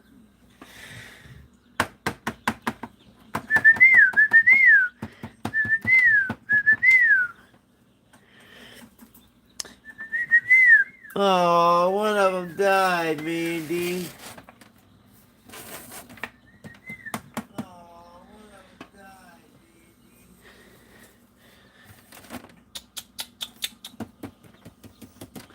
No. One of her babies died. One of her babies died.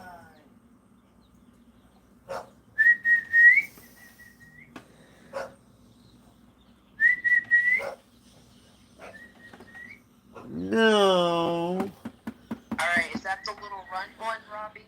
Maybe we crack it open and just take that one out. But you have nowhere to put them hot. You don't have any of the burgers ready. Well, I don't want to take them all out anyway, but when did he die? Well, I don't want to take them all out anyway. You might have got trampled on because you couldn't move around that well. Okay, I'm gonna take the shells and the dead one out.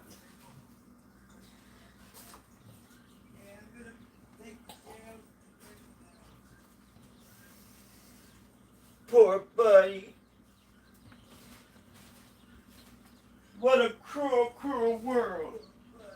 Are you sure he's dead?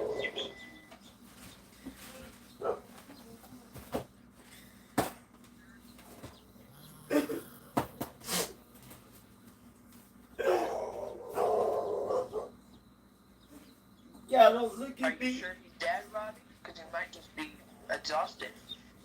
Nah, he's gone. He's not lifting his belly or nothing. That's why I was looking for breathing.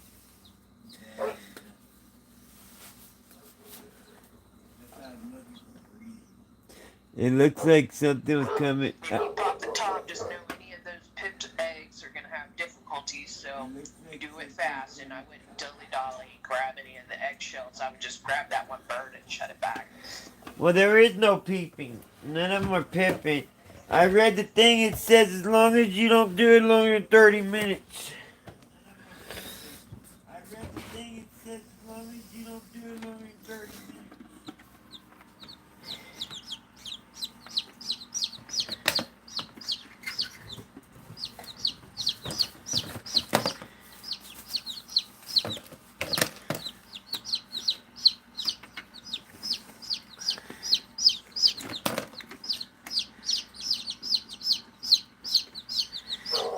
It wasn't the run, it was a healthy one.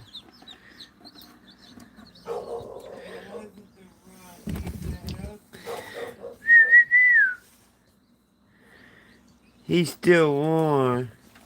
Now see if you can get him under heat, Robbie, and bring him back to life. If he's breathing at all. He ain't breathing at all. He's warm. He ain't cold.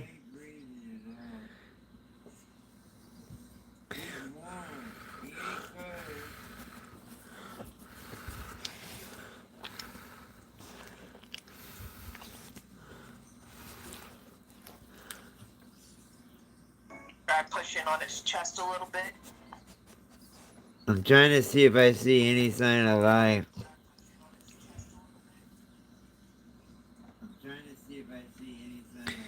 To do CPR, you gotta turn him on their side. But he's got stuff coming out of his butt.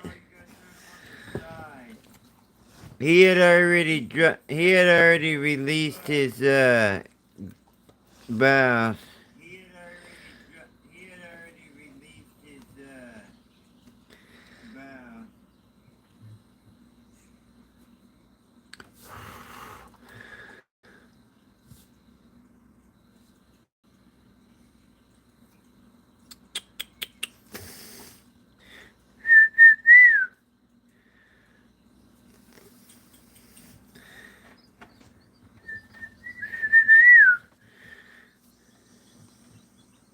Can you tell which number it was?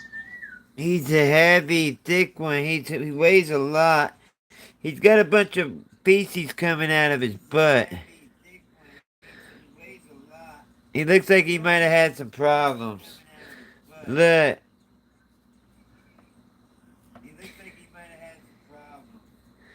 It's like green and white. Well, their first poop is green. It's colostrum or whatever. The very first poop is like a green, and then it can also be super black.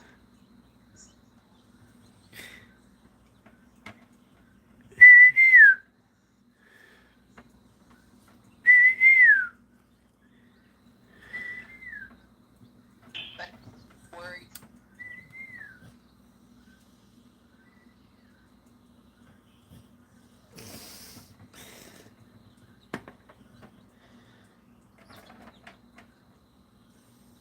You might want to go ahead and set up the brooder and move those other birds out of there then.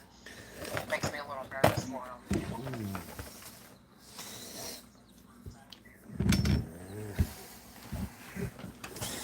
Poor baby. Now we got another one that's I'm just... sorry, Robbie. Well, it happens. Part of it.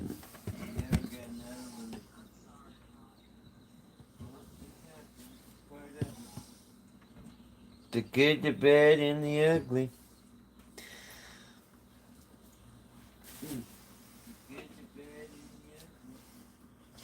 We don't edit nothing here. You get the real, raw.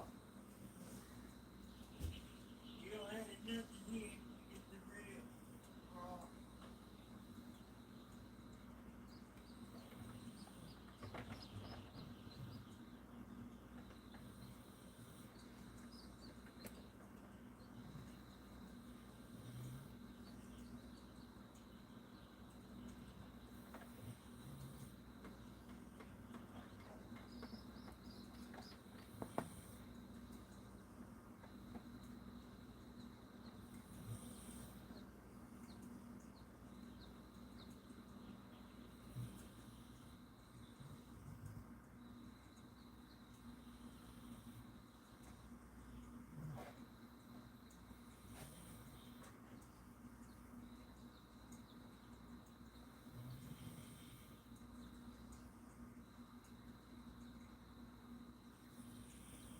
He was the all black one too.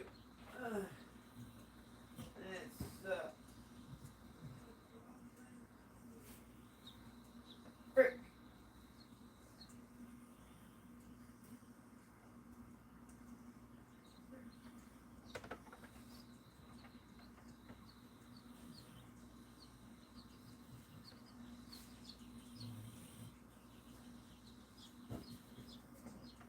I keep getting my hopes all up.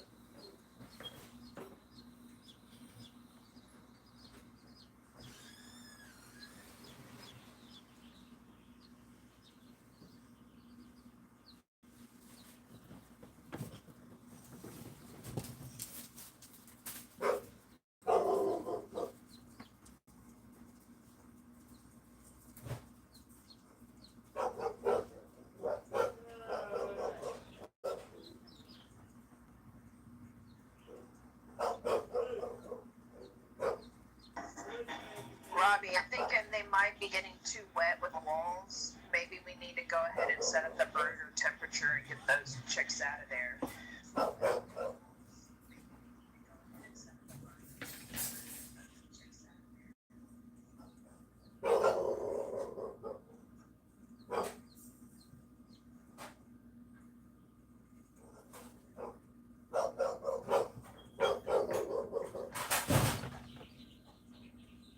Sorry, little baby.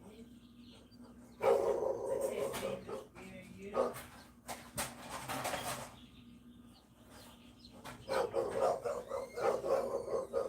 Hush, guys. Hush!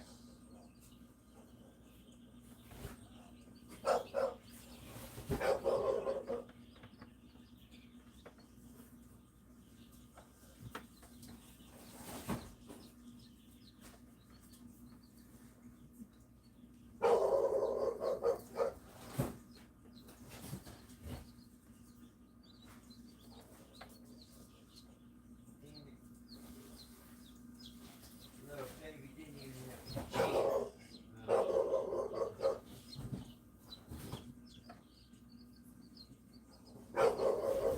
Hush, guys! No!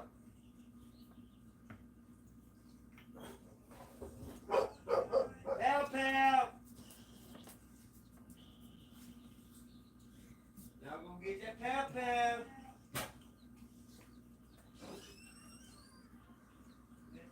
Mystery, you gonna get that pow, pow!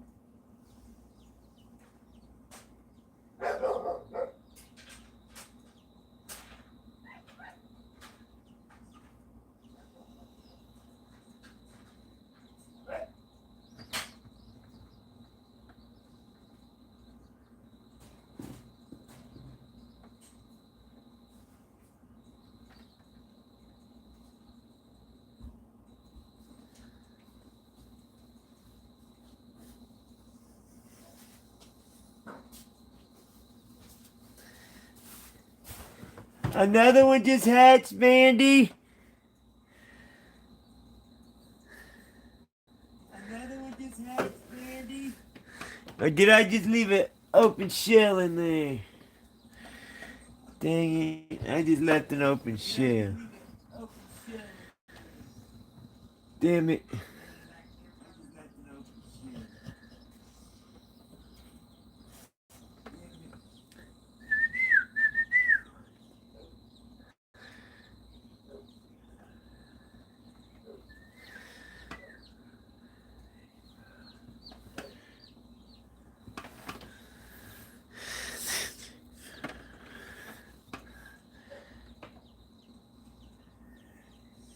We still got 9 eggs left. Hey, brother. We still got 9 eggs. We got 14 more of these eggs in the incubator right now. Well, we got 9 more ready to hatch. There's 4 in there, and I thought that there was a new one born, but I missed the shell.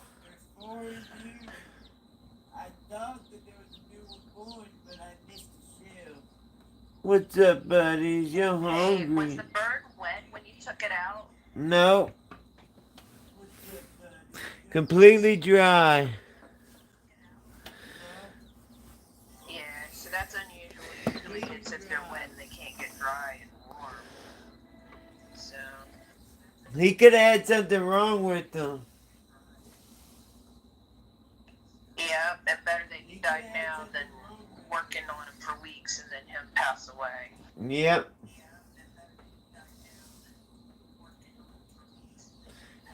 Well, I gotta go out and get the rest of the brooder. I'll be back in a minute. Alright, love you. Love you too.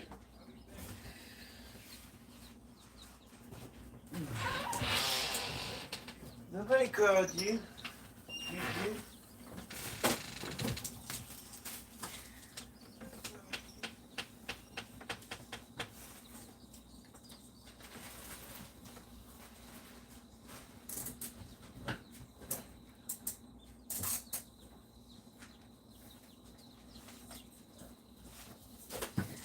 Nobody called you.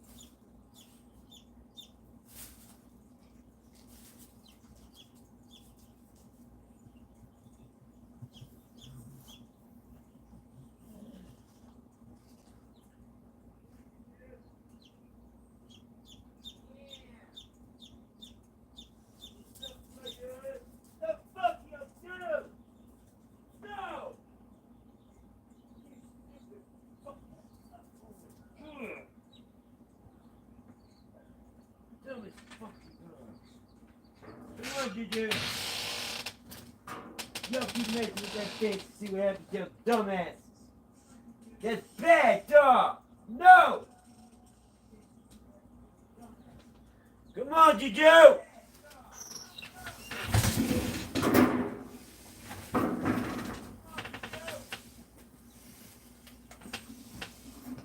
Come on, good friend.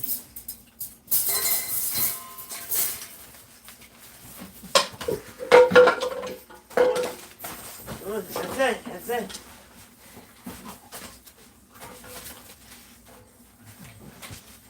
Go!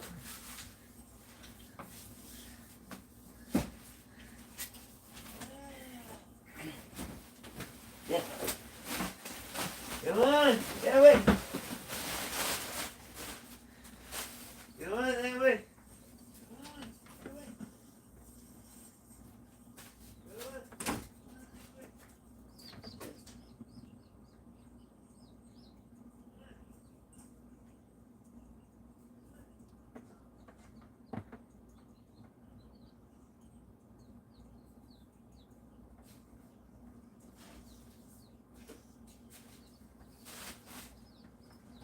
I'm gonna let you out soon.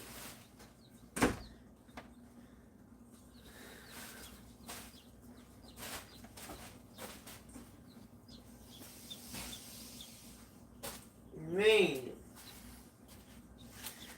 what happens when you take a break? Never happened.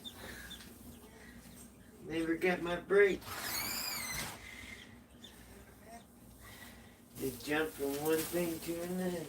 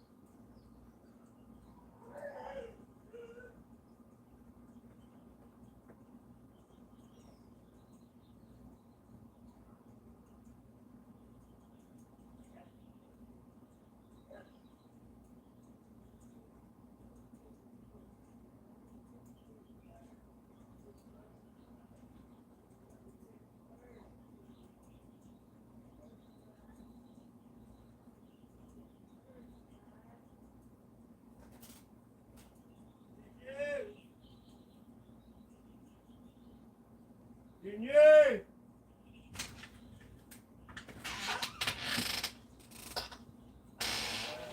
Juju!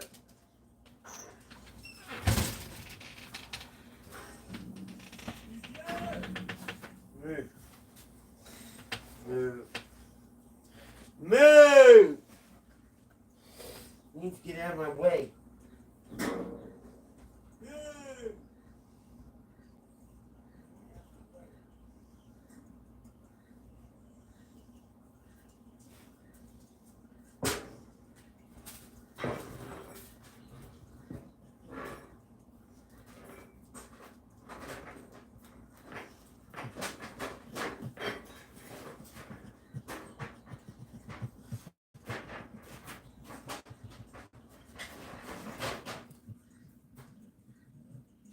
It's okay, little chiquito burritos. My little chiquito burrito gets in this for me, sub.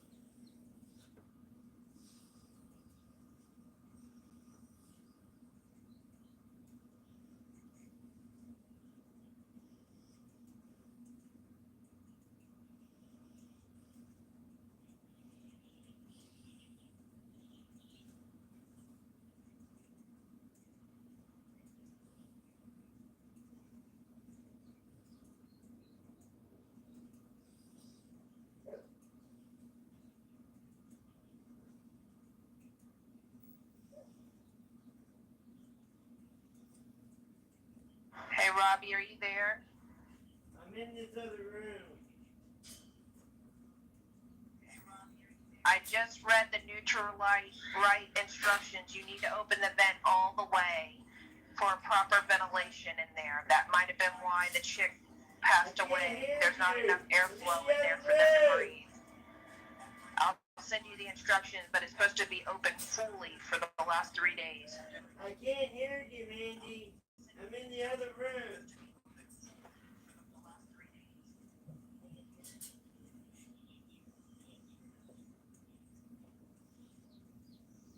Couldn't hear anything you say.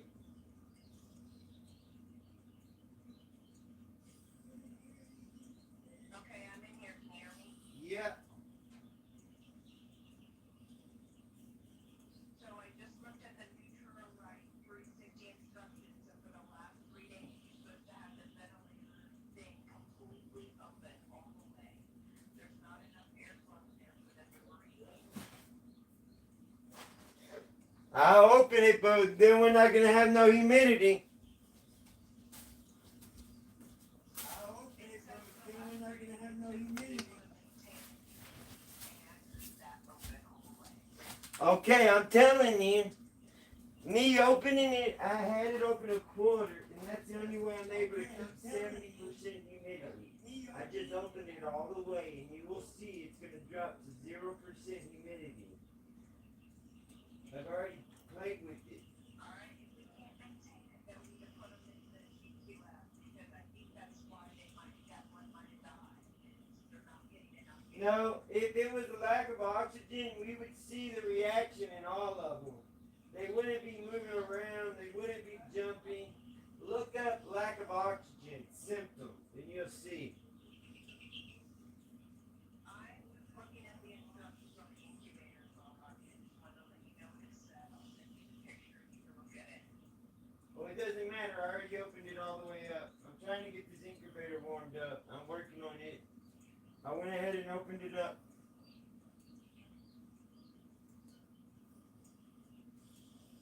Okay, brother, I was just trying to double check it, and then I read it, and I was like, oh shit, I wonder if that's why. Well, hopefully that ain't the reason why, but I opened it up. We'll see. Okay, and if they continue to drop, then we can't maintain it, we'll move to the TQF. Okay.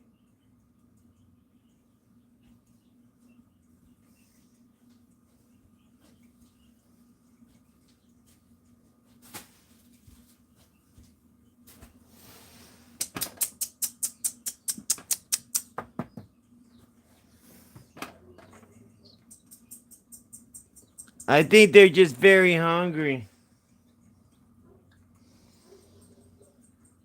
I think they're just very hungry.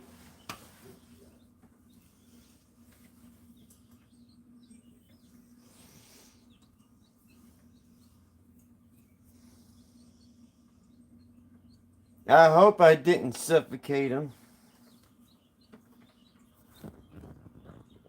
I hope I didn't suffocate them. You live and you learn now. Trial and error. It's the first time we're doing this in this incubator. Trial and error.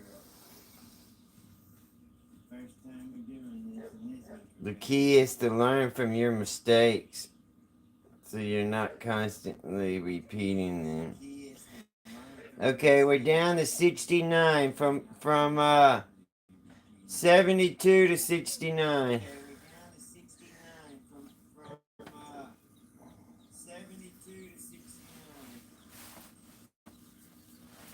I want to know what my juju is. Junior! I want to know what my juju is. Junior!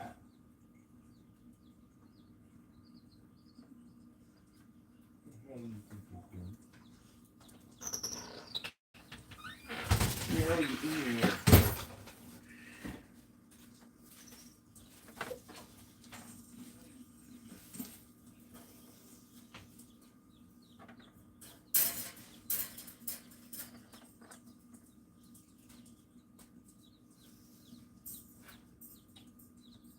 Queet, queet, queet, queet. Oh, he's pecking at the egg. He must have some sound coming from that egg. Queet, queet. Pecking at the egg. He must have some sound coming from that egg. Queet, queet. I predict we're gonna have all our hatching tonight.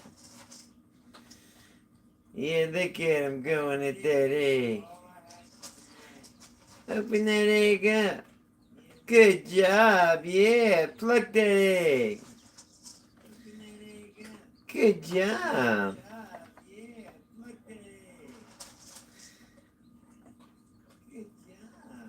Get your brothers and sisters awake and we'll get y'all out of there. I got y'all's other house starting up, warming it up as we speak. You're gonna have a cozy, all the water and food you can drink.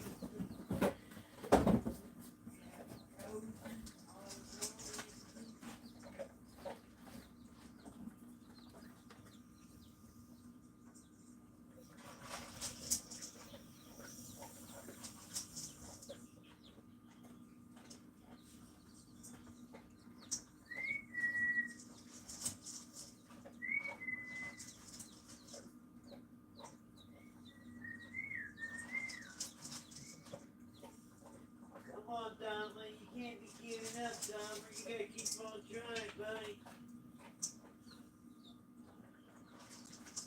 Come on, Dahmer, you're almost there, buddy.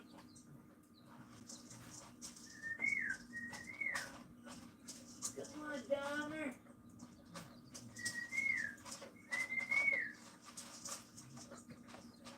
Come on, Dahmer, let me see some movement, Dahmer.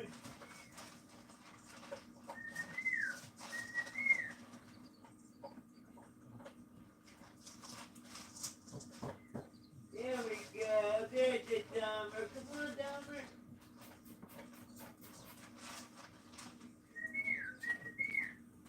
Come on, Dahmer, you can do it, little Dahmer.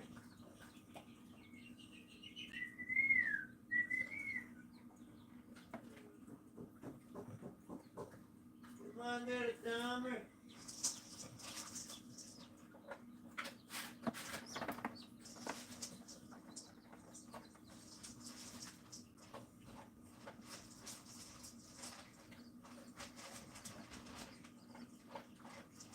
Come on, little Dahmer.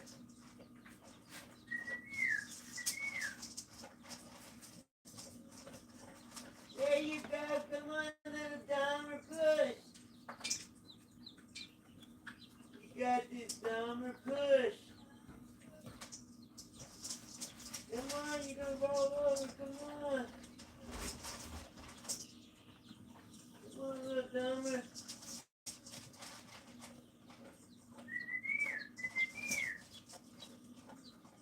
Come on, little Dahmer.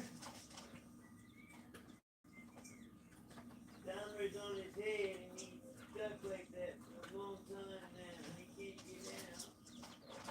He's barely moving now.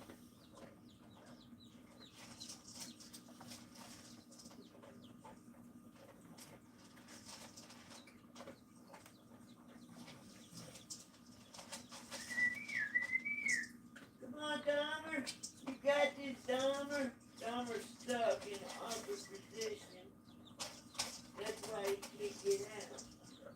He's upside down on his head.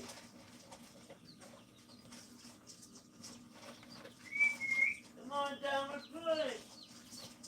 You almost got it, Dahmer. Come on, Dahmer. Come on, Dahmer. You got this, Dahmer, push.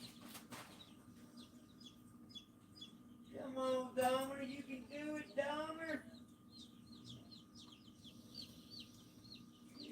Come on, Dahmer.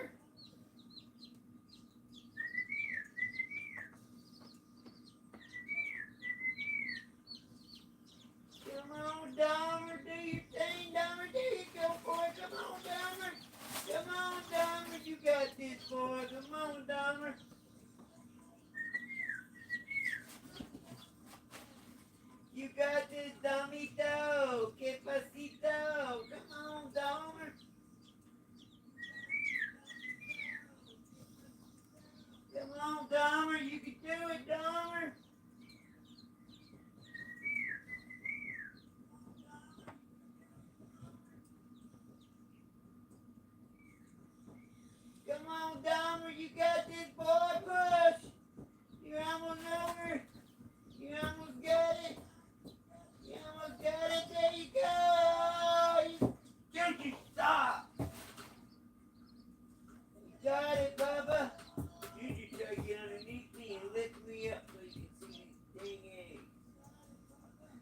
on, Dahmer.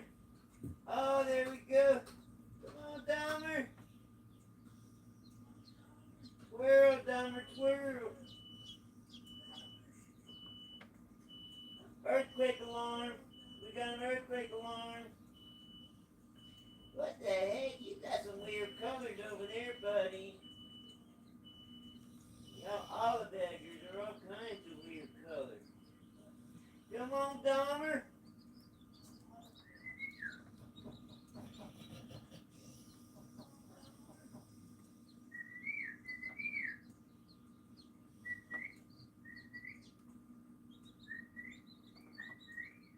Come on, Dahmer.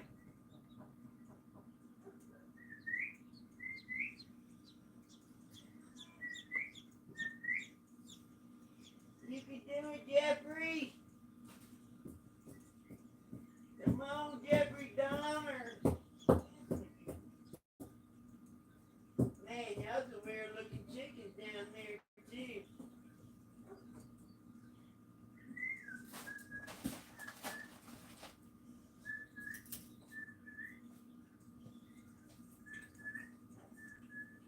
Dahmer's already dry. He's been stuck in that shell so long.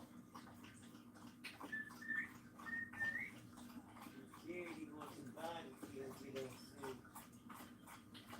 He started peeping almost 14 hours ago. Come on, Dahmer.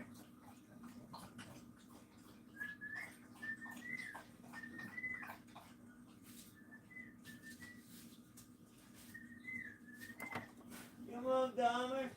Push on through the other side. Push on through the other side, yeah. Oh, look, he likes the song. Push on through the other side.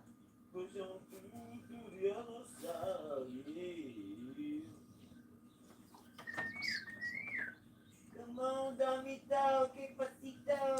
Venete, come on, venete.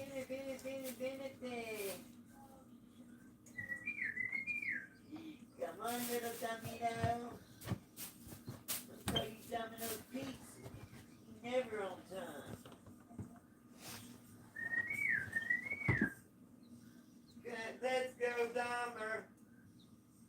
Let's go, Dahmer. Let's go, Dahmer. Let's go, Dahmer.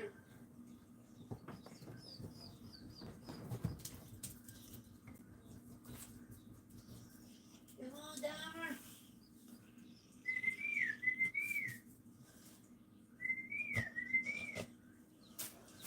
Domito, don't give up on us, bro. You got this, man. You're so close. There you go. Push. Come on, Dahmer. Push. Come on, Domito. DGA in the red zone. Come on, Dahmer. You can do it, Dahmer. There you go. Come on, everybody. You don't outgrew that shell. It's time for you to come on out. Hang out with the Bizoids and the homegirls. Come on, little buddy. There you go. Come on. Any second, he's fixing to be born.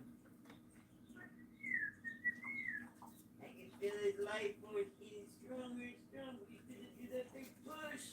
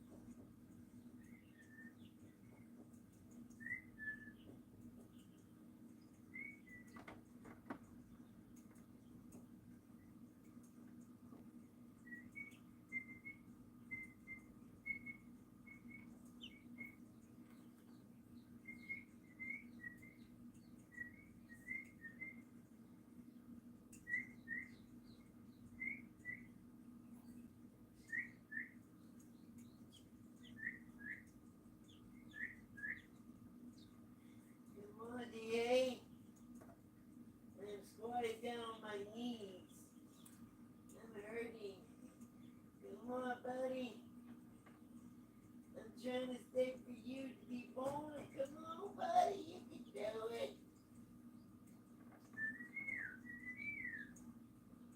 Come on, little homito. Que pasito.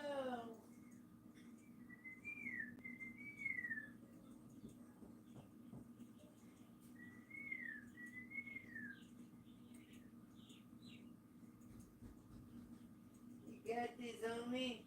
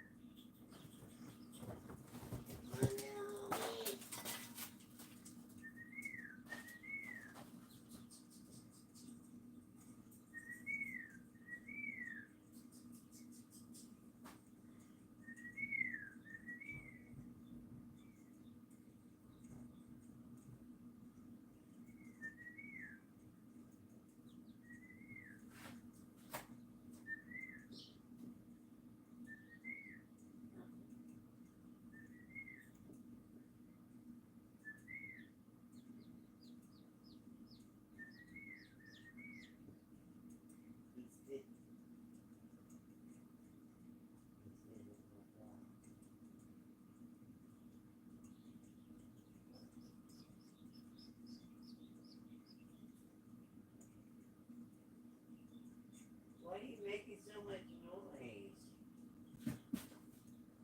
Little guy, he's squealing like a dang eagle.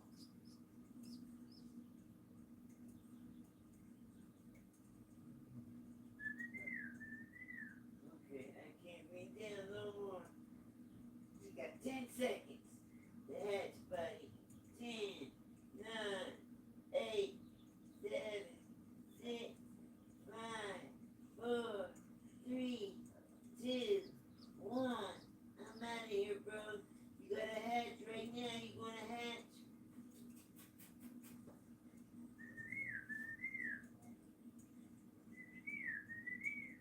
You're so close, bro. All you gotta do is one push. You got it. One more push. Come on, give me one more. There you go. You got it, buddy. Yes, you got it.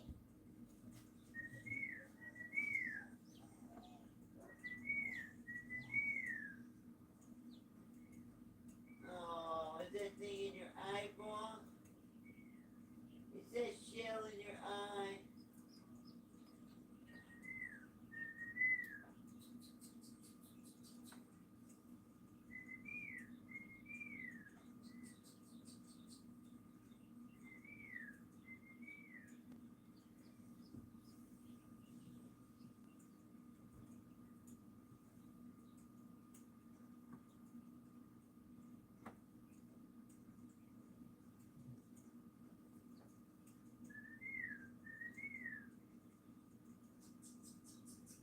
You got it, buddy. You ready? Come on out. Come on, buddy. You got this. Yeah, you got it. Oh, you're so close.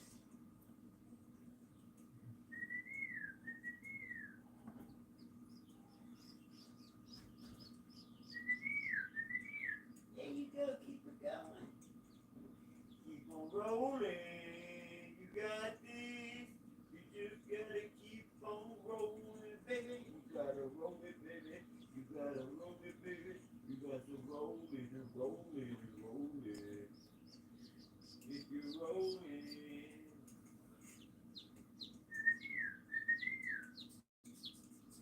Come on, little boobito. Come on, you got this. Come on, you little flattery egg.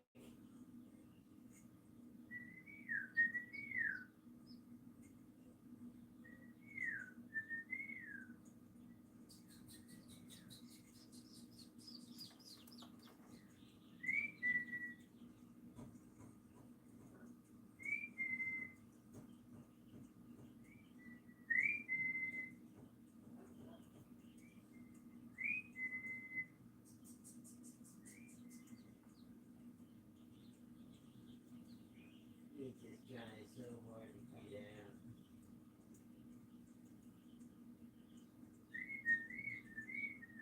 Okay, my body hurts. I gotta take a break.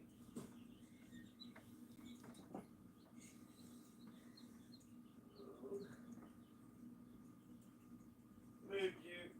Oh, my back is broke.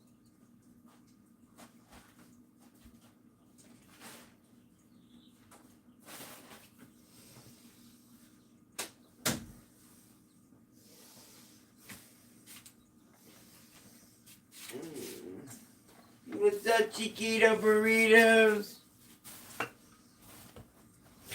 We got any egg quacking? Oh, I guess we're still at 69. And they do look a lot more happy now. So you're probably right, Mandy. I probably suffocated the little guy to death. So you're probably right, Mandy. I probably suffocated the little guy to death.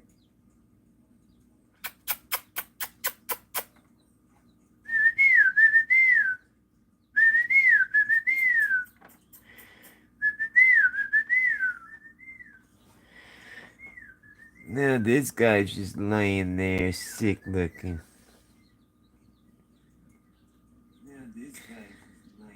I think he's just tired. When y'all gonna hatch out some eggs, man? Come on, guys, I need to break these eggs.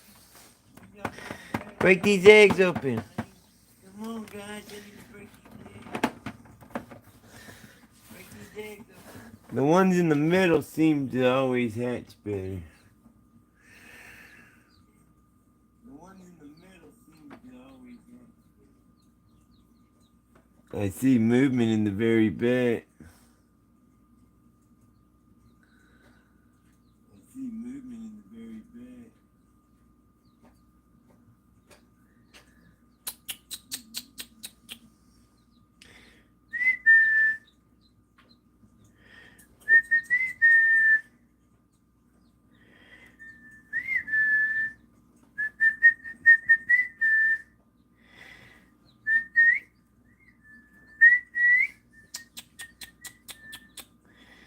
What's up, little Chiquito Burritos? I love you guys.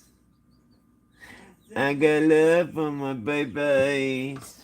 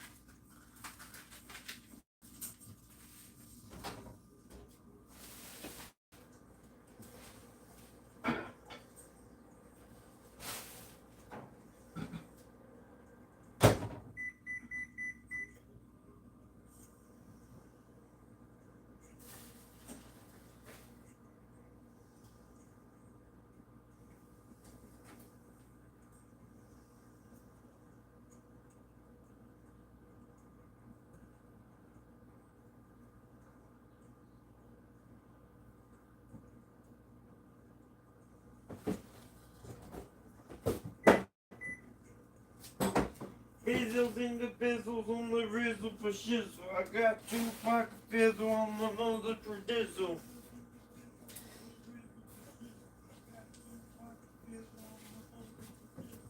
Yeah, move that egg. Good job. You're such a good brother. Wake them eggs up.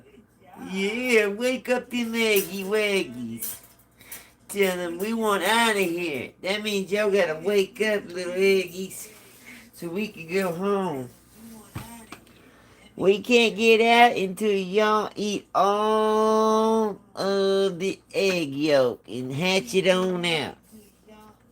We're at 67. I'm gonna add more water, hopefully it's just the lack of water flow.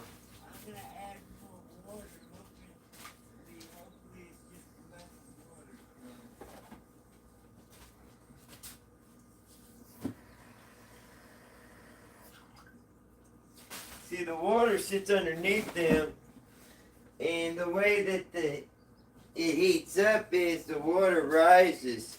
So as they breathe, they're getting their fluids.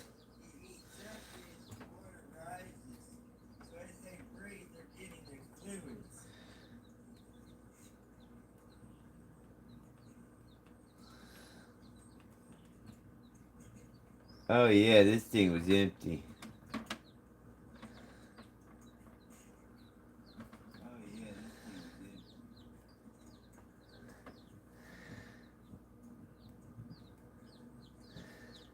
It took all that water. Yeah, we're at 61% humidity. Yeah, we're at 60 now.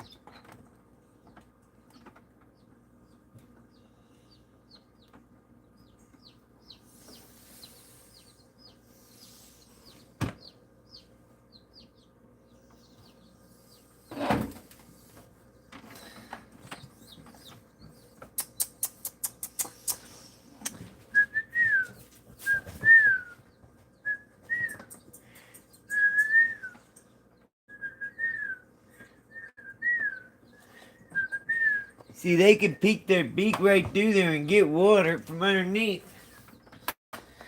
They can reach it. I seen one do it already. It's right under their feet.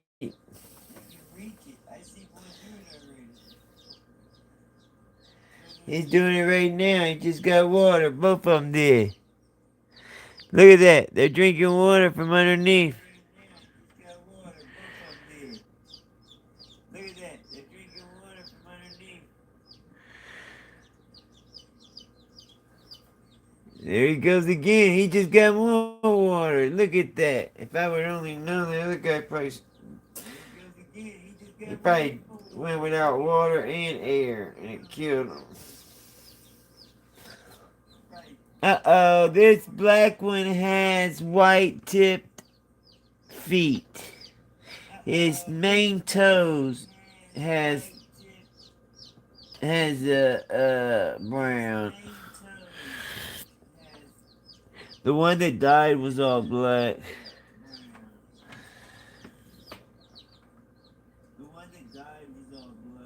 These two is all black. This one's all black.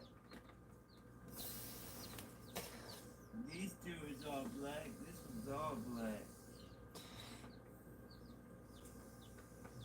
This is Haven's homestead.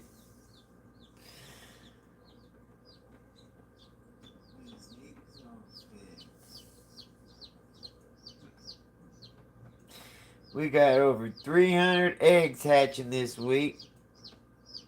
All kinds of special rare breeds that you can't find anywhere else. We're going to have it all here in one place.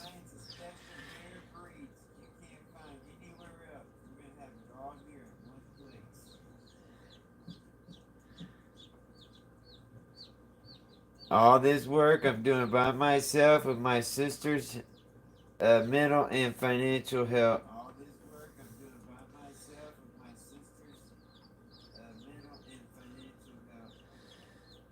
For Haven's Homestead, we're building a dream for him, my nephew, my hero.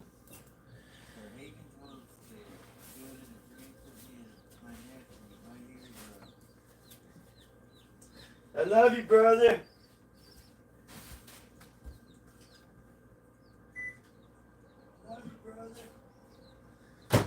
Hopefully one day you're old enough and you look back and you see this. I want you to know this is for you. Your mama really loves you.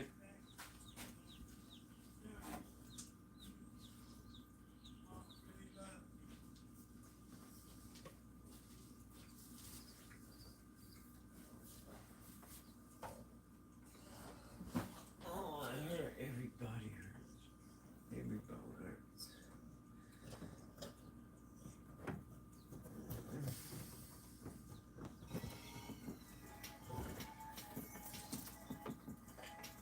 The highly anticipated boxing bout between Jake Paul and Tommy Fury finally happened in the boxing ring. This fight gained massive attention from both the boxing and UFC communities, with many people speculating on who would come out on top. This has been mainly caused due to the situation that Jake Paul was able to defeat 3 former UFC fighters in the boxing ring, and many fighters, including fans, hope to see Jake lose that matchup. Now that the dust has settled and the fight is over, we're going to take a closer look at how the UFC community has been reacting to the outcome.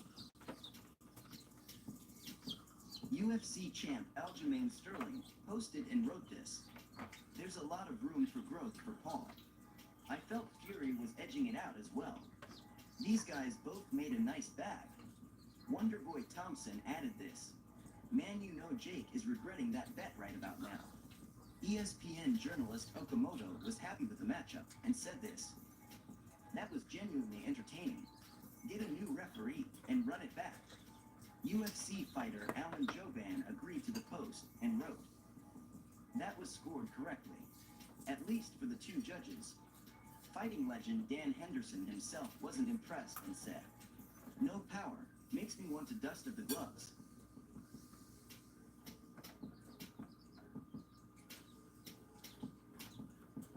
Jake Paul himself didn't agree with the decision, that he lost against Tommy Fury and now wants to run it back. He has a rematch clause in his contract, and so therefore could request that fight. British UFC fighter Jimmy Manua was glad that Fury was declared as the winner and said this: "At least we got the right result. Great fight. Respect to both fighters." Mike Perry praised Fury and said that he came out blazing.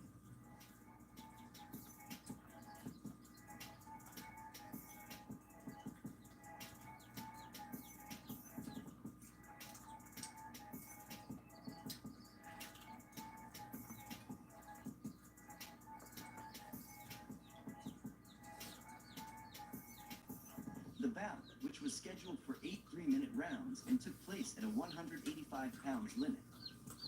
Jake Paul, 26, entered the ring sporting a perfect record of 6-0, his latest victory coming by unanimous decision over UFC Hall of Famer Anderson Silva. Meanwhile, Tommy Fury had entered the squared circle in Saudi Arabia, boasting an undefeated professional record of 8-0. Tonight's Paul versus Fury contest proved to be a good fight overall. Tommy Fury was able to establish his jab early and utilize the strike to get off the better volume of punches throughout the fight. After a pair of controversial point deductions, it seemed that Fury was ahead on the scorecards headed into the 8th and final round. Despite getting a brief knockdown in round 8, Jake Paul was unable to score a finish, and Fury once again battled back to land the better volume of strikes. Official result was that Tommy Fury defeated Jake Paul by split decision.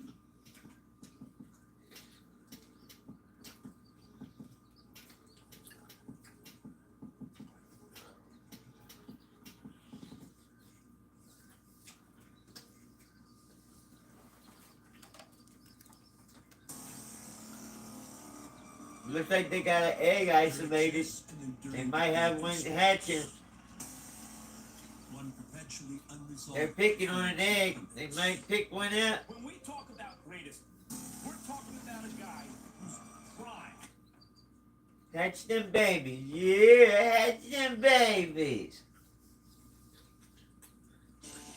Good evening and welcome to Tucker Carlson's Unhappy.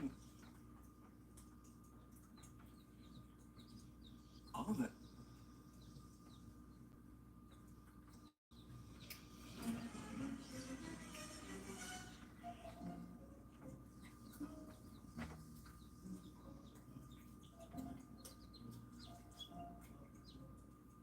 There's nothing to clear up.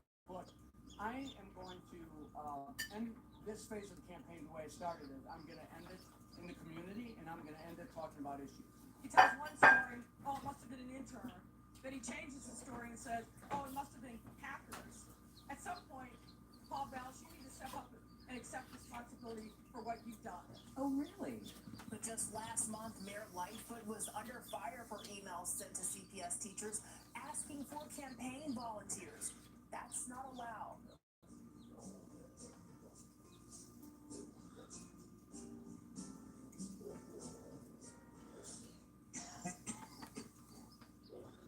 As I said, in this instance, the staffer made a mistake. It was well-intentioned, but she now recognizes that the CPS outreach, even though through publicly available sources, was not the right thing to do. As I said, in this instance, the staffer made a mistake. He tells one story, oh, it must have been an intern. Then he changes the story and says, oh, it must have been hackers. At some point, Paul Balch, you need to step up and accept responsibility for what you've done. And that makes you a hypocrite. I have a lot of young women that work for me, certainly in my political campaign, but also in my administration. I think this is an important teachable moment for them. It's not lost on me that I'm a role model to young women. It's not lost on me that I'm a role model to young women.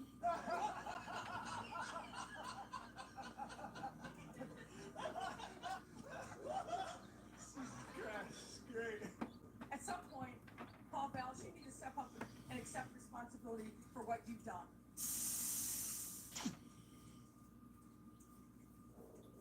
Hey!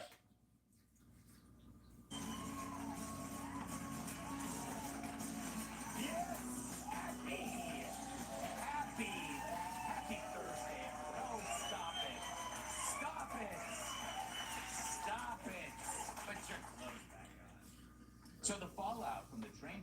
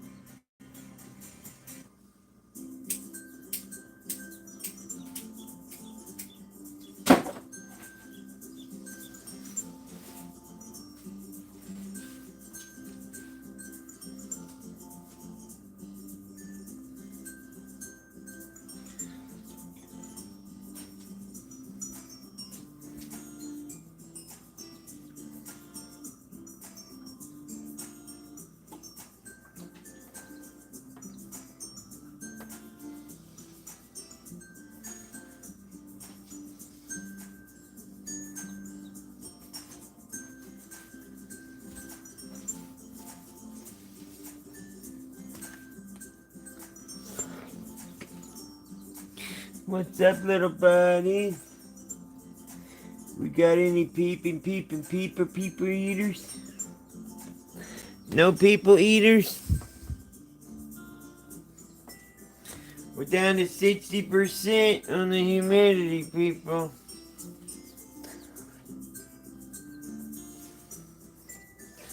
I got the moisture topped off to the top. We got it completely open all the way, which I still don't see that being right. Maybe you should reread that part, because that just doesn't seem feasible. But who knows?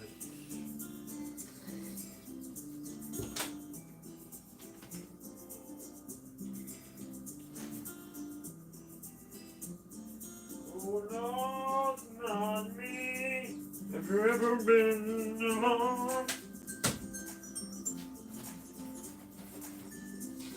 Alone and good.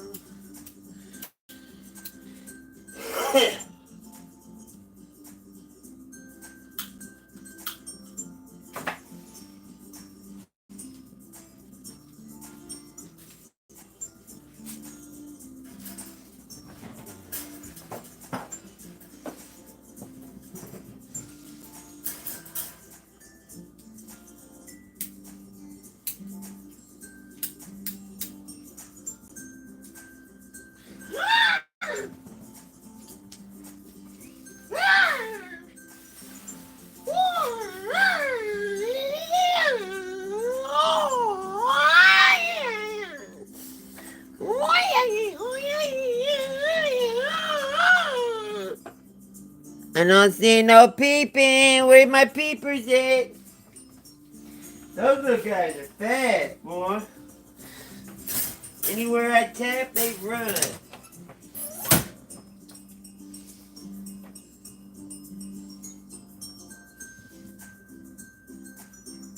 Such a sad life these birds live in the Industrial Revolution.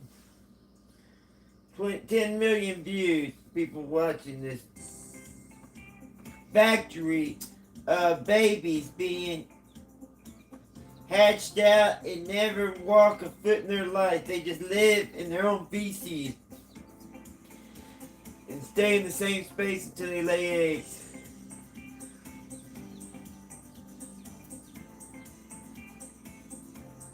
Our birds are loved. That's why our eggs taste so much better.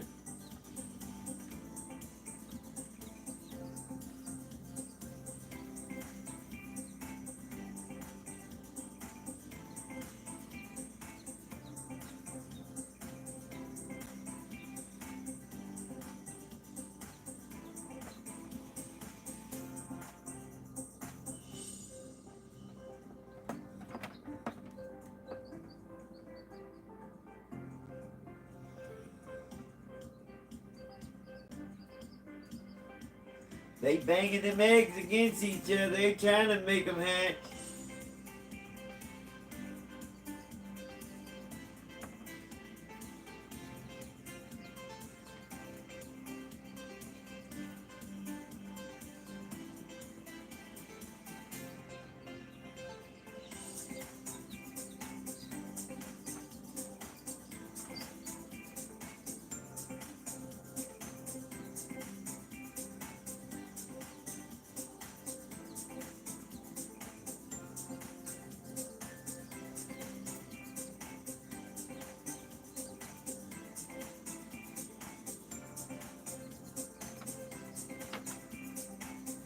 Juju loves his baby.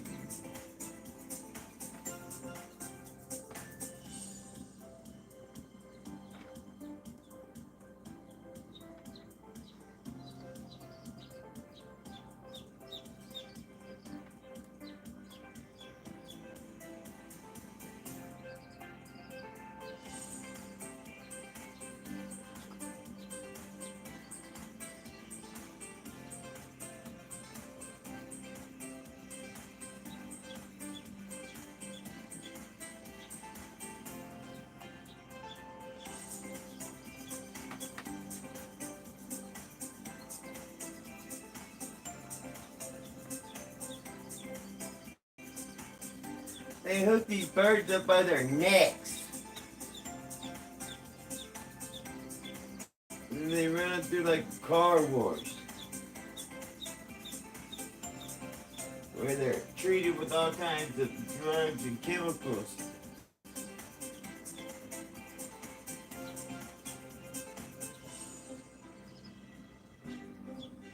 And they clean and disinfect in less than an hour. Man, they just throwing these babies, dude, by the necks.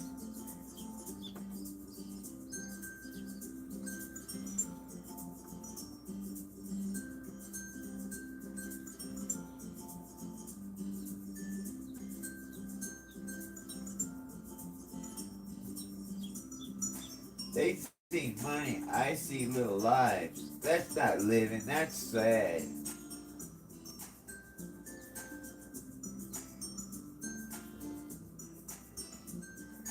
Poor guy. These babies never meet their moms. They never even hear their moms chirping, which helps them hatch and helps them have all kinds of, it helps with their development. And a mom shows them what to do and what not to do. But in these factories, they never see their mamas.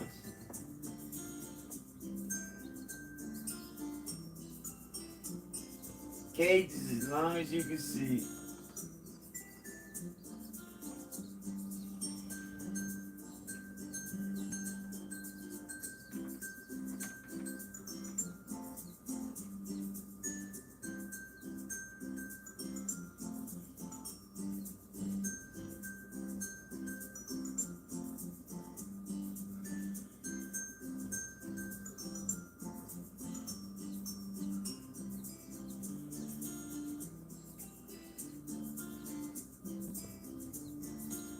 All they have is that choice. They don't have no free range.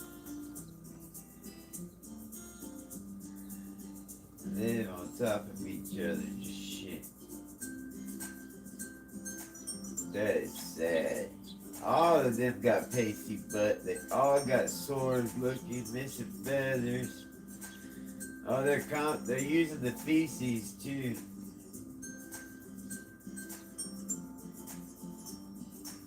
They're making money off every aspect of it.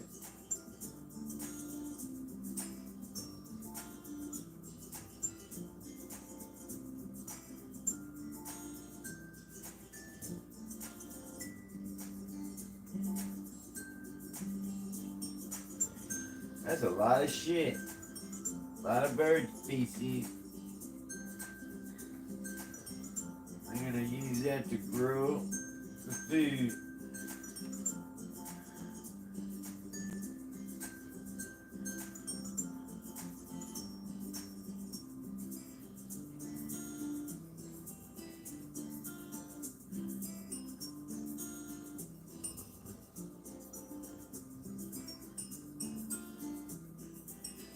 Oh, they're processing.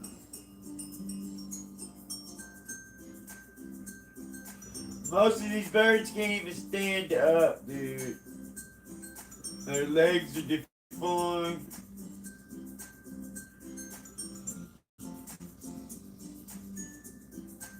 Unless their legs are broken. They're so fat, they don't even know how to stand.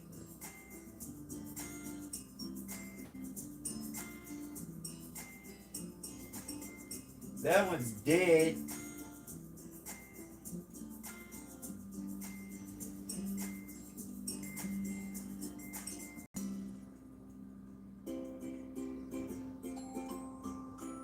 There goes the processing.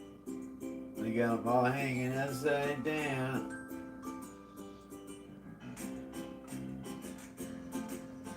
Oh, that thing cuts the neck for you. You don't have to do nothing.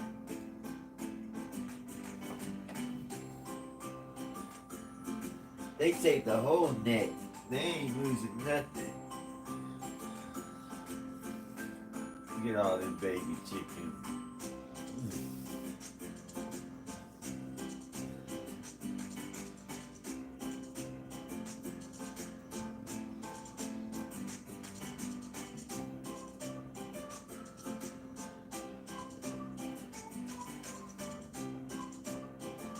Tyson.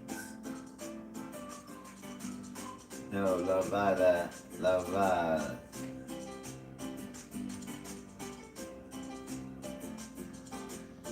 That's crazy. Just like that. I'd rather have chicken and eggs that are raised with love and care. And I know the feed that they're getting is the best feed that I can afford. And it's coming back as I eat it and my family eats it.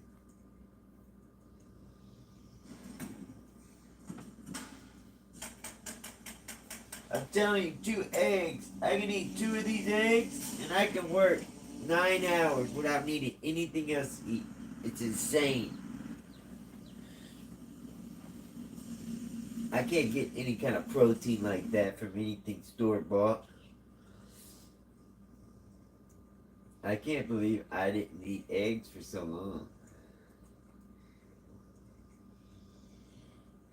But So what's wrong with everyone right now, the reason we have such an obesity problem is we crave certain foods. And the reason you crave foods is because your body's lacking that vitamin or that nutrients.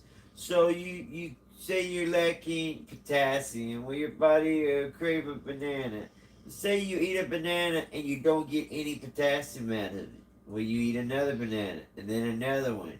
You basically are starving to death with a full stomach and you're never getting what you need. And that's what's going on with our food right now. Population control is the main agenda with everything that they're doing. And it's for a reason. And they think that we're all gonna starve to death and have wars and fight over clean water, air, and food, not for anything else, not for energy. They think population is gonna be to the point where it's unsustainable.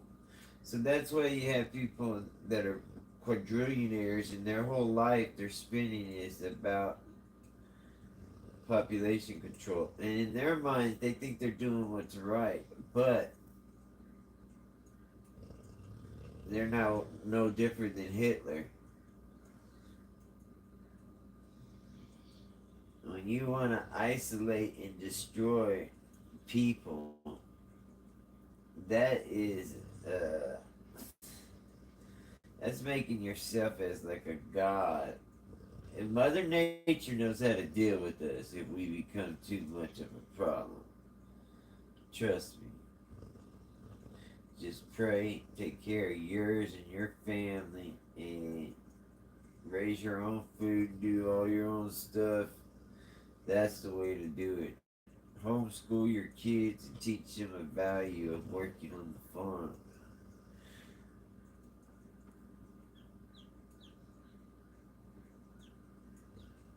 Cities will destroy your kids. You don't know. While y'all, both parents are working just to survive, your kid's hanging out with other kids his age that are master manipulators and criminal masterminds. And before you know it, your kid can be caught up in something that he spends the rest of his life trying to pay for. Trust me, a bunch of my friends, my classmates, I got 4 of them that got the death penalty. 2 of them are already executed, and 2 that are waiting. And these are all different situations. One of my classmates was on America's Most Wanted 3 different times. Another one of my classmates was on America's Most Wanted too. That's insane. Justice Smith, he killed both his parents. And ran to Mexico with a 6-week-old baby with health problems, him and his wife. Kenny Parr and Michael Parr. Kenny was my classmate. Me and him got into it, and I got kicked off football because I got in a fight with him. Which my football was my everything. I was making AB honor everything just to play. But stuff like that happens. They did a home invasion. They killed a woman in front of her kids, and then did other unspeakable things in front of her kids. Mike was the younger brother. He had mental problems. He was 19 when it happened, so they gave him life without parole. Kenny was the older brother. He was like 22, and they gave him the death penalty. Randy Lamberti, another classmate, life in prison.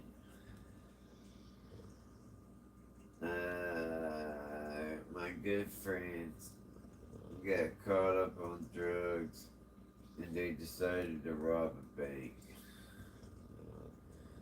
Well, like I said, they were on drugs, so they didn't do very much smart planning. And they were caught before they could even count the money. Well, the cops already knew who they were before they got the money. One of them got caught within hours. The other one didn't get caught for a month or two. And they got 60 years, 25 years, and a 40-year sentence, all stacked. Texas don't play. These are kids too. Under 21 at the time. Both of them.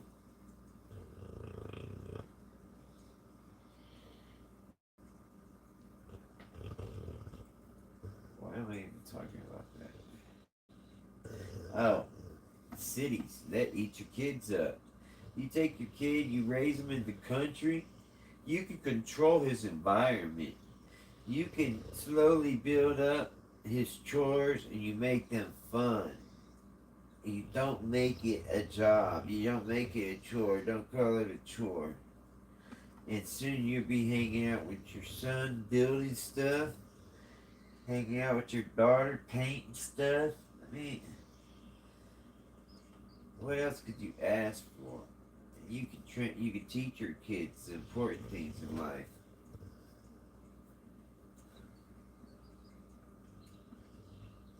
Without outside influencing, trying to manipulate your children, trying to drive trust and doubt between your kids in the house, in the family.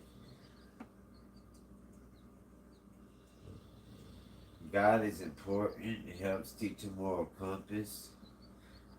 And that's just a better off way of living. Abiding by the Ten Commandments. Knowing that God is watching you.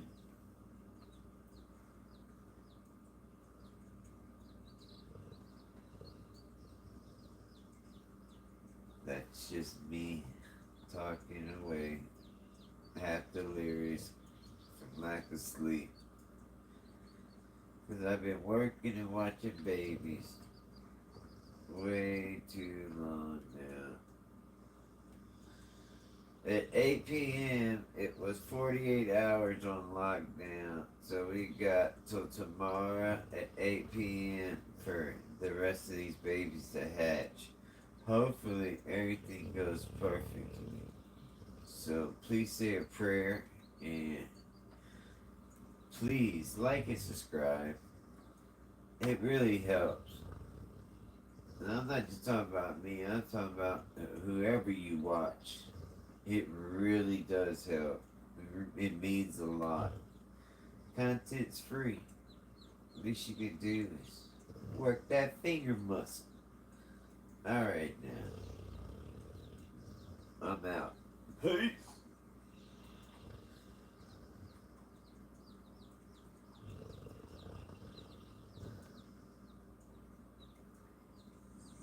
So it's big, black, contains splotches.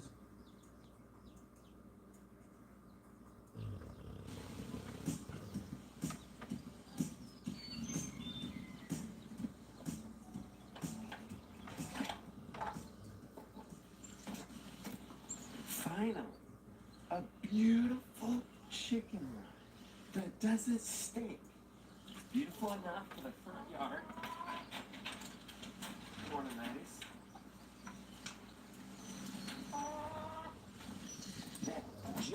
the surface of this neat mulch. Oh my gosh, can you look? Beautiful, beautiful compost. Fresh, wonderful stuff. Wonderful stuff. Today, I'm going to show you this beautiful system where the garden feeds the chickens and the chickens feed the garden. You're welcome, Mr. Cucumber. First, let's get some tools. So I'm going to talk to you how to keep a static chicken run smelling fresh and giving you compost. And a hard rake and a shovel. Aha, hard rake. And where? You kidding me? Where are all our shovels? We have nicer ones in the nest, but this one. I'm going to show you how we built this thing with cedar, non-toxic, that lasts for a very long time. Forgot my water. I'm going to show you how to manage these chickens in a system like this. By the way, 4 chickens will drink about a quart of water a day. So 2 chickens will do a gallon, so this actually lasts a few days. Good morning, the beautiful one. You got any of these precious plants going out into your raised beds? My sunflowers are going, well, not raised beds. The raised beds are done. Oh. But in my herb garden. Okay. The sunflowers, flowers. I've got a couple pumpkins that need to go out. I tried to pot up some things. Okay. Well, I got some compost for you. Okay. If you need it. At least a little bit. Maybe a wheelbarrow load. Yes, I'll let your chickens out. Is that okay? Or do you like to feed them before you let them out? Why is there another feeder in here? Oh, I don't know. Will you get it out? Maybe switch it, because this one's all jacked up. Or not. Here we go. Oh, honey. Can you pick that up when you're done? It just looks not so good. Thank you. One more thing to get for this demo. I want my jacket clean. All right. Hey, you're up and at 'em. Got your shoes on. Got your jacket. Man, doing good.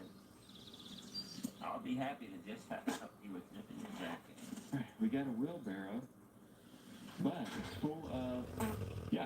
full of holy cow squat and some wood chips, but no problem. We can just dump that into the chickens. Hey, you want to ride? I'll put another layer of mulch, just to make sure you're not sitting in cow squat. Daddy, what button do I hit? This one? Yep. Moving wheelbarrows always works better with chitlers. Hey, Brown, will you hold that door open for me, please? There's a little ledge, a removable ledge for getting wheelbarrows in and out, but it still holds the mulch up. Let's see if we can just cross it. Oh, yeah. Oops. Whoops. Next time, I'll just do this. And I've got my balance. All right, keep that there to keep the mulch contained. All right, come on, Mr. Brown. Dump this out.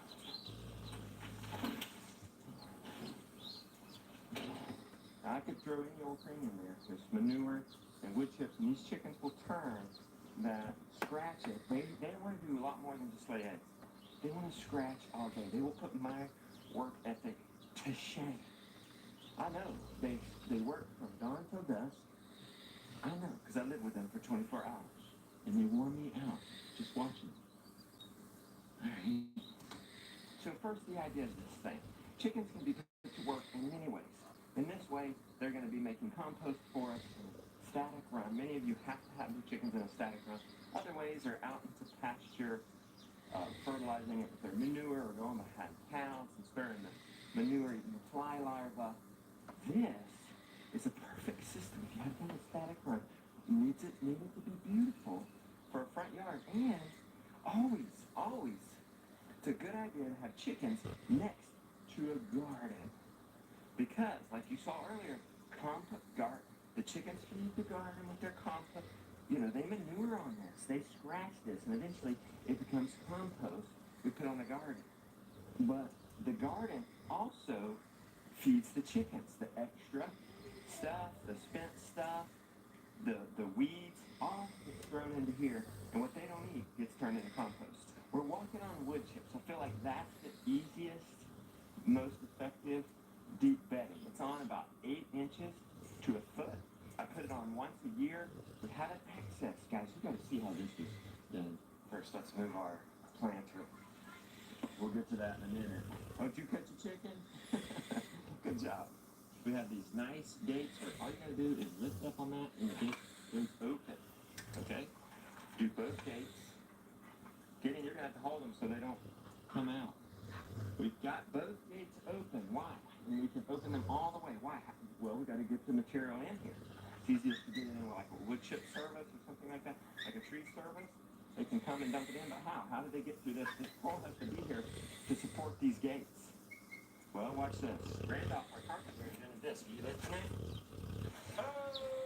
You want to set that to the side, Gideon? There's water in there. He got a plastic fence post that the 4x4 cedar happens to fit right into. It can be removable. The trucks can come in and dump, and then we have our supports for our fence. More on the fence in a second. Let's finish this compost demo. We took one full load of wood chips, just typical tree service truck. We piled it up in here. We had that placed in the middle, and then we just slung it out. It took about 30 minutes. They're all up on it. Typically, I would put that much mulch in every year, once a year, but before I would put that mulch in, I would harvest compost all at once. It's just batching, or you can harvest compost as you need it. So you saw me digging a little bit earlier.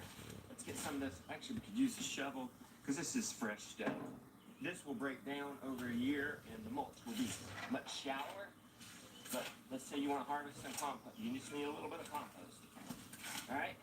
We're just getting the wood chips off. Doesn't matter where you put it. Accidentally got some soil with that one. It doesn't matter. Okay? We're just getting us a harvest area. I wondered for the longest time, how do you harvest compost under a deep mulch system? Well, this is how. Now, hopefully that I'm showing you makes sense.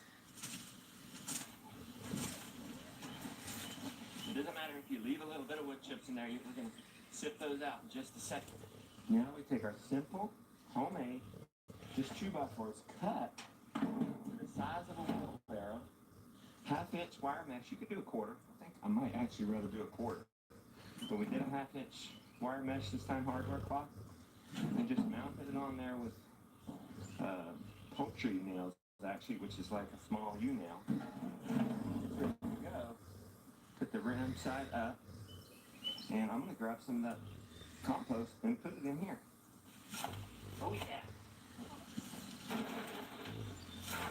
And then look at the chickens going crazy. They see it. We don't see it. What do you see in there, honey? What do you see? What do you see? What do you guys see in there? Now that we have our compost up here, it's wet, so it's probably going to actually be easier to do this with this tool. It'd probably be better to do this on a drier day. It's just rained for like 4 days. But my motto is, just plant. We're going to do like that. If it were drier, I could do like this. And it might make sense. Okay? You just wait till you see what's going through here, guys. Just wait. Just wait. Just hang with me. The reason I would maybe do this early spring, get us some compost. I would cover that compost that I harvested and use it throughout the season.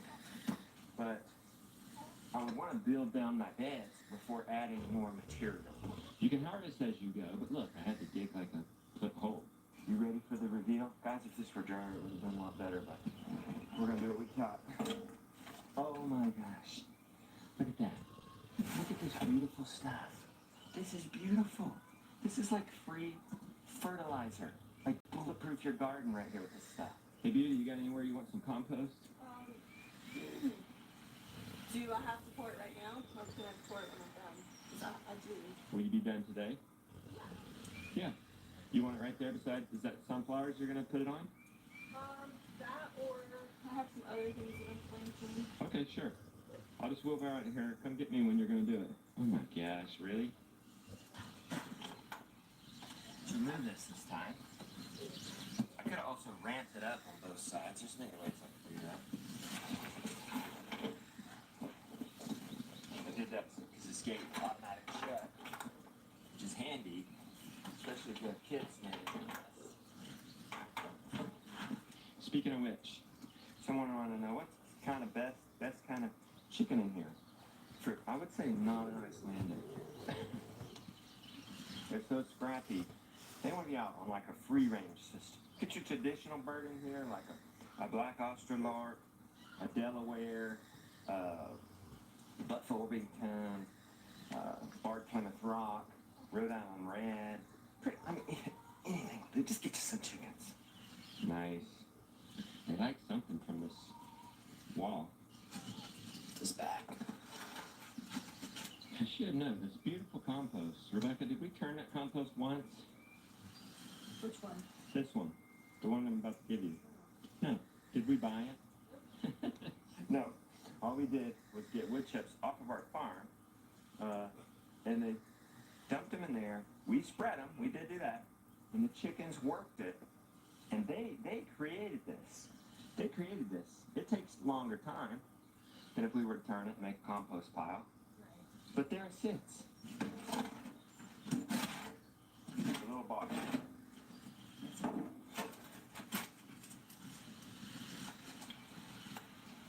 Nice. A little bit of food for your sunflowers. Spread it out with my hands. So how long does it take chickens to get fresh wood chips, mulch, wood chips? It takes, I'd say 6 months if you were starting from fresh. And guys, you can put this could be on a lawn. The chickens will eat the grass. You could wait until the chickens have eaten the grass, then bring in the wood chips. Or either way, the grass will suffocate under the wood chips, or the chickens will stir this up and eat the grass. But a general rule of thumb is 6 months. It's going to take about 6 months in a cold, temperate climate where it actually rains, like where we are here. We get 40 inches of rain a year for them to break it down. You don't get that much rain, and you want them to break it down. Put this down every once in a while. Now, let's talk about chicken management, and then we'll get to the build, how this thing was actually built. This is 48 inches tall, mostly. Some places it's, we had to go with the land, so we had to drop it in some places. So, of course, it's taller right here and right here, but in general, it's a 48-inch tall rail. She's found the manure. She's digging in that cow manure. I'm serious, guys. Throw any organic matter in here. Manure, food scraps, weeds, grass clippings, anything. It's a static run. What if your chickens are jumping out? I don't think these guys are. I think our fences. Oh, yeah, okay. It's okay. If they are, you can do it. I've already clipped their wings. That might be why. Well, you only really need to clip one side, but I'll do the demo on the other side. So there's your wing. Look at the difference here. See how you go from long feathers to short feathers? That's your mark. It doesn't hurt them. It's like clipping their fingernails. I mean, if you go too high up, it could hurt them and draw blood. But you see, it's it. Leave the feathers in there to decompose and add to the organic matter. These guys have plenty of room. Maximum though, I believe you could get away with in a system like this is 3 square foot per chicken outdoor run. Now, if you had more chickens, you might need to add more wood chips than just once a year. We just have, what, a dozen-ish chickens in here, and it's a pretty big area. We could do 24 in here. We're going to certainly probably raise our baby chicks in here. Just watch. I mean, if it smells, it's time to add some more organic matter. It doesn't have to just be wood chips. It could be leaves. It could be sawdust. It could be pine shavings from Tractor Supply or similar. What else could you put in? If you had organic straw, any of those types of organic grass clippings. Now, I wouldn't necessarily suggest building this until you've had chickens in one spot for 3 years. Because what if you change your mind? This is hard to move. We actually had our chickens in one here for like, what, Rebecca, 8 years? We've had them in our front yard for very long. And an electric mobile net, it was a good thing because we moved it. We tried different systems, and then we found this net stood here for a long time. We're like, okay, let's go for it. One One thing's good about this is this can be a static run. They can stay in that. It's easy to maintain. It's one of the easiest systems.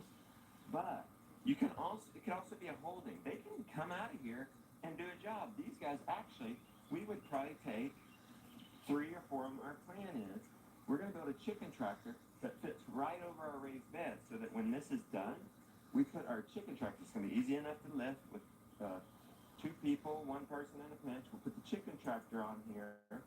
We would capture the chickens at night, 3 or 4 of them, and put them in that and work this in and get all the produce that we didn't get and to maybe add their manure and things like that. You can move them out to a cover crop pasture, to a big garden you want tilled. You can move them out in the pasture during the growing season. Whatever. This makes that all possible. It can be just their permanent place, or it can be just a holding, and then you send them out on little missions. Like these guys, I sent 3 of them out on our instant chicken garden. Like, chickens did that, guys. This is our instant chicken garden. They did that. We took 3 of those guys, put them in a chicken tractor. They tilled and fertilized the ground. We moved them off. We built a garden with just 4 inches of compost. Guess where we got it? Guess where we got this compost? Anybody guess? The chicken run. And we put down a weed barrier, paper, and then we put down grass clippings from our yard.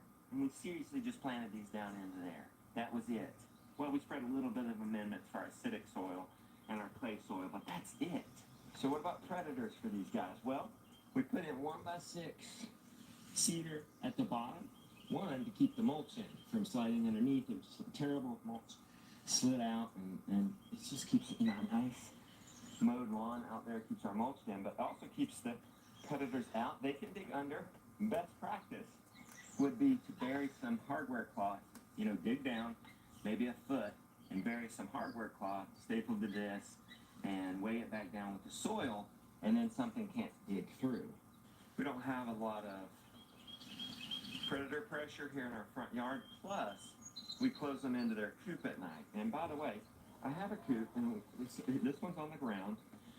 This is an A-frame design. We put wood chips inside. This will be moved, but it's hard to move. It's kind of buried in wood chips. It's going to be a bit of a struggle to move. Should I try to move it now? Let's try to move it now. That'll be entertaining. Oh, and while we're at it, what's this? What's this pallet? I put a pallet in here because they stir this wood chips, and I don't want them to stir it into my water. So if I have a pallet and I put the water in the middle, one, if they're not stirring anywhere near it, and 2, they jump up there and have dirt or wood chips on their feet. It drops off before they get to the water. We were hoping this was just going to be a temporary, because I think it'd be better to put a poop that's a bit off the ground, like my chickshaw mini-me, because then the poop drops right down to the ground. It's not buried in wood chips. Am I going to even be able to move this thing? I'm going to have to dig that out. This thing's kind of heavy as it is. It's tried and true, though. It's an old coop. We're using it up, wearing it out, making it good and doing well. Told you this is going to work better with a camera. Hopefully the beautiful one watching. She ain't paying me no mind. All right. There we go. Here we go. Here we go. Okay. All right. Not too bad, but no way here, Jonah's going to do that. There we go. All right, now the chickens will spread this. See our manure load here? See why I'm voting for a more, that'd be kind of like a poultry pen where there's a floor, where there's no floor. I'd rather have a uplifted floor, big wheels, that I could just easily move. A kid could move. So we talked about land predators, but what about aerial predators? Grown chickens here don't really have that much pressure from hawks or similar, but some people got hawks or eagles. I would not be opposed to this being smaller or going all out and covering this whole thing, and even having shade cloth in some area just to give them a nice cool place to go in the summer, but then also real covering like tin or something like that not only will this protect this from the moisture, but then you got some more control of how this breaks down. You can make it last longer, or you could water it however you want to break it down. And it can also serve as a predator control. So if I had really high predator pressure, I would very seriously consider making this a big cage. You guys ready? You've been waiting for this fence design. Well, first I should speak to these are nice. We saw these on a gardening store. I'll link some below.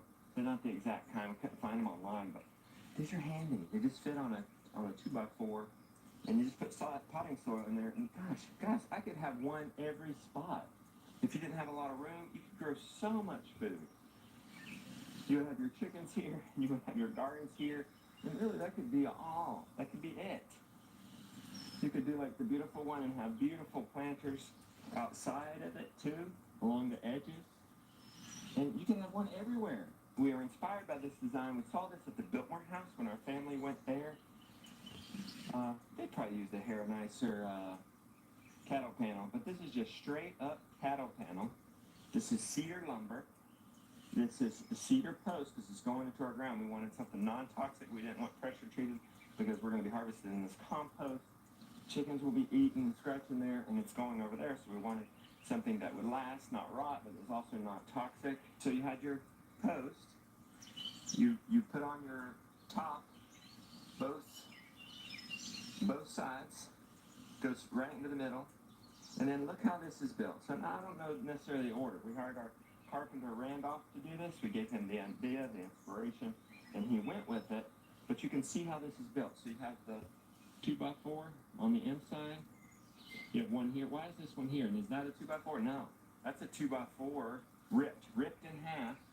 So it's like a 1.5-ish. And those are stripped.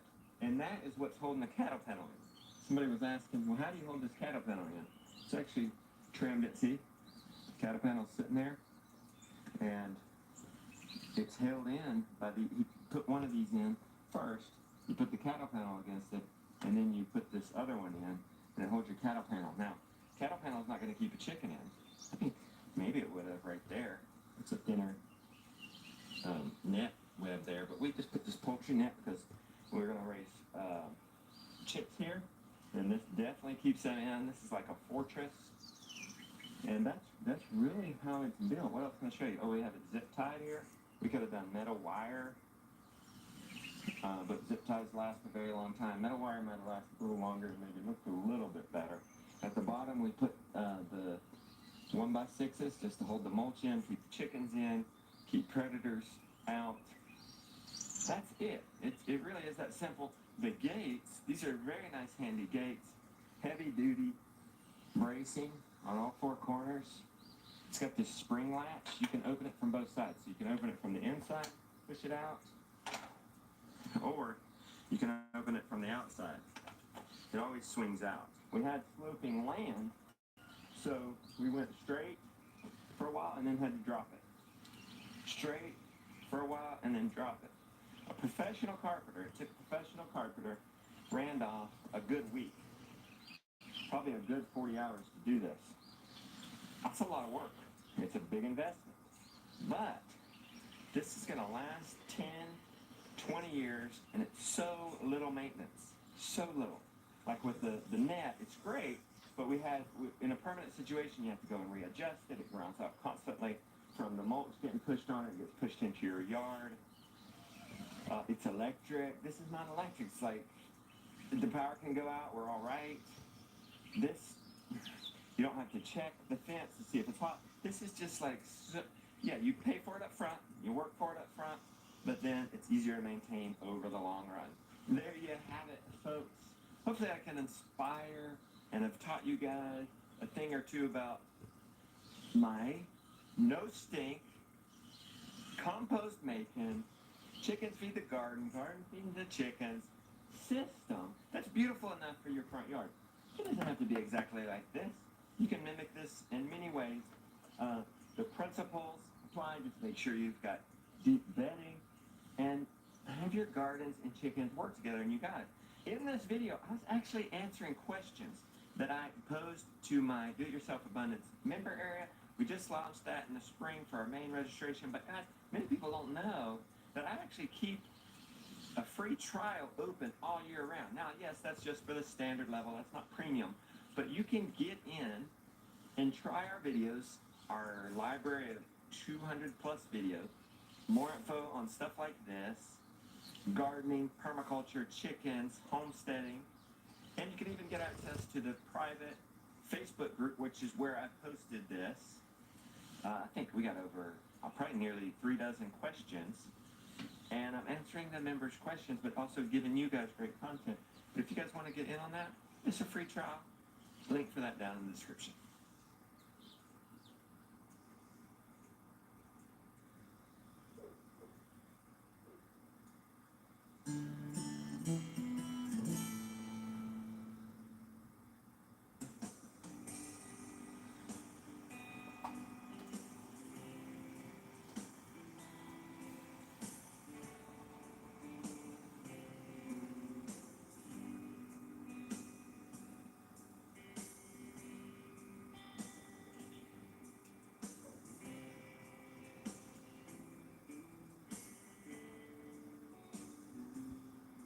We can't do what I wanted to do, which is demo with the powered walking iron tractor and ATV to show using the roller crimper because the ground is just too wet. Will make the walking iron will just get stuck and spin its wheel and dig itself in, and the ATV, even if it works, will make a horrible mess.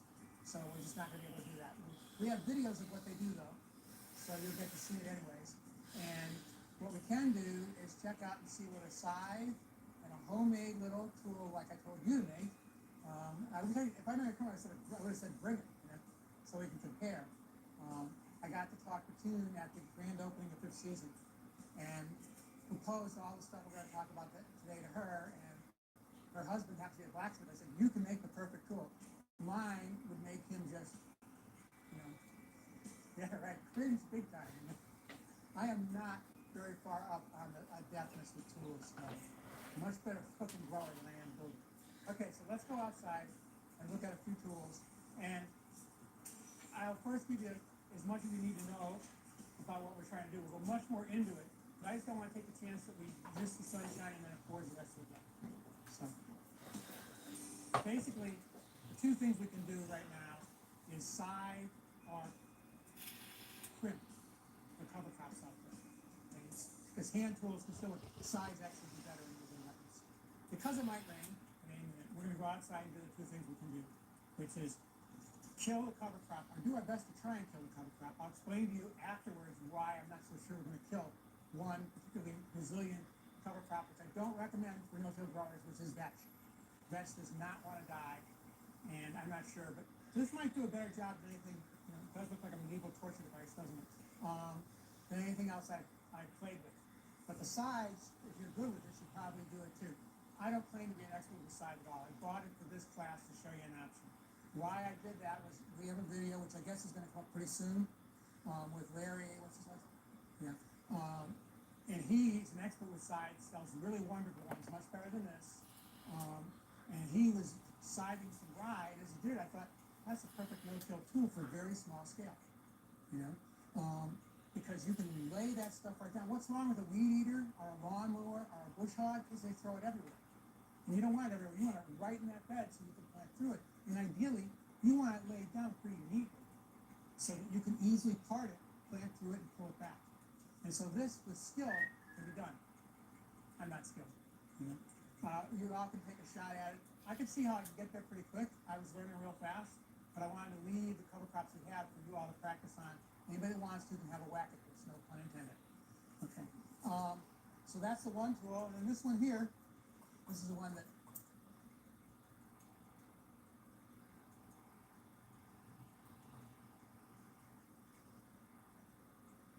from the unbelievable moment, a man in a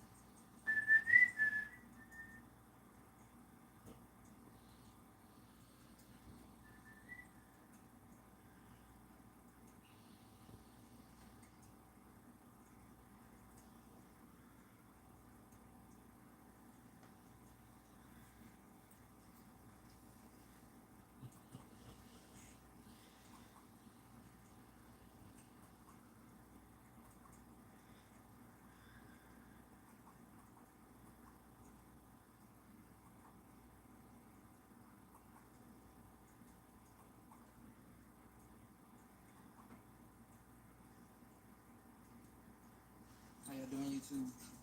Chris here back. Got those bullies and dames. We got a bleeder, man. Puka's in heat. I know everybody.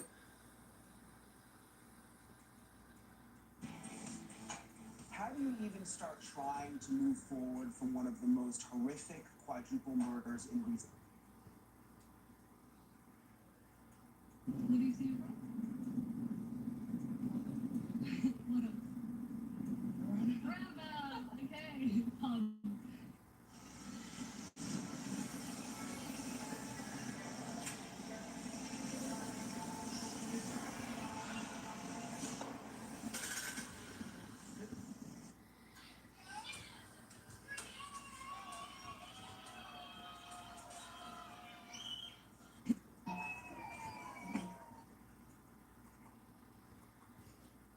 What do you see, bro? What up? Bravo! Okay.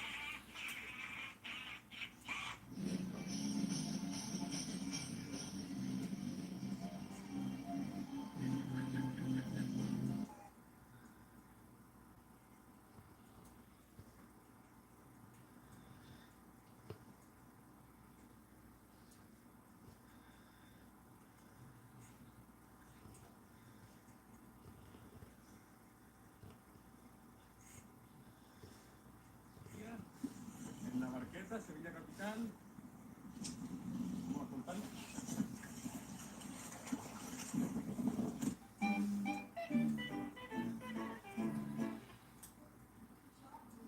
No, that's not the job.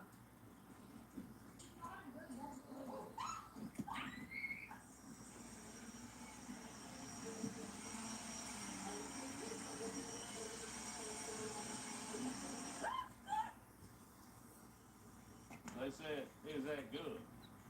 Is that good? What in the chicken foot fuck make you think that's good?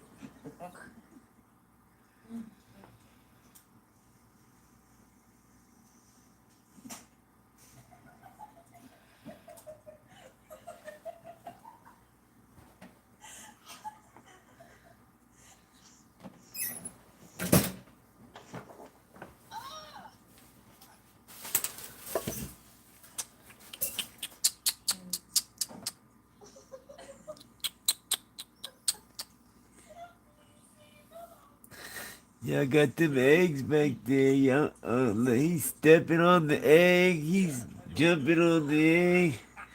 He's doing everything to make that egg hatch. Juju's over here looking at the eggs, trying to encourage some hatchation. I love you, little boogitos. You little boogitos. Chiquito burritos. Okay, we're up to 68, Mandy, so it looks like that the instructions are right. You were right again, Miss Smith. Thank God you figured it out. You saved the rest of them. If it wasn't for you, we'd probably be burying all of them. Right there. Leslie, don't overreact, but on the corner of the wall there's a big roach. Did come see it. Don't kill him. Putting the bra on my customers. When you're raising babies, you gotta swallow your pride and do what it takes for the well-being of your baby.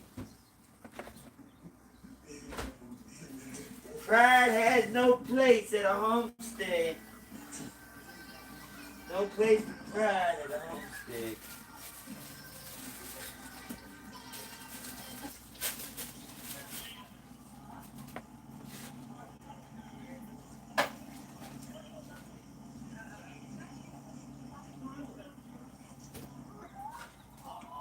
I hope we get some more eggs.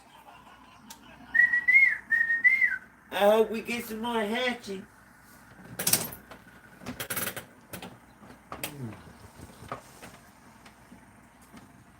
Isso, menino. Aí ficou bom. Ficou bom demais agora.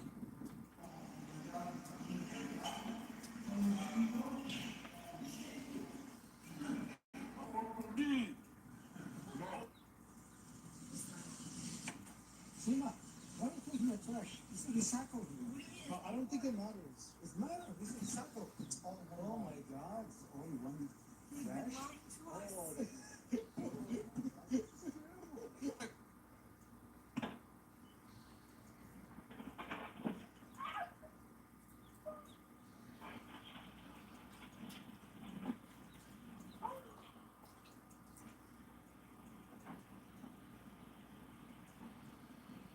Poor lady.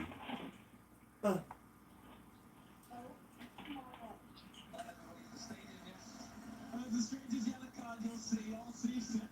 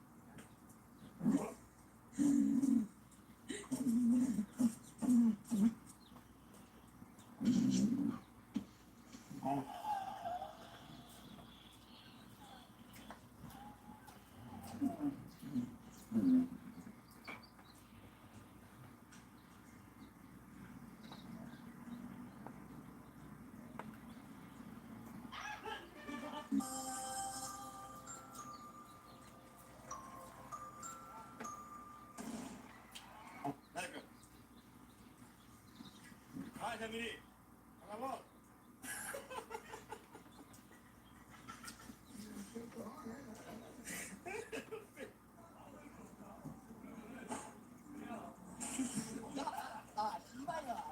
Immediately no. Immediately no. I'm telling you right now, I seen what I needed to see. Hey, you gotta put it in the water. No. Your engine's out of the water. You gotta put your engine in the water. That's all right. So, Ajit, it's like, turn off the window. What? Because the door works for now. What's your name? Finn. Okay, I'm gonna give it to my baby's friend because it's been really interior. Oh.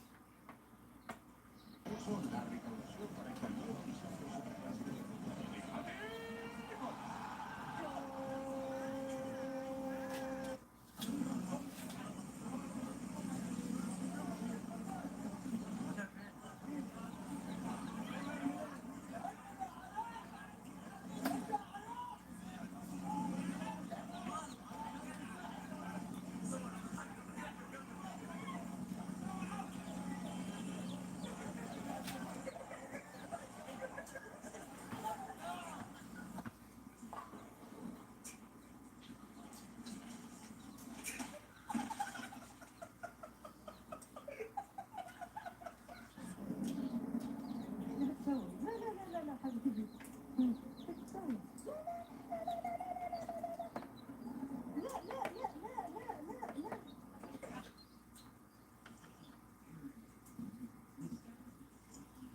Yep. Meow.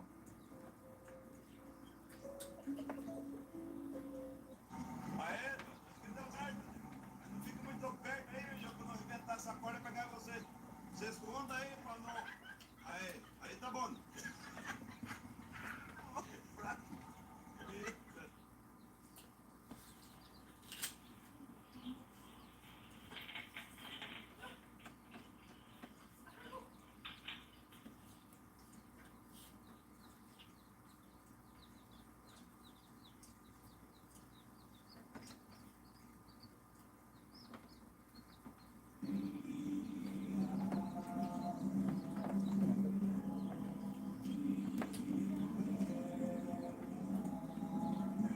Baby, did you know you're the hottest guy here at Target? Yeah. Yeah. Oh, wow. Stop. Did you also know that your right hand has never touched your right elbow? Yeah, it has. No, it has your right hand, baby, on your right elbow. Come on, try it out. Give me the good. There you go. Ay, papi. Man.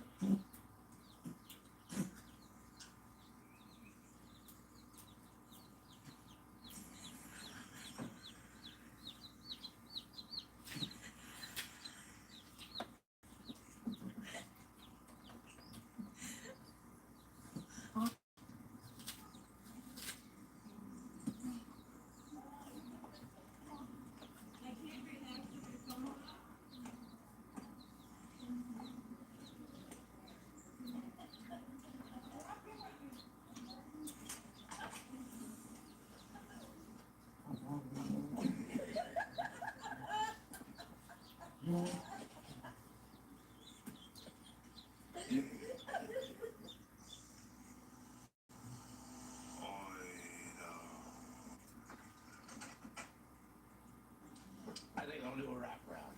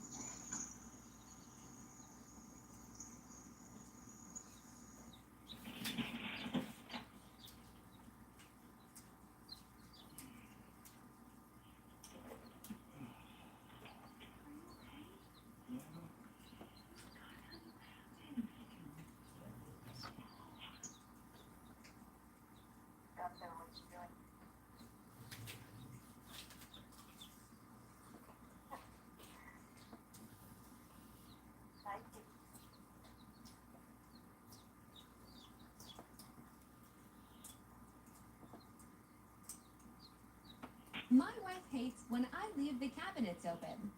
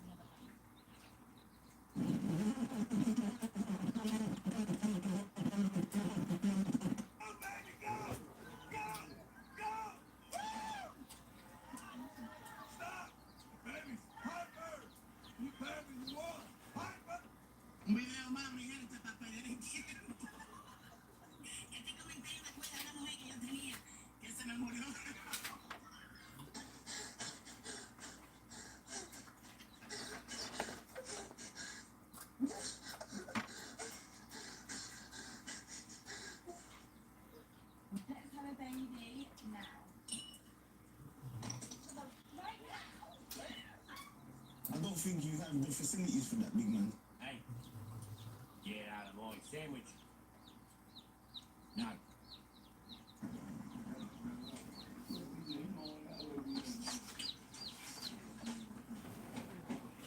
Oh my god, I'm starving, man. Holy. What? Pot trees? Pot trees put you up? Yes.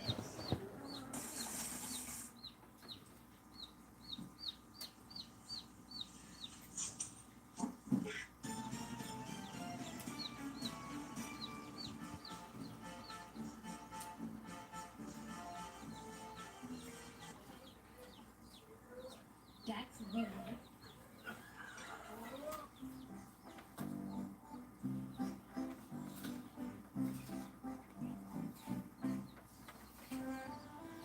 Hello, this is Santa, and I am here to tell you that I eat millions of cookies each year.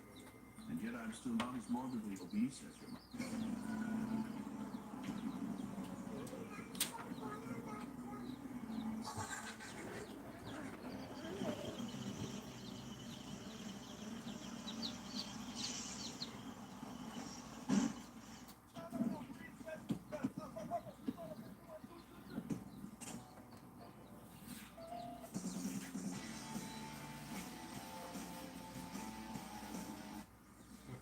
Damn, ain't no water, bro. What the hell is going on? Bro, what are you doing? You're not the thinker.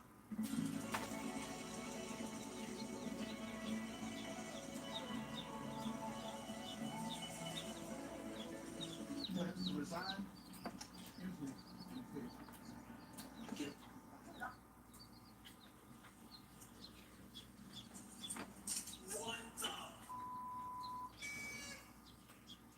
Your turn.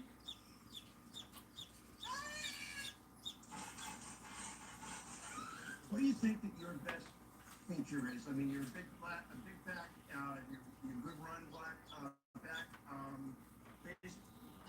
Merry Christmas, Chio-chan. Hello, Miss Osaka. What are you doing there? Merry Christmas to you. Oh, it's almost Christmas time, isn't it? That's right. Merry Christmas.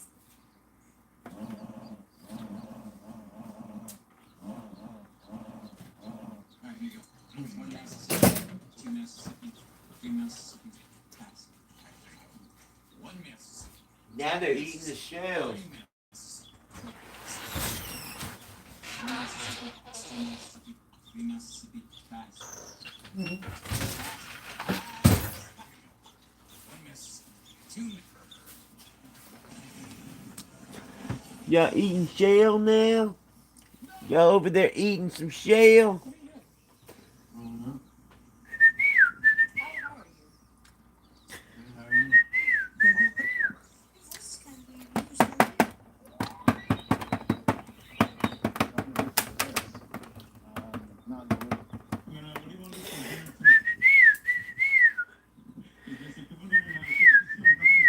What's up, player haters? Big bird in a little coat. Big bird in a little coat. Yeah, yeah. Oh, yeah, little bird in a big coat, baby.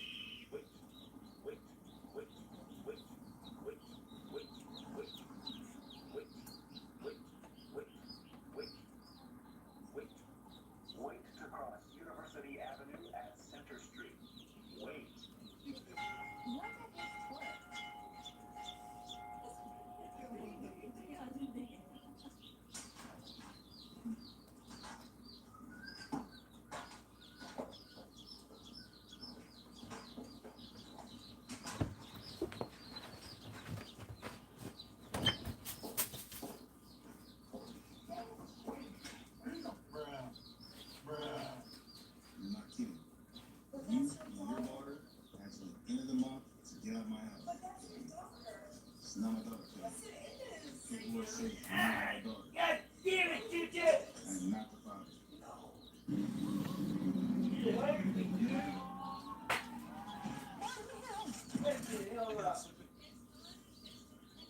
My accident.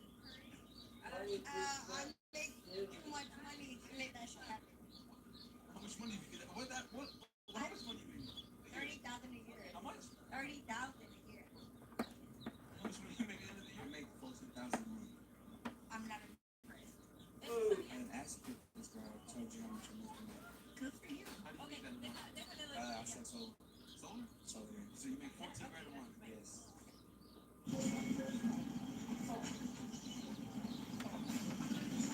This NBC Coffee report.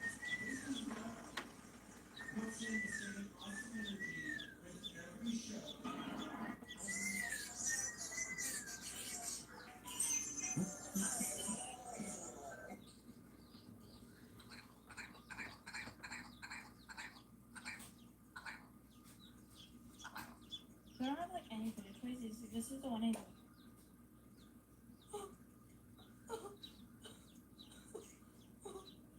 Birthday, Oliver. How do you feel about having Hatsune Miku at your birthday? Ohio. Hatsune Miku.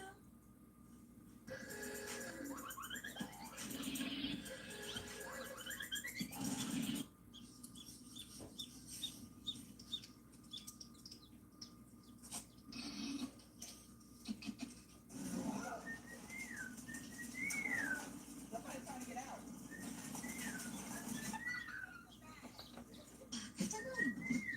私はあまり好きじゃない。でも、だいたい。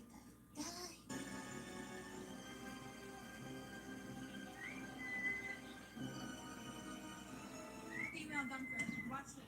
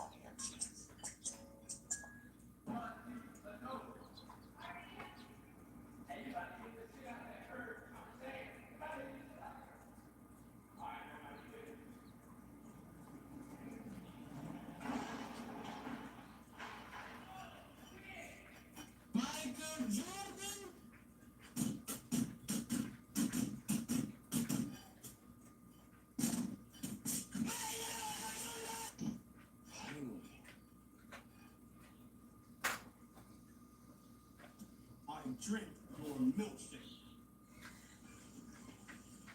Oh, ain't no milk.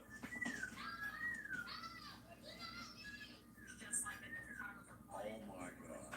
Look at that. This is gonna be my post of the day here.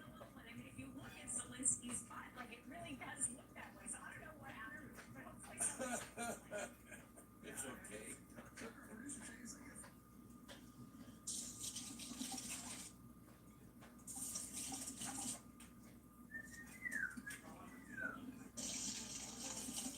Kentucky. That's finishing in the national championship game, not winning it. But the lows were low. I mean, the lows were low during the regular season, and I think that battle tested this group. No doubt that this is going to be a really successful partnership.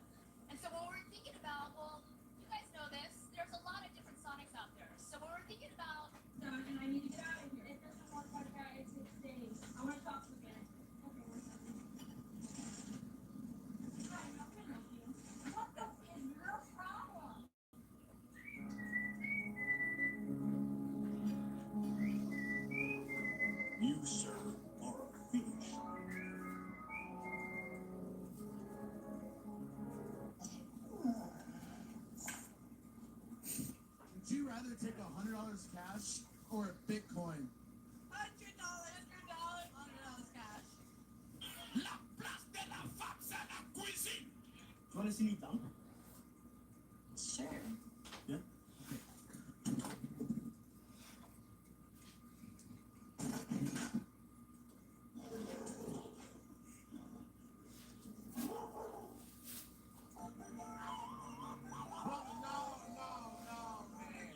¡Ay! Mussolini, no. No hagas eso. No hagas eso, Mussolini. No vayas a salpicar, Mussolini. Eso es de mala educación, papá. Concho. Fastidio. Me voy a tirar agua. ¡Listo! ¡Ah! El coño de tu madre de Mussolini de mierda. Pero por... Great grandma, you always know just what to say.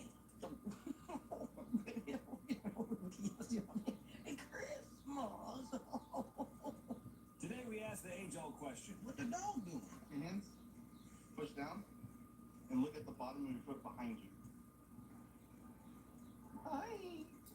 Half tons of hashish and other narcotics. Burning behind me. Quick. Wait, we just need one more.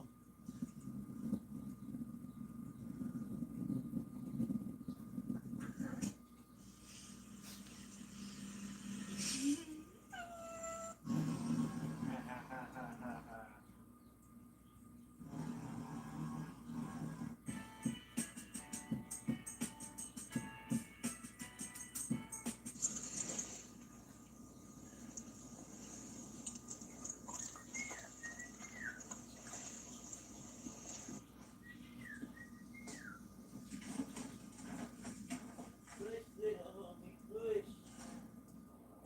You got this, bro, push. Don't fuck with the Mercedes.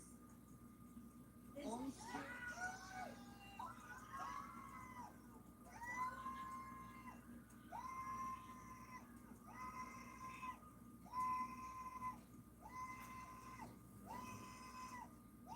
Be the KFC. Well, I'll give it to. It's fucking raw. La misión finaliza en 30 segundos.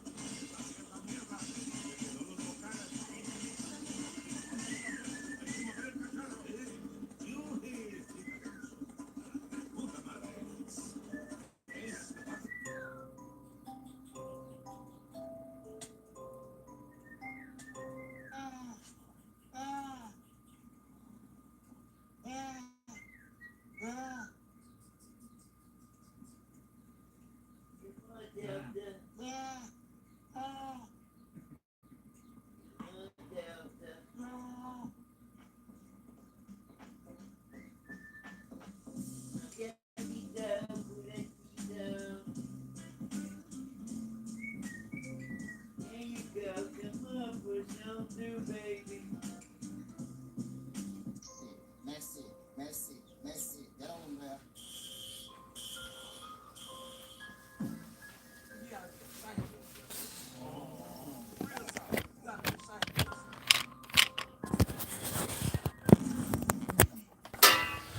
You're such a good daddy.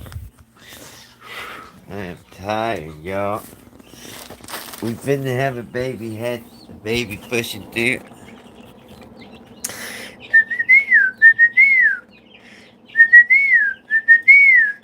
This little guy right here has been trying to get out that shell for the last 16 hours. And he's finally getting there. I think he was just too big for that thing. Look how big he is. Somehow he was in that little bitty shell.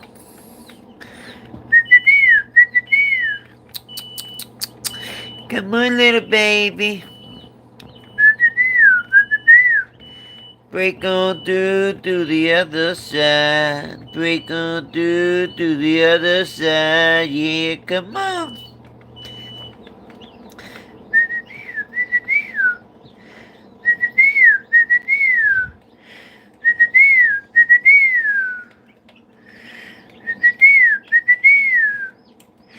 Come on, guy.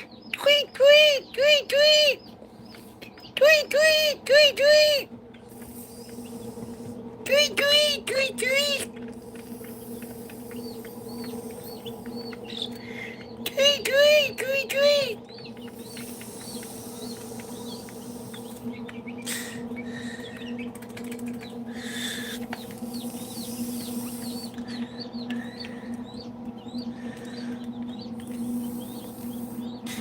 Tweet, tweet, tweet.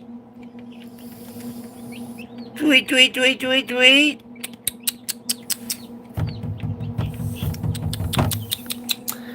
What's the other player?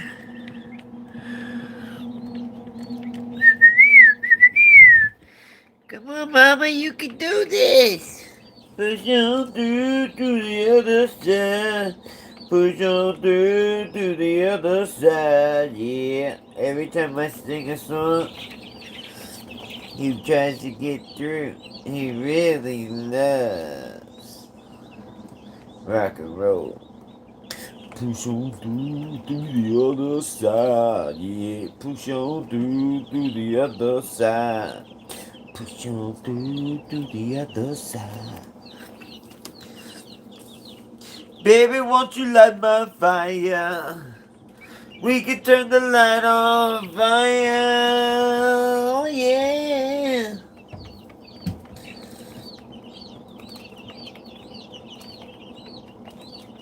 Baby, won't you light my fire? Let us set the night on fire. Yeah, yeah.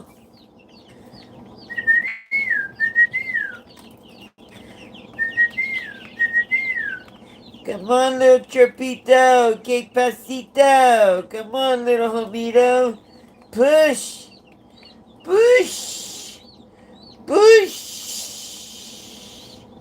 push, push. Free yourself. Free bird, yeah. So run. Take it easy. I'm feeling alright. Come on, Papa. Come on, Papa.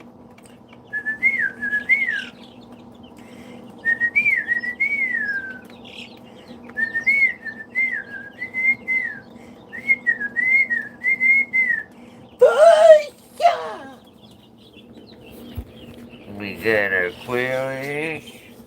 We got some special eggs. We got some special eggs. And then some more special eggs. And then other than that, we got some special eggs. Push on through to the other side.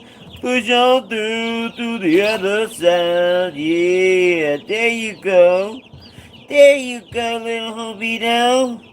Take that big old breath of air.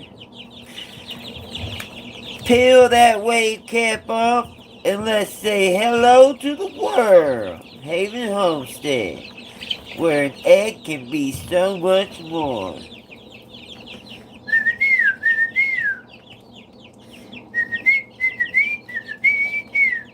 Come on, little birdie, let me see you shake it. Shake your tail feathers, let me see you break it. Break the shell out and let me see you make it. Come on, little homie, let me see you make it. Tell them, homie, say yeah. Come on and come hang out with the real dogs. We all waking up around here. We doing big things around here. Tell them. Big things, baby. Big things, big things, big things, big things, baby. All these guys. Yeah. The ones that were in there. The ones that were in there, two of these guys, three of these guys did that ultimate jump to the bottom.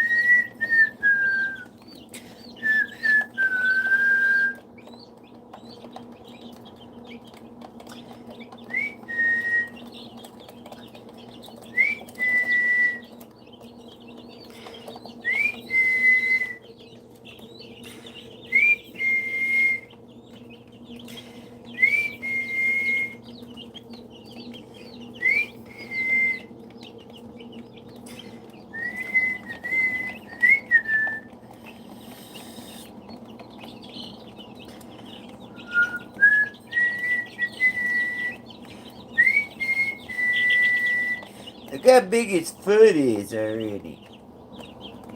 How come your foot's so big, big doggy? Hey, Robbie. Yeah. You look at... So that one doesn't look like it's going to be able to break out on its own. You don't want to take the bottom of the shell off because you might not have sucked all the yolk in. But if you are going to pop the seal to help it, just get the top part of the shell off and turn him over so he can push with his leg. I did it. You didn't see it? He's hatching right now. Yeah, I've been watching your live feed, and I'm worried that he's not going to be able to get out because it looks like his leg can't reach anything, and his head's just stuck, in one place. Well, I helped him with the shell already. He's pushing out, look. He's got his leg all the way out. You see his foot? Yeah, it's stretched all the way out now. Yeah, He might be able to get out now. Yeah, he's good. He's gonna get out. He's getting out as we speak.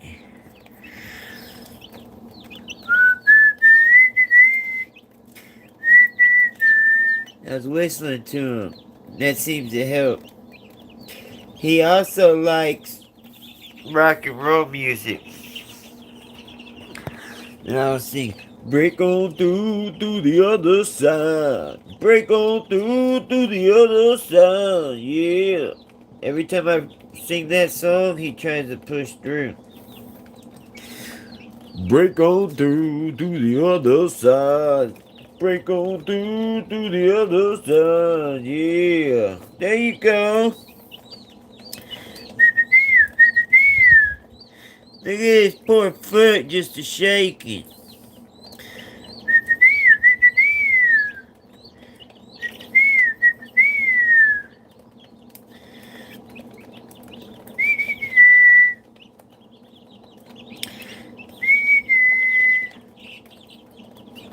You got this, little homie. Push.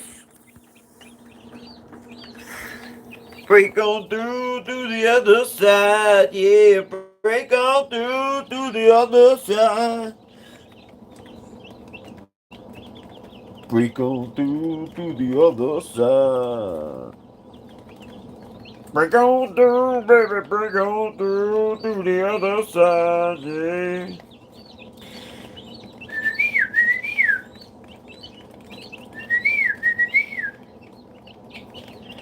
You can do it, little homitos. Tell them, guys. Tell them you got this. And you just one push away. Man, y'all are lined up like some hungry hippos. Look at him, there he goes. He's out now. He's out of it now. Here we go. 10-second countdown. Break on through to the other side. Break on through to the other side, yeah. You got it, buddy, I know. That poor guy just is shaking.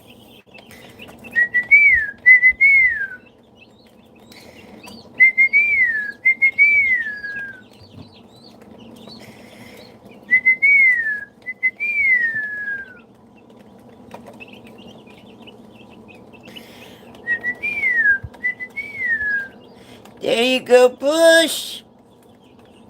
Push. Push, little homie.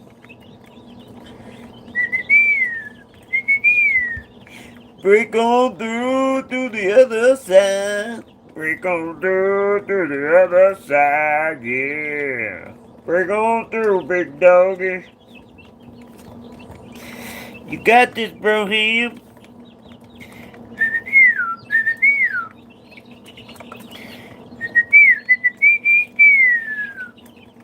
Come on, little buddy, push. Push, little homie. Break on through to the other side. Break on through to the other side. Push.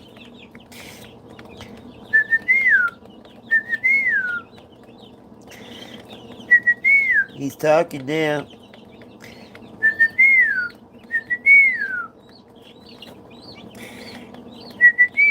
Yeah, it's a big foot, homie.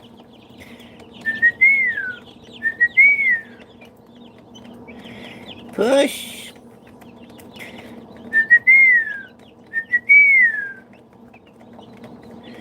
Push.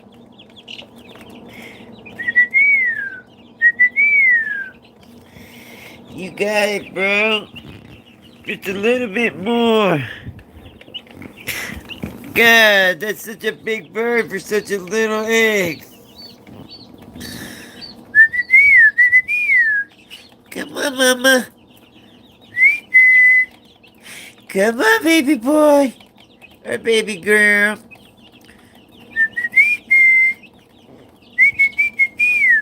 One more push. Break on through to the other side. Break on through to the other side. Yeah. Here we go. Come on, buddy. There we go. Come on. I can feel it finna happen. The force is strong with this one.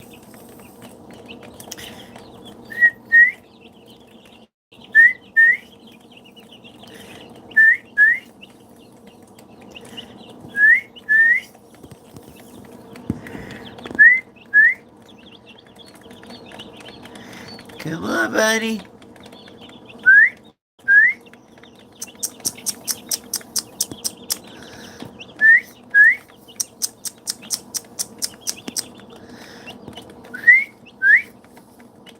Push! Man, you gonna push the whole other egg out the way before you push your shell open. Come on, little buddy, you can do this, man. I believe in you.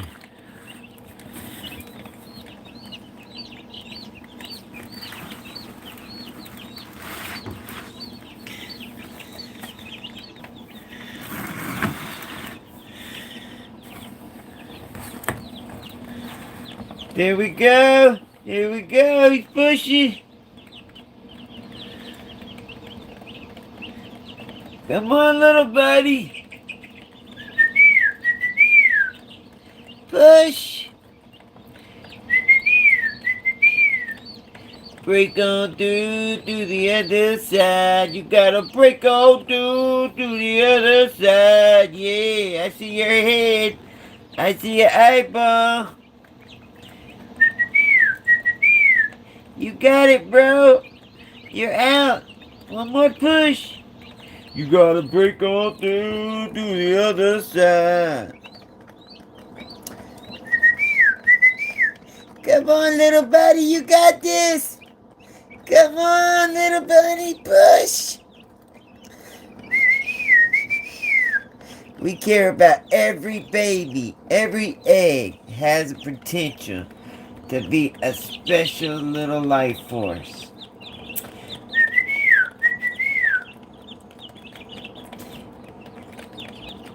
With every egg, they promote healthy life living with healthy protein. The happier the chick, the better the egg will be. Synergy. Perfect. Yes, it is. You put love in, you get love out. Come on, little buddy, push!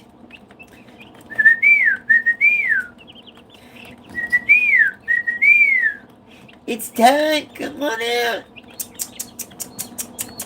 Come on out! Come on, push, push, push! He's trying, he ain't got nothing to push on.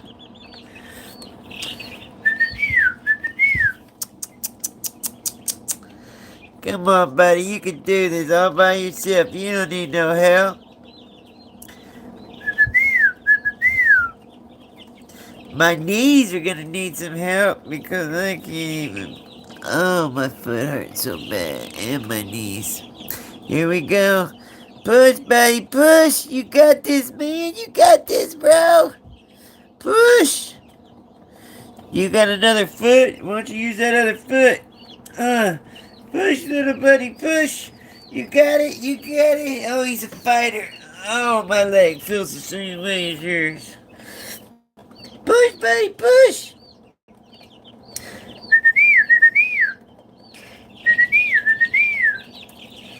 You got this, little homie, we believe in you. Even the chickens are yelling for you to come on and get it done.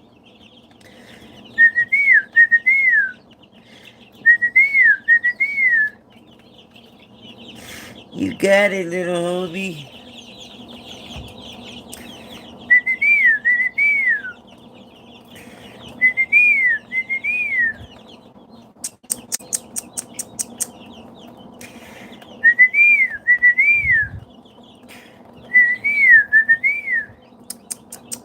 There you go, there you go. Yes, you got the foot in the right place. Now you just push, it's gonna rip right open. You got it, little buddy. Let that air hit them lungs. Yeah, tweet, tweet. Tweet, tweet. Tweet, tweet.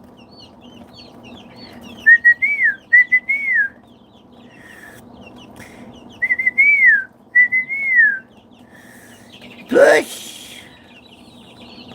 Break on through to the other side. Gotta break on through to the other side, yeah.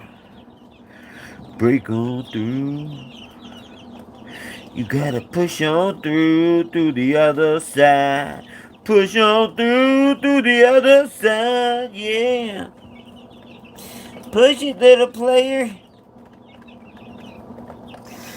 Look how precious. Every little one of these guys are precious. This is life, right in your face. How could you want anything more than this life? How could you wish death? God's creation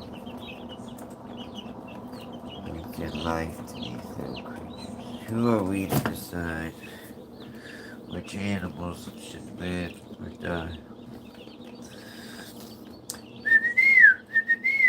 His little leg is just shaking. He's so trying so hard to get out. Or is that the wind blowing his leg? No, because it'd be blowing his fur too.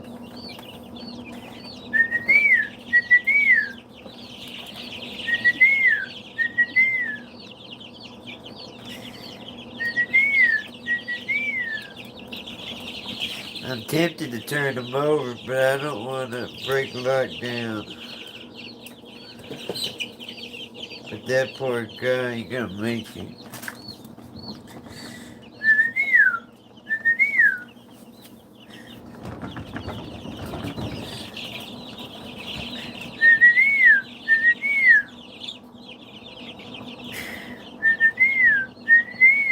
He's almost there. He's so close. You got this, bro. Push.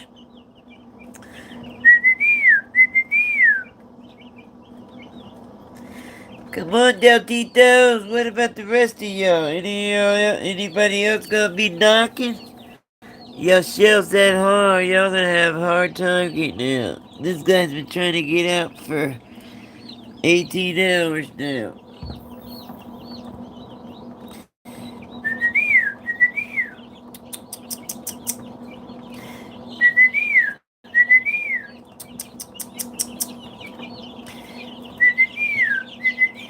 Push.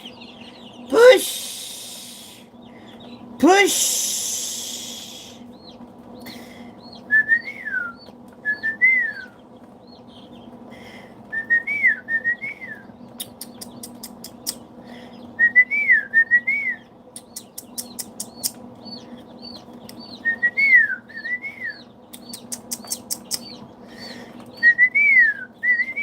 Hey, Robbie. Yeah.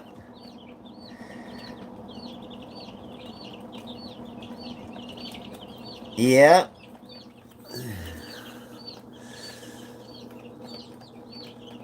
All I heard was, hey, Robbie.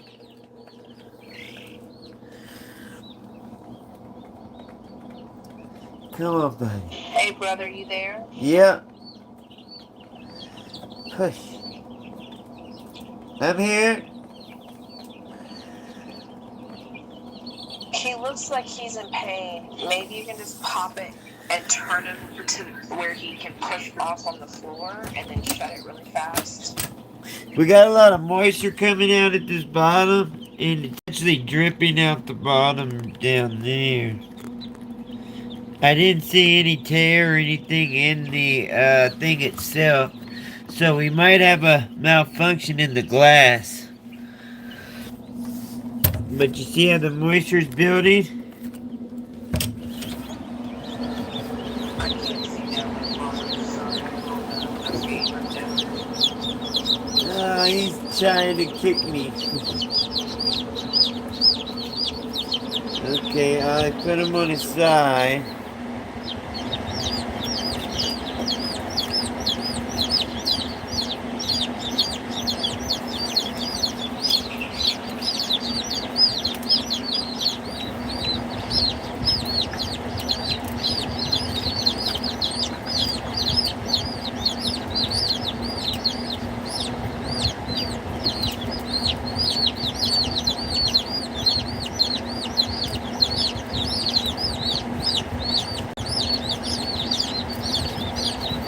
Man, that is one hard shell.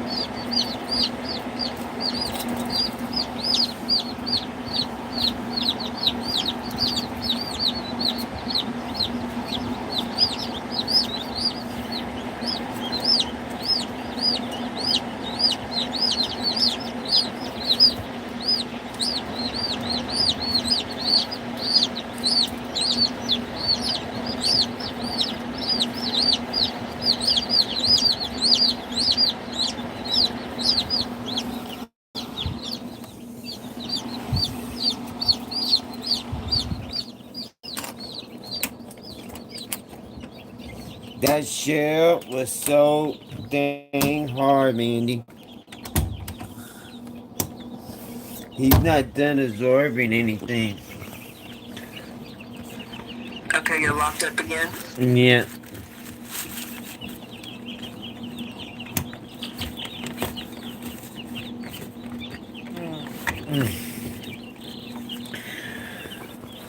I'm gonna need you to take some pictures of that latch for me so I can write to the company and let them know that might be what's going on with the seal at the bottom. Yeah. See how most of the moisture went away the minute I popped it. But you can see at the bottom, you see how the coil board's wet? See that? That moisture ain't posted. No, I'm on the feed that I can talk to you, so I can't see anything you're showing through the live feed right this second. Oh, okay. Well, now he's got action with both legs. Well, the problem was one of his legs were stuck.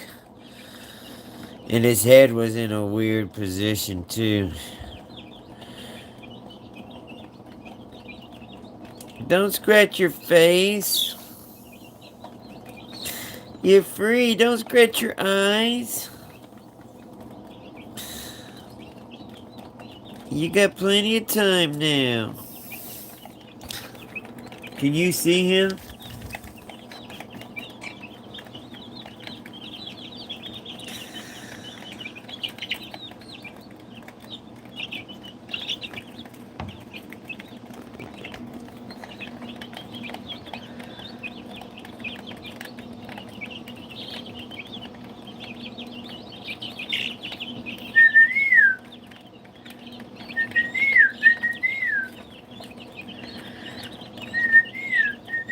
He don't look ready yet.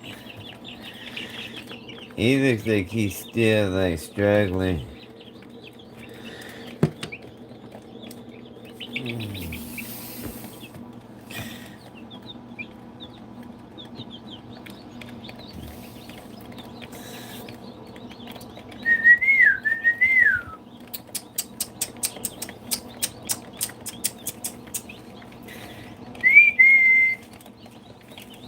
He's exhausted. Ah! My knee is broken.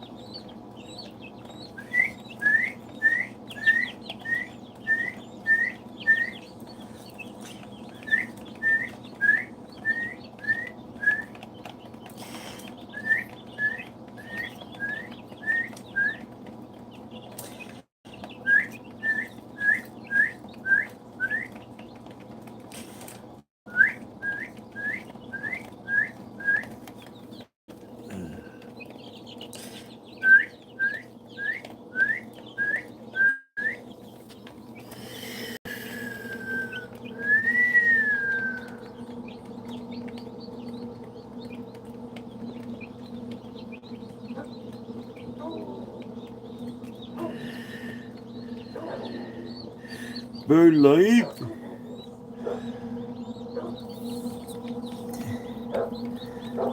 Two of these took that big plunge to the bottom and hang out with the rest of the puppies.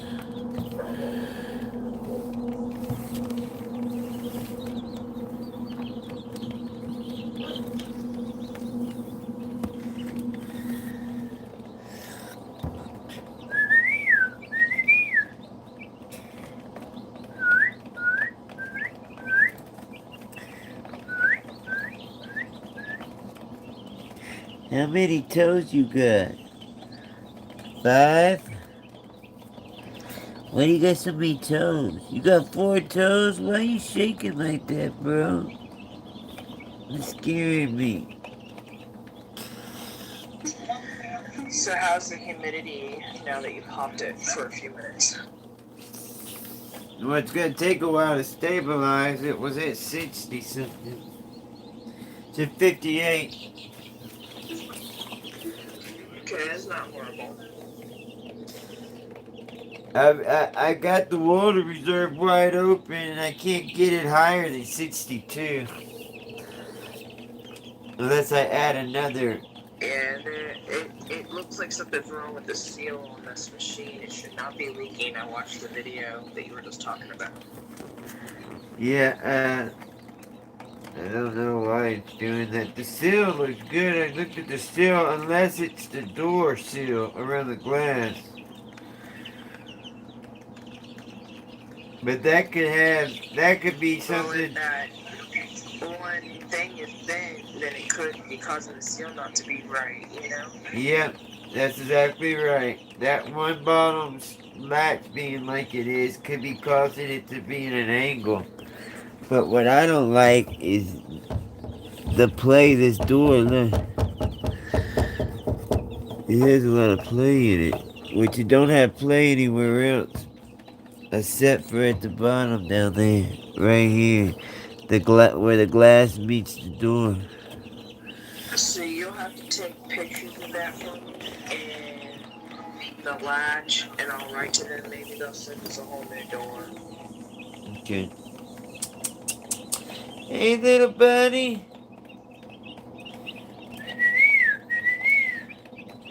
I don't know if he's doing that good, Mandy. There he goes, there he goes. He's pushing with both feet down. got both eyes open. Yeah, he just went through quite a bit of trauma for 18 hours, so it's going to take him a while. We'll know in a day or two if he's going to make it. Plus, he still has a turtle back. Because it's still wet. He's still absorbing yolk. Yeah, that's why when you help them, you don't take the bottom part off. You just let them do that part. Yeah. His head was just in a very awkward position. He had one leg free and the other leg was trapped. Yeah, and the shell was kind of hitting against his eyeball, which didn't look like he was. Yes, I noticed that too. And if you look right on his nose, he's got a little bitty red spot where it cut his nose. You see it? So once you see the live feed. No, I'm on a different feed so I can talk to you, but I'll be able to see it when I finish. Oh yeah, he's doing good now. His eyes open. He's getting more and more awake as we talk. Ain't that right, you little Darkwing Duck? Darkwing Duck.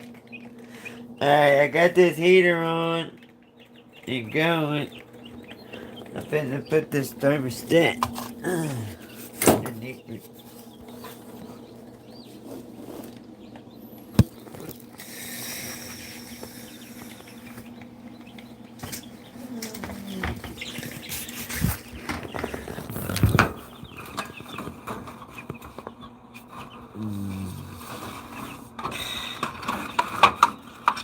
I got one side, ow, I got one side really low, and I got the other side kind of a little higher.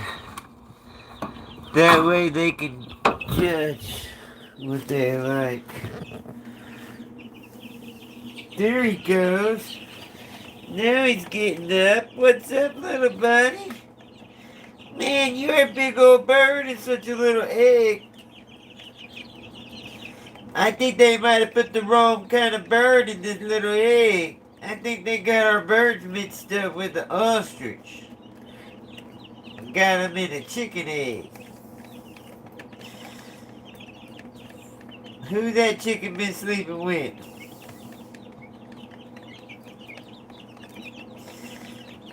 What are you besides big and beautiful? Big and beautiful. You're big and beautiful, baby.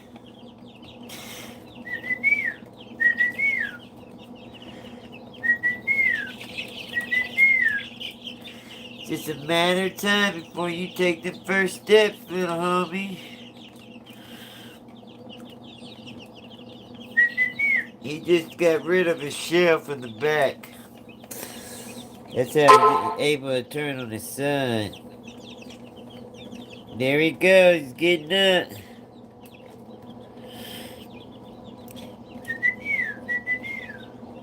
You absorb all the yolk.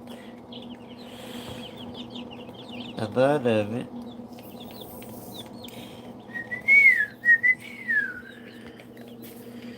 Whatever you do, homie, just don't get too close to the back. Otherwise, you're gonna be falling all the way to the bottom. And you got a long ways down, brother. So just kick back, Cadillac, enjoy your time on the penthouse. Chilling at the penthouse. Doing big things. What's up, Olive Eggers?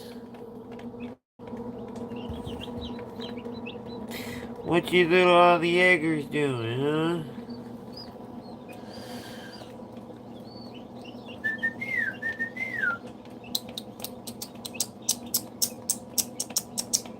Bird life, I see you looking right. Bird life, doing right, alright.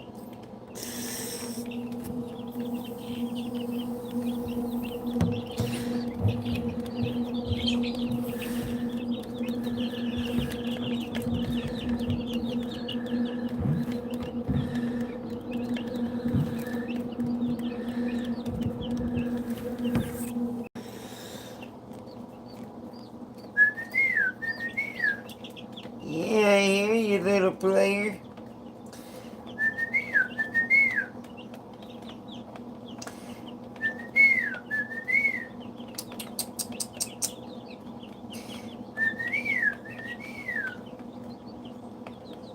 He's a survivor.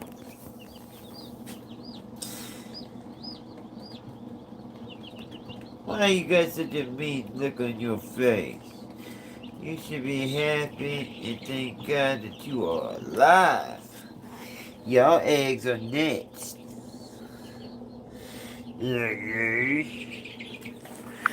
And Matthew Bully, Alien Dog Bloodline, and Haven's Homestead. Woo! Lack of sleep and a heavy heart. That's that homestead living.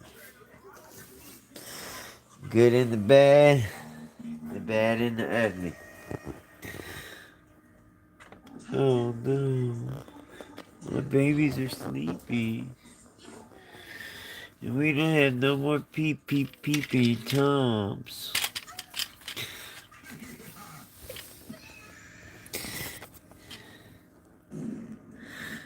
No peeping toms. I figured tonight we would have them all peep tomming and popping out like it's hot. This one must be making noise for them to be by it.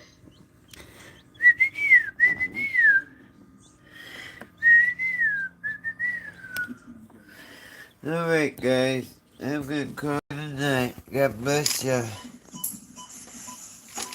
No, I wish. I love y'all. Peace. Please like and subscribe. It means a whole lot with helping us get our channel out. We're all about sharing the information and sharing the love. God bless y'all. Peace.